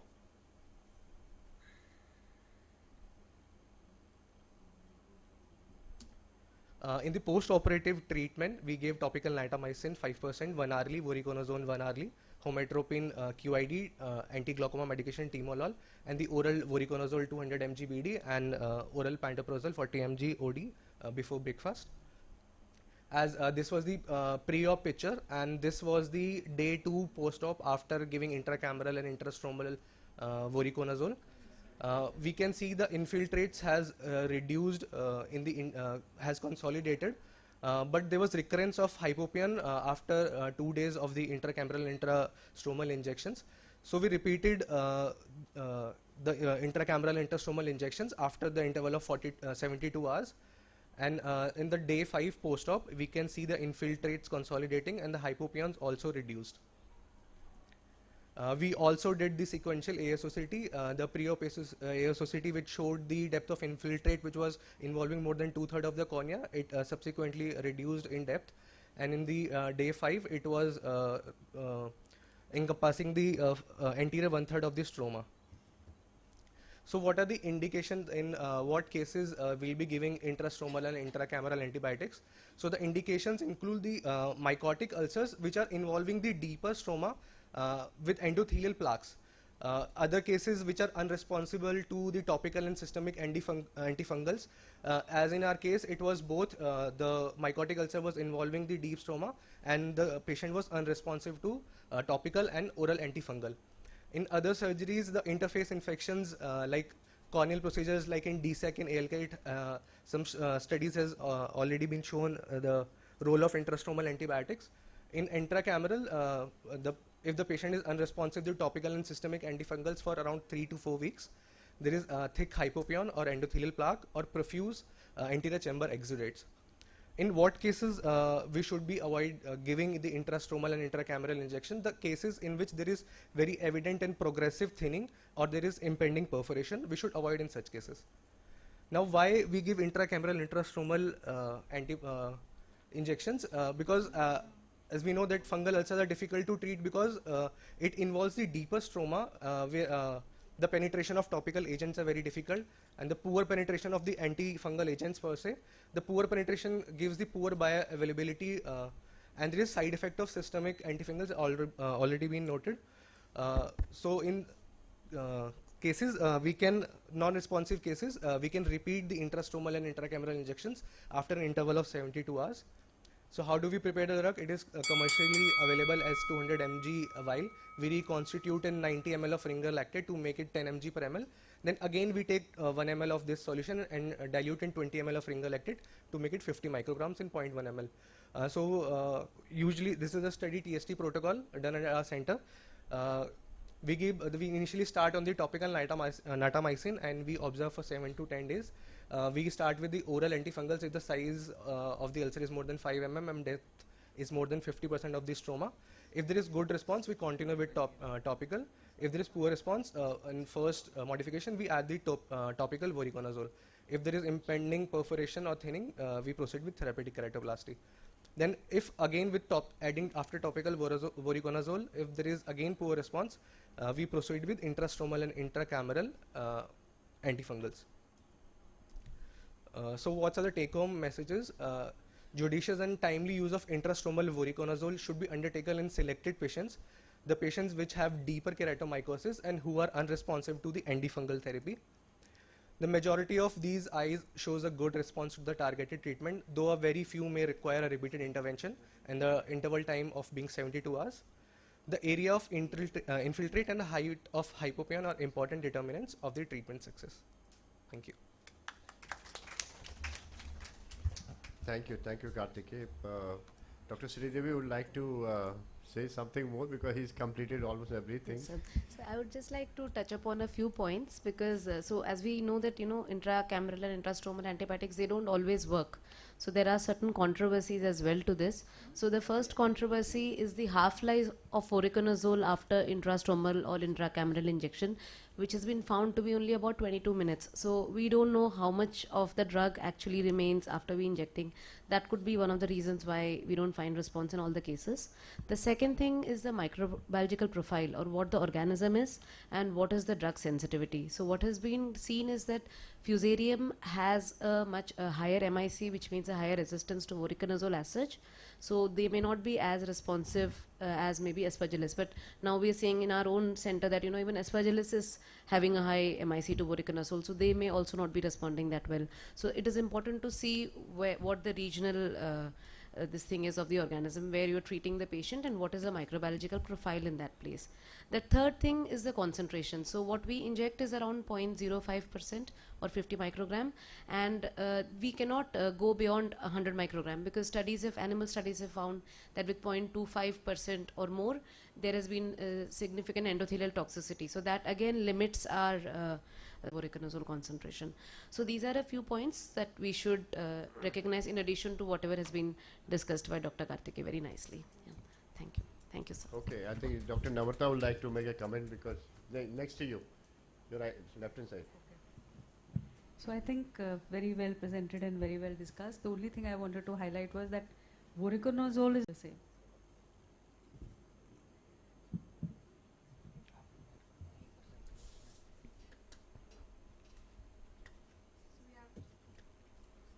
So the next presentation is on small perforated ulcer by Dr. Shehnaz. Sir, Radhika ma'am and Namrata ma'am for giving me this chance. So I'll be speaking on management of small perforated corneal ulcer. So this is a case of 37 years matter 20 days back. He consulted locally and there the local doctor, he advised for just a medical management, no surgical management was prescribed. Over here we can see that there is a 2.5 into 3 mm corneal perforation with uveal tissue prolapse with surrounding infiltrate, and AC was well formed in this case. This is the ASOCT image which is also showing the around 300 micron corneal defect with a uveal tissue prolapse. So the management done in our case was corneal patch graft. Around the size was measured, so it came to be around 3.5 into 4 mm along with the infiltrate. The anterior chamber was formed, and the IOCT image also shows that there is a defect with the uveal tissue prolapse. The infiltrate part, the pseudocornea is being see that the uveal tissue which is prolapsed for more than 20 days could not be fixed or repositioned, so we had to cut the iris tissue. Now the corneal tunnel are being made with using the crescent all around 360 degree.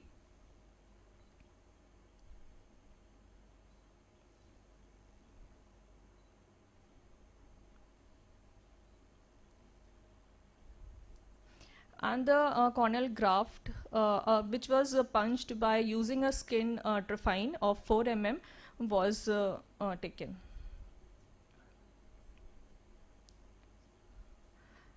The 3 sutures, cardinal sutures was being put. So during the time of the 4th suture, we found that the tissue was larger, so we had to trephine it more to accommodate it properly.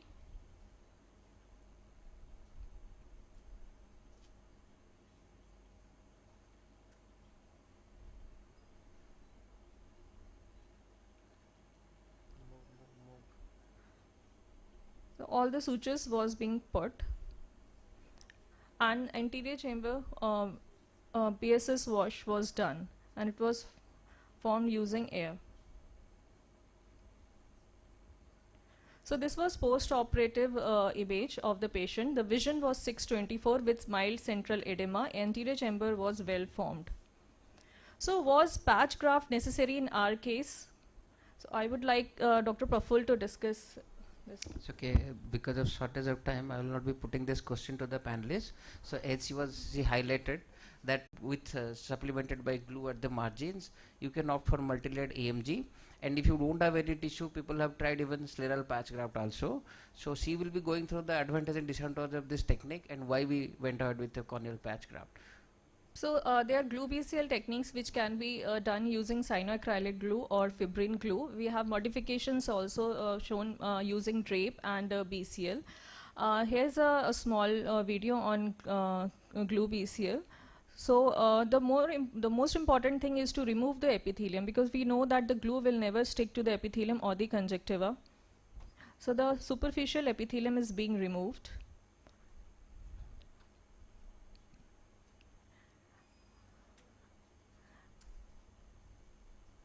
And a small amount of glue is being put, just forming a thin layer.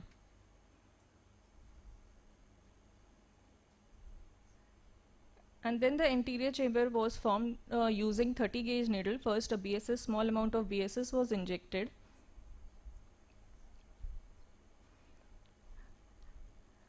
And then using zinc 30 gauge, air was injected and BCL was placed. So two important things to remember: always sweep the iris out of that site.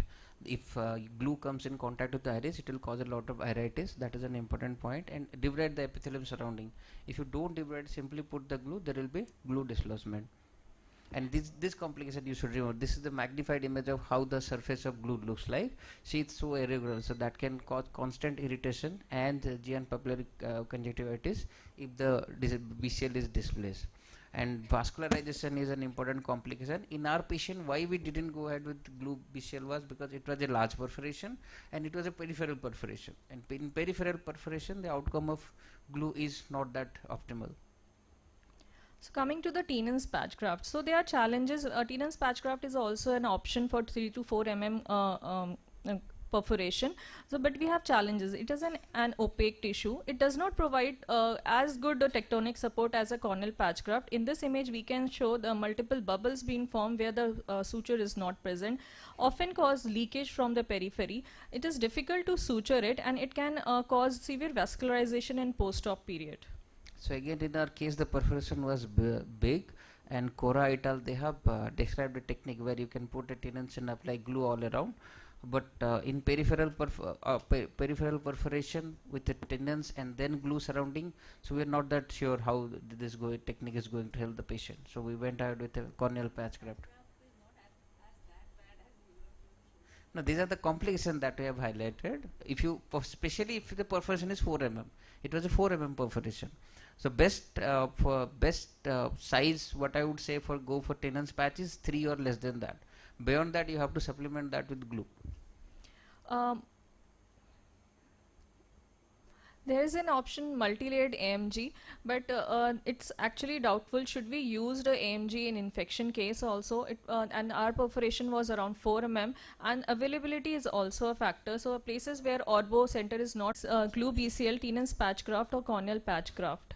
The size glue BCL should be preferred in less than 3 mm. Tenons can be done up to 3 to 4 mm. In large perforation like 4 to 5 mm, we can do corneal patch graft. In glue BCL, we need cyanoacrylic glue or fibrin glue. Tenons patch graft, we can use the patient's tenon. And for corneal patch graft, we need a donor cornea. The advantage of glue BCL is that it can effectively block the 2 to 3 mm perforation. It also has bacteriostatic property and also inhibits stromal melting. The disadvantage is that it can cause stromal, endothelial and lenticular toxicity when it comes in direct contact with it. Tenon's patch graft, it is an autologous transplant, so no immune response. It does not rely on donor tissue, but it has poor tensile strength and difficulty in suturing. In corneal patch graft, it has a greater structural integrity compared to tissue adhesives and tenons. Remove necrotic tissue, but donor tissue or eye bank setup is needed. Thank you. Thank you, Sanaz.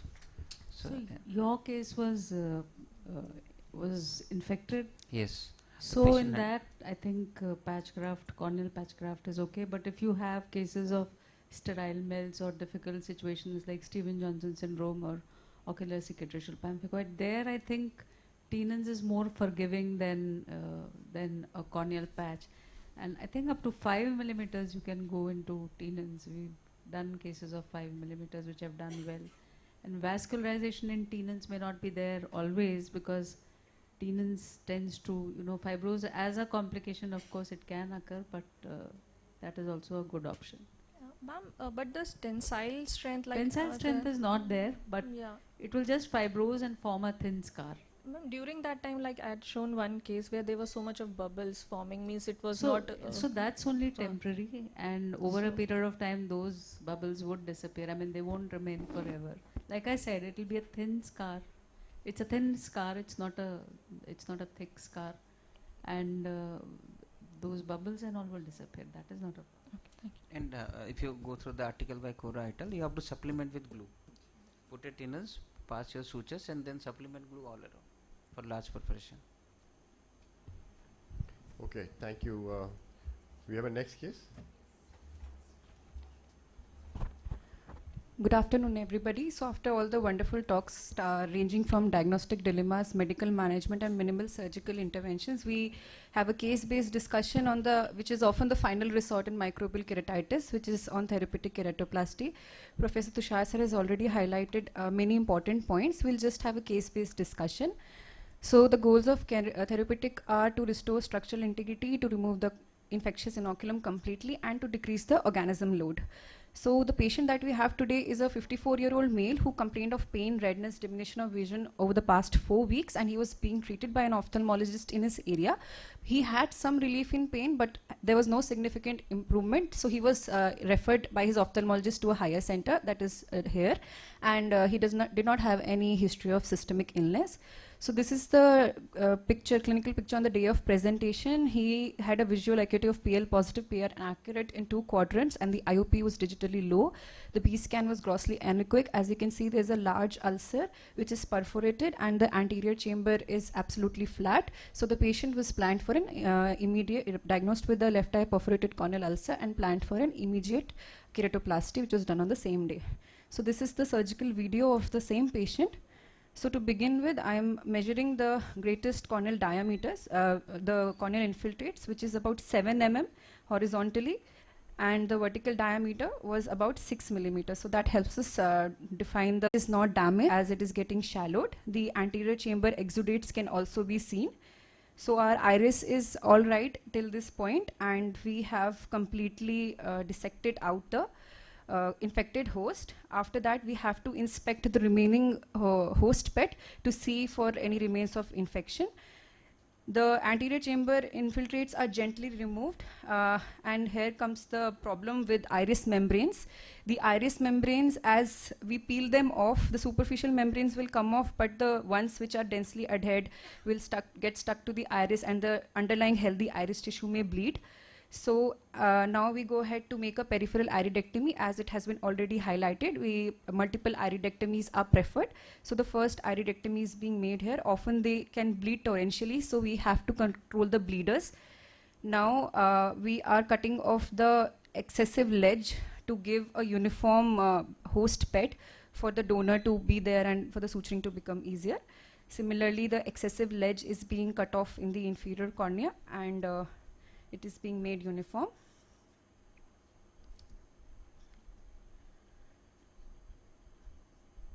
And the angles are being filled with OVD. The membranes are again attempted to be removed from the iris. But as you can see, the underlying healthy iris is bleeding. So we'll just remove the membranes which are gently being peeled off and not cause too much trauma to the iris in order to prevent too much bleeding. Now the graft is being sutured. Now we'll apply the first cardinal suture at 12 o'clock. We have to ensure that at least 75% depth is found on both donor and host side, and we can go up to 90%, but make sure not to go full thickness. Now the opposite cardinal is being applied. It is to be made sure that the graft is being equally bisected on both the sides. After applying the 4 cardinal sutures,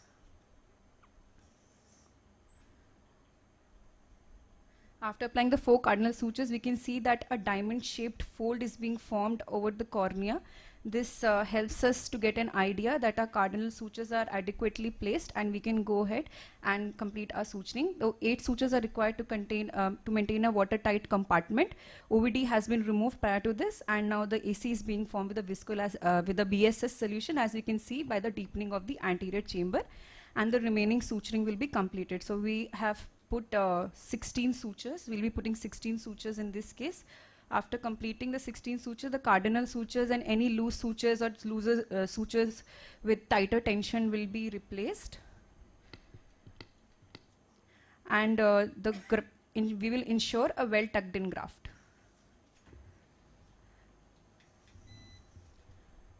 So in the post-op, we gave the patient a broad-spectrum antibiotic, cycloplegic, and lubricating drops, along with systemic antibiotic. Topical steroids were withheld until a definitive negative fungal report was available with us.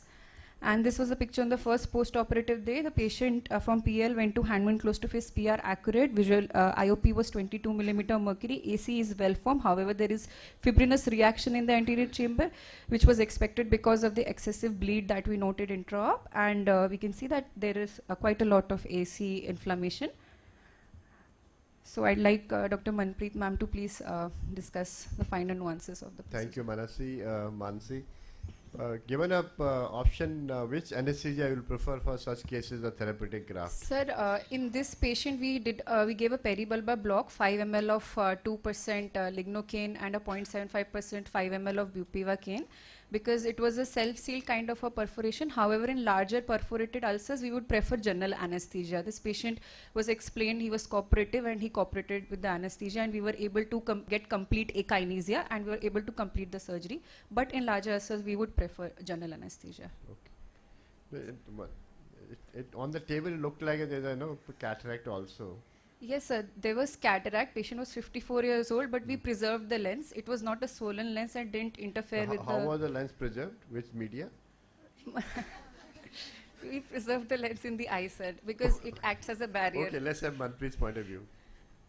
These were the queries that we were planning to discuss. So first point was the block, the mode of anesthesia. So in a perforated ulcer, general anesthesia is preferable, and a facial block may be given because a lot of time we have GA constraints and we have to do under local, and you can supplement with mild peribubble, but a facial would be better, otherwise you may end up increasing the perforation. Second query we had was the end point of removing the membranes, because they are causing a lot of bleeding, etc., and a lot of them would not be infective per se, but more of fibrous membranes. So is there any end point? Do we need to get a bleeding healthy iris tissue, or just remove as much membranes as you can, and when the bleeding starts, stop removing? Because we had membranes in the post-operative period as well in this case. That is bound to happen in all therapeutic keratoplasty, yes, because eye is inflamed. As soon as you open the chamber, the fibrin will keep forming in these cases.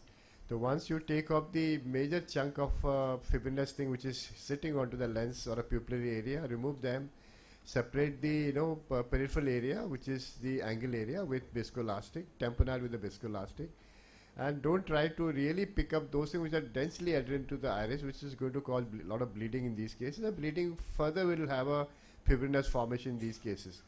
And in the meantime, you can shift to preparing your donor tissue. That will decrease the ooze happening. If things are very severe, sometimes people have used heparin assisted drops in these cases to decrease the inflammation and the fibrin also. But it's not really necessary. If your pupillary area is clear and if angle is clear, you can still leave some of them. Third was, Mansi, did you trephine the donor afterwards or before trephining the host? In this case, I prepared the donor beforehand because the ulcer was well defined. It was a 7 millimeter greatest ulcer, and we planned for a 8 mm of host trephination.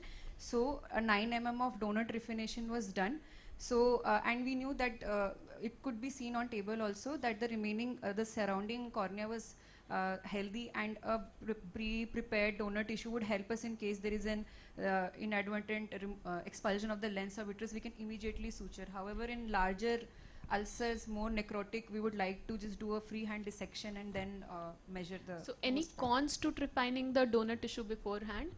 You have highlighted the pros. Cons would be if suppose if we have planned 8 mm trephination and still the host bed is not as healthy, we might need to excise even more. So that's why a 1 mm oversize was kept as a safety net, that if at all we needed to excise more tissue. In very large ulcers, we may need to manually dissect and we are unable to trephine. So what you measure beforehand, and once you have removed all the infective foci, the size may not correlate and you may end up with a shorter graft. So that is the con of trephining beforehand, and that is why we conventionally keep 1 mm oversize. So even if we are trephining before, we have some safety margin left. And another question was lens management, which sir has highlighted. So we aim to preserve the lens, even Keratitis, because you don't want a PC rupture and a communication between the anterior chamber and the vitreous cavity. So if possible, preserve the lens, but it may not always be possible. So preserve the posterior capsule at least, and do not try to implant the IL in a therapeutic PK in the first setting. Thank you. Thank you. I think the last question, somebody can answer, experienced person, maybe some of our immediate, RPC alumnus people who are working like Asif, Suman, Farin can answer. There are situations you are doing surgery in a local anesthesia like this, and you tend to have a lot of upthrust happening in these cases, and you have already done a partial trephination. So how do avoid the disaster happening in these cases? Any technique, Suman? We can do it clockwise. We can do a clockwise trepanation rather than doing it a full cut in one go. Just do half and then suture the upper half and then do the lower half and then suture the graft later on. Okay, the lower half. that's a very good way of looking. Or we Don't can take use off the entire corneal button from the eye. You can just do a trepanation, cut the superior part, then take a graft, suture the superior one, then cut the inferior and put the graft. Yeah, so that will decrease the the shallowness or an open chamber for a longer time, and expulsion will decrease in those cases. And we can even use vicryl sutures to make a mesh kind of net so everything doesn't come up. Other thing is, very important that, your eyes are inflamed, lids are inflamed, your speculum may not be in appropriate manner. Must check, speculum properly in these cases, not pressurizing your globe. Your block may not be appropriate sometimes. Don't jump for a surgery immediately. Give an extra, strengthening of your block. Facial block may be one important consideration. Sometimes JRs, they have a same fashion as cataract block, and they might do a very nice super pinky and, massaging. By the time you see the patient, everything is ruptured and everything is out. So those precautions has to be taken carefully in these cases. And one important thing which didn't highlight, in all cases where we are doing a treatment like this, infectious keratitis, requiring various management, keratoplasty, documentation has to be absolutely important in these cases. You should have a photograph, you should have a diagrams, you should write on a paper, then you should have a post-op also. Any tissue which is removed from the body, including cornea, should be sent for a histopathology, which we have been discussing right from the initial case presentation, because that gives a conclusive diagnosis and you can plan your treatment also. So don't throw away the entire tissue which has come from the the trepanation area. You may have a small tissue, you may have a sort of fluffy tissue also. That should be sent for a histopathology examination. Apart from that, culture sensitivity, which is also very important aspect of therapeutic keratoplasty. Thank you, and thank you all of you for making such a nice presentation today. And Sir, can I add on one more point? For whenever eyes are prone to expulsive, where if you want there's a lot of protrusion, we also have what is known as the Cobos keratoprosthesis. So that should be one of the which should be there in the armamentarium of people doing doing keratoplasties. So that in the event you are facing or as an impending expulsive, you can put it on and suture it and prevent losing the eye. So that's another tip. Sir. Very nice. Simpler than that, somebody can put to stop the collapse happening. Fleringa ring. You can put a Fleringa ring in these cases, which we don't show most of the time, because that was the initial practice for all keratoplasties. Fortunately, we are shifted to DSEC, DMEC, where no sutures are required. So things have become simpler. Thank you again. Today, it's 24th of September. It is a day where, Professor Lalit Prakash Agarwal, LP Agarwal, who founded this RP Center, who it's his, death anniversary today. We like to pay homage to him. Because of him, things have changed, not only for RP Center AIIMS, for the entire country also. He was a very, very dynamic person who looked into a depth of everything, and he thought about 50 or 100 years ahead of what things would have come. If you just see retrospectively, things were placed in when the RP Center started, what we are doing today, everything in terms of see what he did, ocular microbiology, ocular pathology, ocular radiodiagnosis, biochemistry, everything was placed. And today we talk about those things because we had given he had given a seed at that time. So it is that type of people who should be remembered, and we like to really pay or homage to him, remember him maybe for a very, very long time.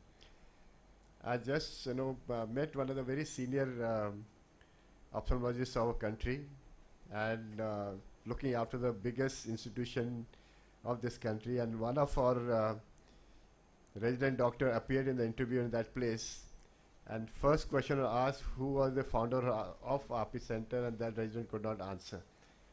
So that was in 15-20 years back, but that should not happen. We should always remember the people who have been the founder pillar of this institution.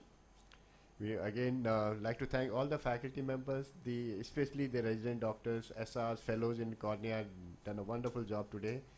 And we deeply respect the presence of our esteemed guests coming from across the country, and the delegates who have joined us today, not only physically, people who have joined through our Facebook Live and YouTube Live.